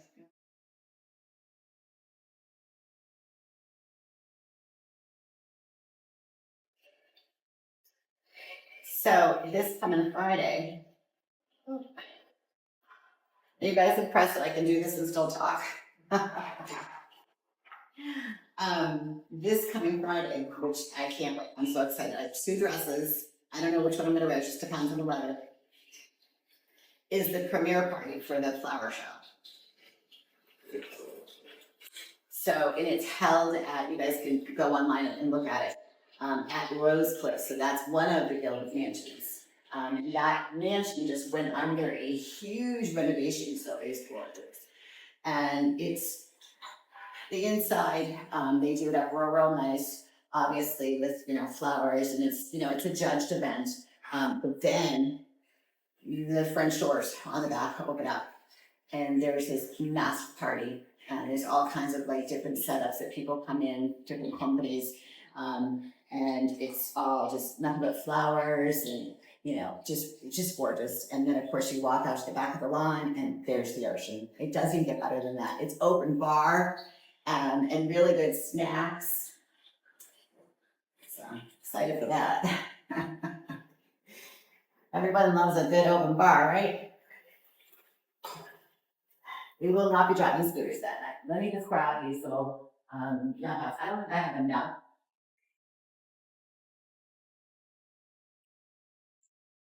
So I know the butternut squash is gonna grow real fast. So that's why I wanted to do this today. Push this over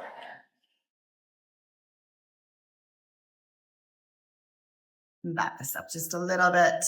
There we go. Butternut squash is very aggressive. It's kind of like the other squash, and it really just grows fast. So I just want to be ready. We go ahead and plant this. What's today, Monday? I don't think we'll be ready by Friday, but I could be wrong. If you remember last year, I grew it and it grew real fast, but that's when the aphids came and they said, forget it. So, knock on wood, those are better. All right, here's the ladybug update. You guys ready? All right, so when I was up north last week, I don't know, I forget what day it was. I stopped at one of my favorite nurseries, Russell's. Oh my God, I love that place. And decided to do an experiment. And I had done a lot of research on the ladybugs and doing this in my garden. So remember I mentioned that the aphids, or buggers, were attacking my roses, and they attack pretty much anything that has a sappy little flowers. So they were attacking my wall, which had the hibiscus, the it has a bunch of stuff in there, but they were going after the hibiscus, they went after the roses, and I just said no. And then I was so careful about it. I was doing stuff down here, I would do that in the morning, I'd do that in the afternoon, and then I would literally take my clothes off, throw them right into the washer, and then go take a shower. Because I did not want to cross-contaminate into my home. So it's really important because they are sneaky, they will get on your clothes. They're not nice. And that's it, it's out there. They're in your house, they're in your room. So anyway, back to my story. So the ladybugs. So I stopped at Brussels and they had put something on Facebook about they had ladybugs. And I was like, oh, I've heard pros and cons about ladybugs, buying them and releasing them into your garden. One girl I follow, actually really like her. She's outside. She doesn't do any tower gardening.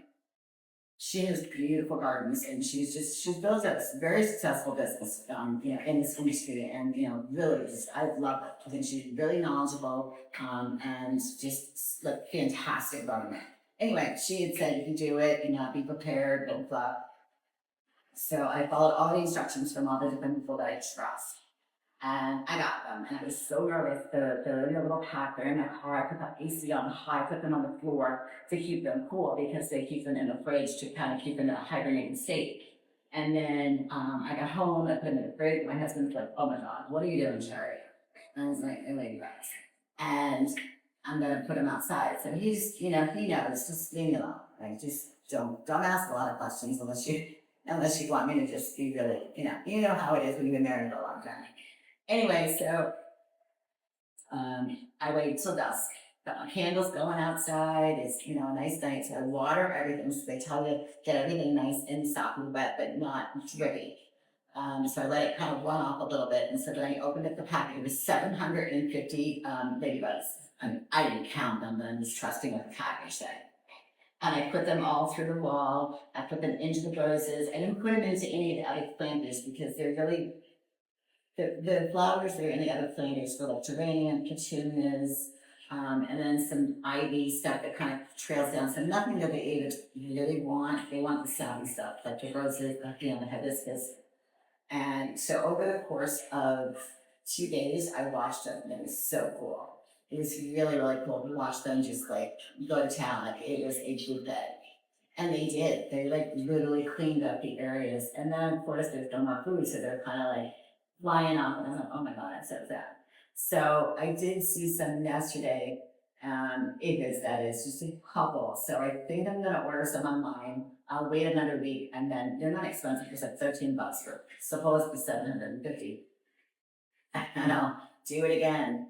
But man, oh man, within 72 hours, my aphid, issue was under control. So I just go, well, if it happens down here, I wonder, because I'm indoors, what I would have to do, this is just like, I'm just thinking, I'm thinking out loud. I tape off my vents so that they can't climb into my house. And I would release them on the bottoms of the towers, of all the ones I think are infected, and just maybe not 750, maybe 100, like scrape off a little as a test, and let them go into the towers and see if they would get rid of them on the indoors. So you can buy smaller quantities, and if you find a ladybug outside, they're not going to hurt anything. So bring it in and stick it on your tower. They're not going to fly around your house. They're going to go to where the food source is, which is, something on your tower. So don't be afraid of them. I'm afraid of spiders. I see spiders down here all the time. It freaks me out. But they are kind of nature's cleaners. So I don't know. Ladybugs are your friend. Don't be afraid. All right, so this tower is clean. I need to clean out some more pots. You have no water, so there's no need to plug anything in. Again, when I clean the tower, unless I really have to, I like to let it sit for a couple days. I'm just gonna move the floors. I like to kind of clean under the floor, clean the baseboards, kind of where it was. And just kind of get that whole area just nice and clean. But anyway, so that was like the past couple days. But it was weird to see them fly off, and I go, thanks for doing your job, because they really did. They did an amazing job of getting rid of them. And everything outside right now just looks so healthy, and not like the easy stuff, but it's a little courage. All right, let's turn the seed cam on. Let's turn the seed cam on and go ahead and put the butternut squash.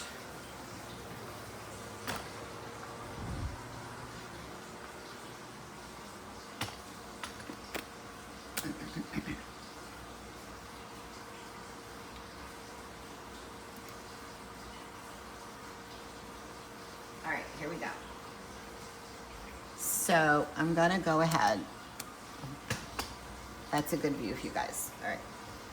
And then you can see it on the live too. Yeah, okay. So I'm gonna go ahead and I'm gonna use this winter squash because I bought these. Let's give it a whirl. They don't look too big.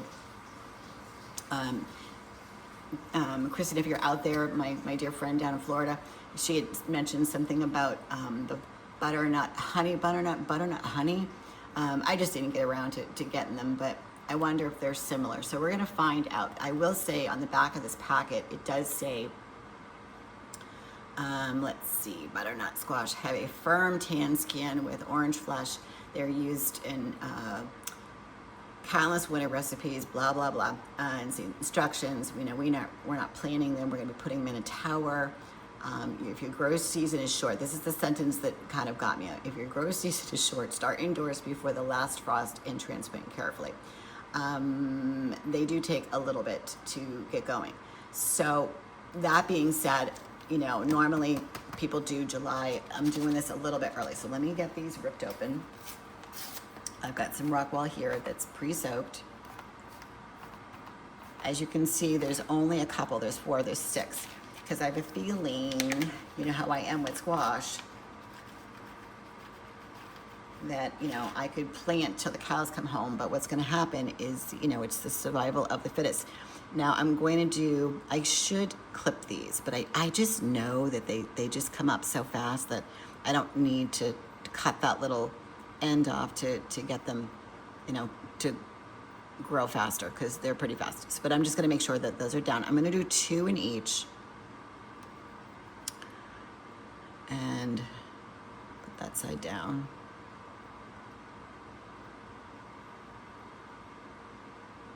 All right, so how many people out there are actually thinking about getting ladybugs? It's gonna be a run on ladybugs. And then I watched this one guy, I don't know where he was, but he built a farm, and I was like, maybe I should do that. Because then I wouldn't have to buy them. I just take them out of the farm. But it was weird when I was releasing them and they were like crawling on my hand. I'm like, okay, Shari, don't freak out. They're just ladybugs. It's not like it's, a tarantula spider or something. I don't think I could handle that. But they're cute. They're not going to hurt me. Maybe pee on me, but that was about it. But it was weird having them in the car. And I was just like, oh, I hope they're okay. And then I was just like, because it was warm that day. All right, so we're going to put these away. I'm just going to grab a scotchy of vermiculite. The bag I use, I don't know, for some strange reason, it's out of stock. It's weird. So a little, just a little scotchy.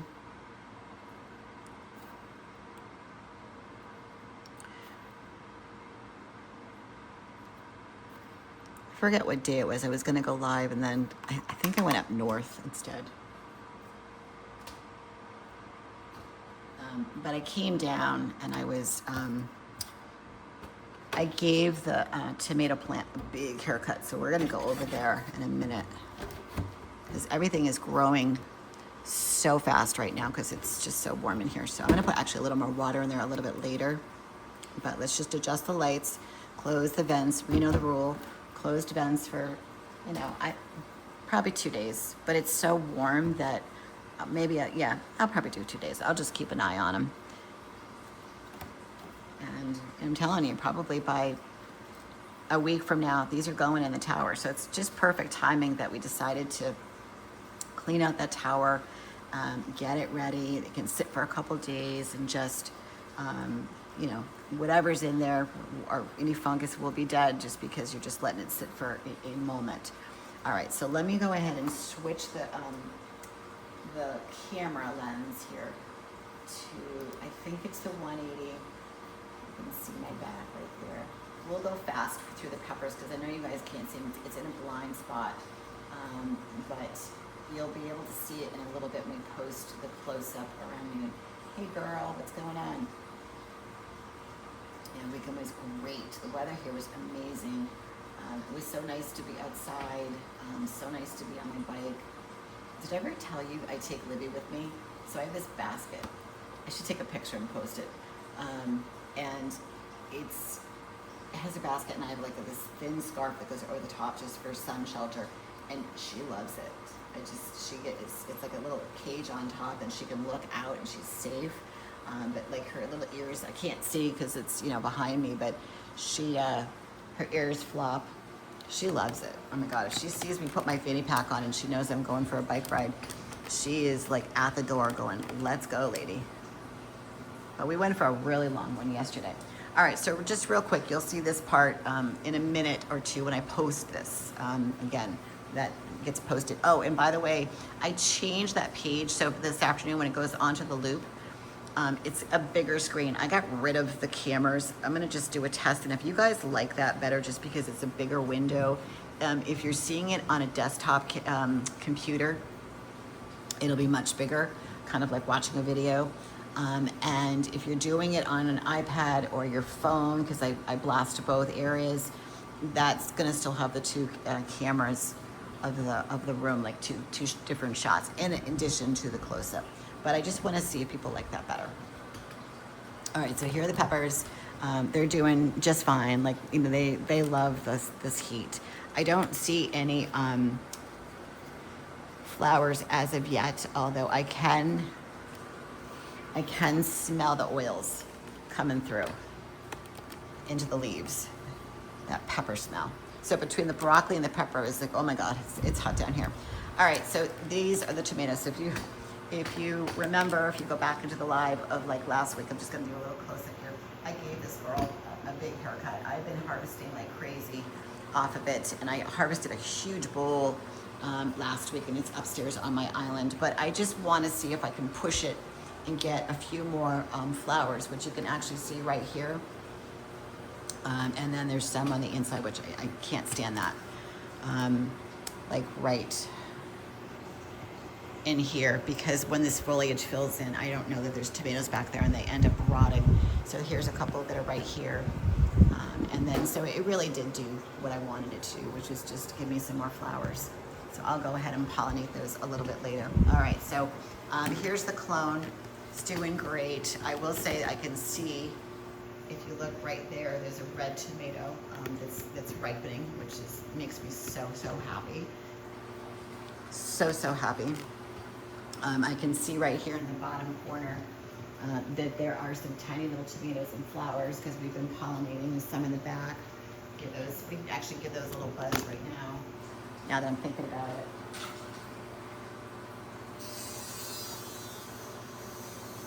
Remember, we use this old toothbrush to pollinate, right? Just a little vibration to get that pollen out.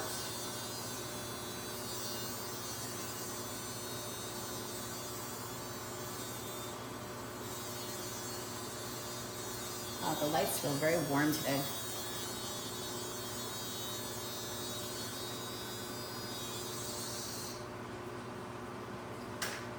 So, I mean, that's really it to pollinate, guys. I mean, that's the secret. Just a nasty old toothbrush that you can buy at Walmart. All right, here's the big boy. So what's happening here on the big boy? I'm gonna switch over back to the left so you guys can see this.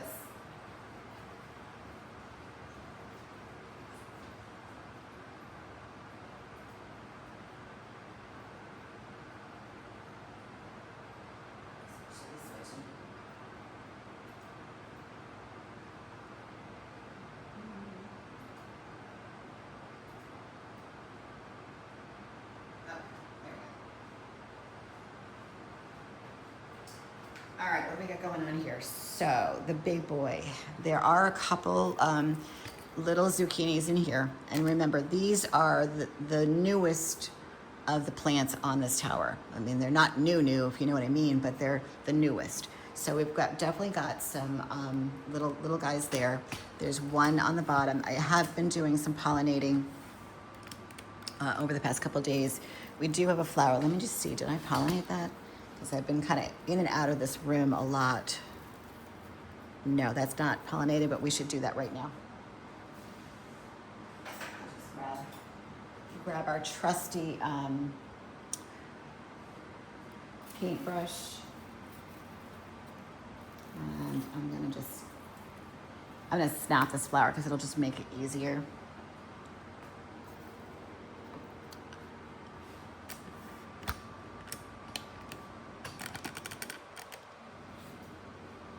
It's a good view in the camera. I'm just gonna get this open a little bit.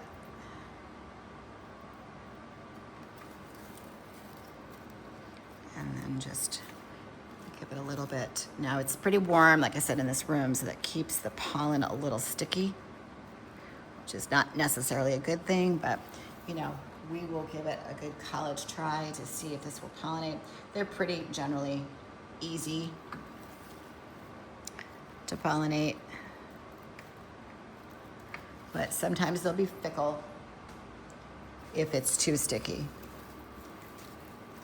They like it a little dry. So I'm gonna just rip open this flower down here and grab a little bit more.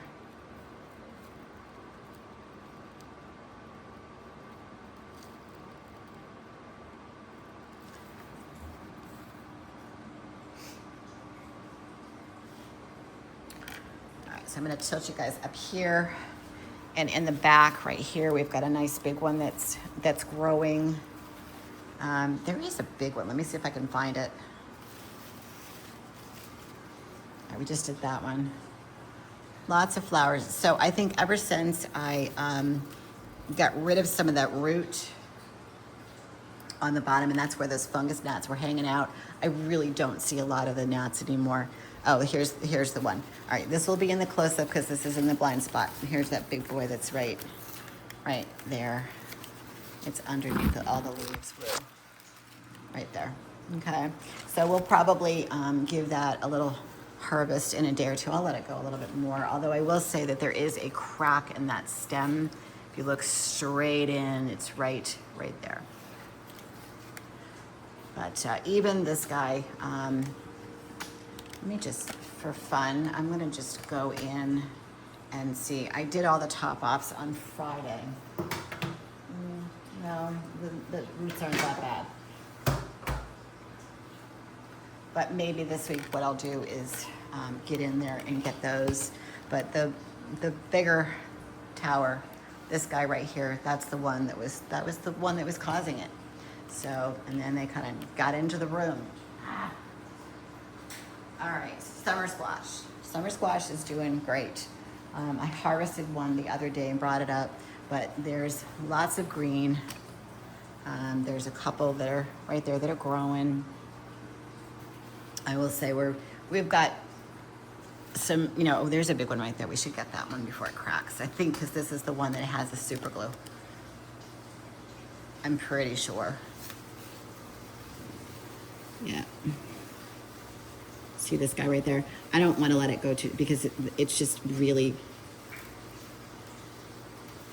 I don't want to crack any of the stems. So that's actually the size I like, because notice the skin. I'm gonna come out here so you guys can see it.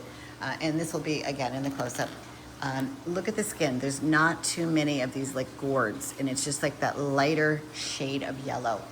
This is really yummy. When you let it get dark yellow, almost like this guy. Okay, this is the one, I never took it upstairs. See the difference? This is lighter. This is just a little bit. This is a day too long, but it's still good, still edible, it's still yummy.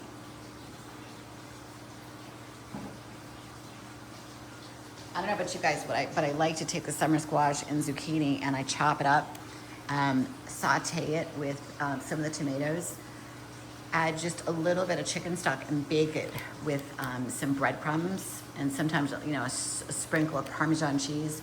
It's delicious. It really is just so yummy. So I'm just gonna go around the tower just a little bit. I mean, look at this guy, is so healthy.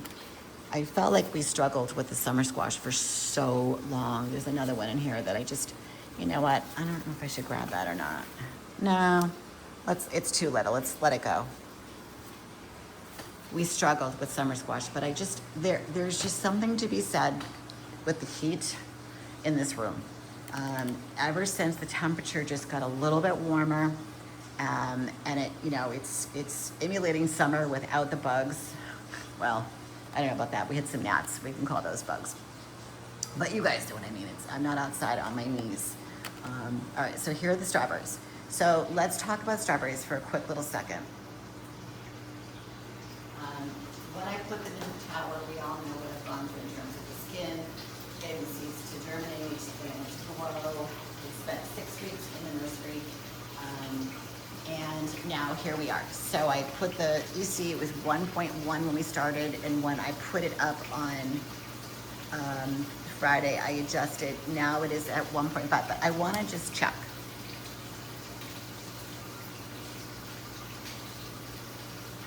Remember I talked about how when the water evaporates, it doesn't necessarily mean that your nutrients are evaporating. So you just need to keep a close eye on things, and that's why you should not, you know, double down, cut back a little bit. So here we are. So it's 1.4. And I'm okay with that for this week. And then next week, maybe I'll bump it up a little bit more.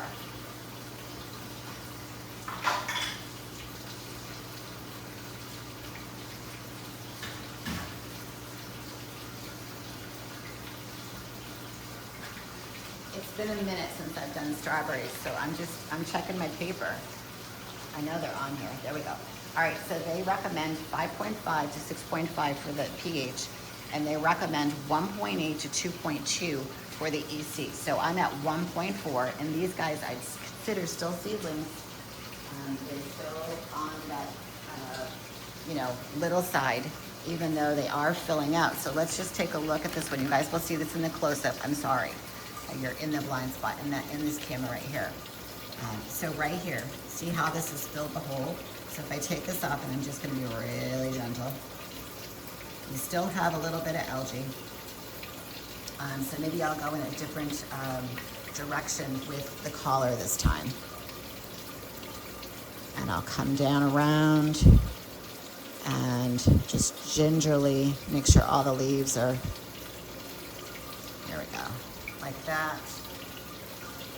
But if you look up top, see just in 1 week how the leaves got just a little bit bigger. Now I know people are saying, oh my God, this is so much work.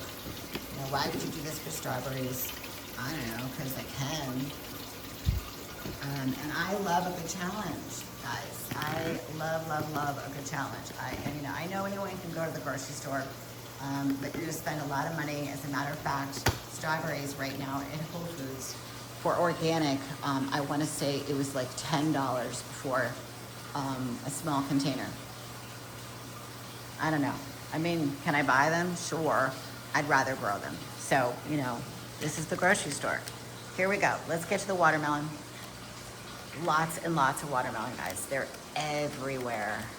Again, I just think it's the humidity. So there's one down on the bottom. Right here. Ooh, I should probably not make it swing. The one in the hammock, the jury's out on. Let me switch the camera so you guys can see the right side.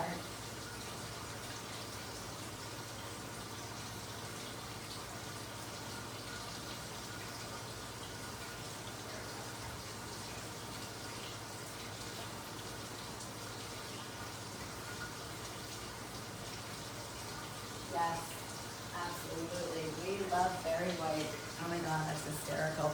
All right, so the jury is out on this guy. He's in the hammock, and I've tried to adjust him so that the cording is more in the back, so it's going to get a little more light. It's just not growing. So I put this in the hammock at the same time that I did this one, and the size difference is quite dramatic. So I don't know if it had something to do with me manhandling it, trying to get it in there. This is the stem that's attached to, although this leaf looks pretty healthy here. I'm just willing to let it go. And then this guy in the back, remember this is the original one. I'm still waiting for this I forget the name of it, tentacle or something like that. It's supposed to turn brown, and it's not. But this was about the same one that was on the back side. So I do know it's pink inside, but I'm just willing to let it go and see if I can't get it a little more pink. So this is looking pretty good. You got one down here, pretty good size. I'm leaving that one because it doesn't, I mean, I could put it into a hammock, but I don't know where I would attach it to. And it just seems like it's doing okay on its own. So I don't know, I'm just gonna leave it. And then you got one here on the end.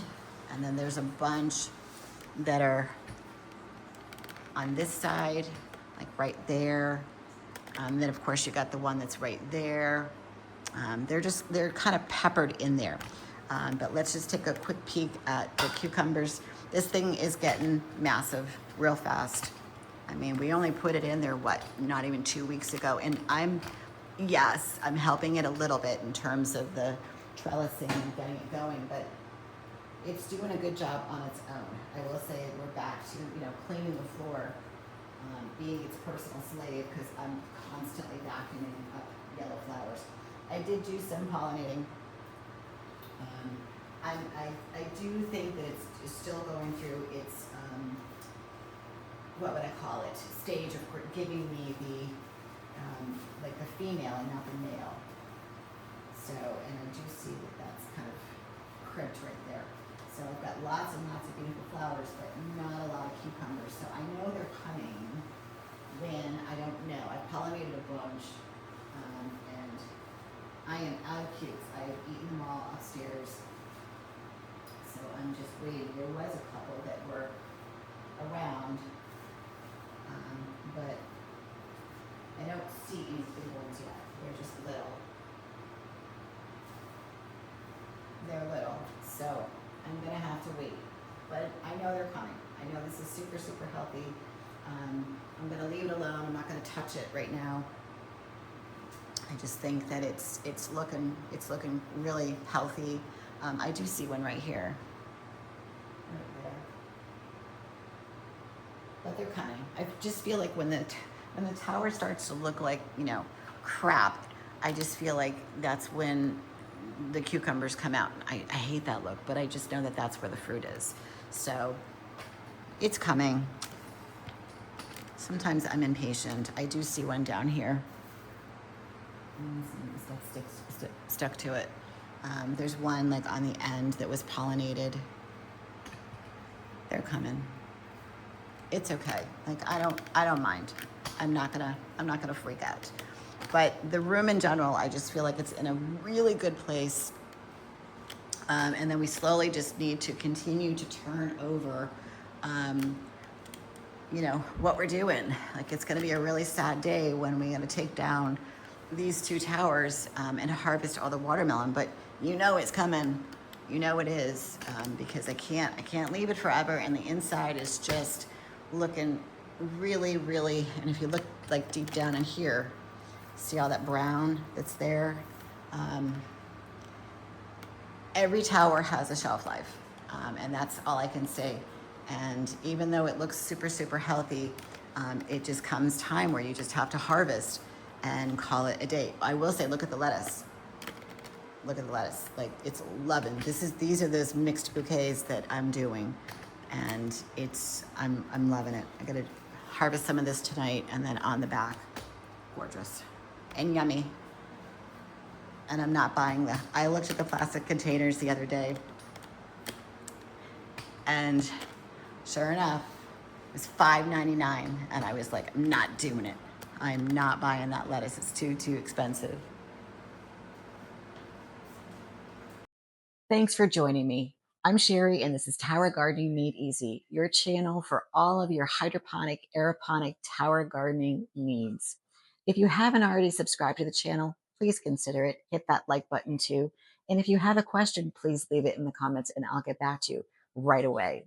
If you're joining me from another platform like Facebook, Instagram, TikTok, LinkedIn, Amazon, from wherever, welcome. Thanks for joining me. And I will see you on the next live, 10 o'clock, Monday through Friday.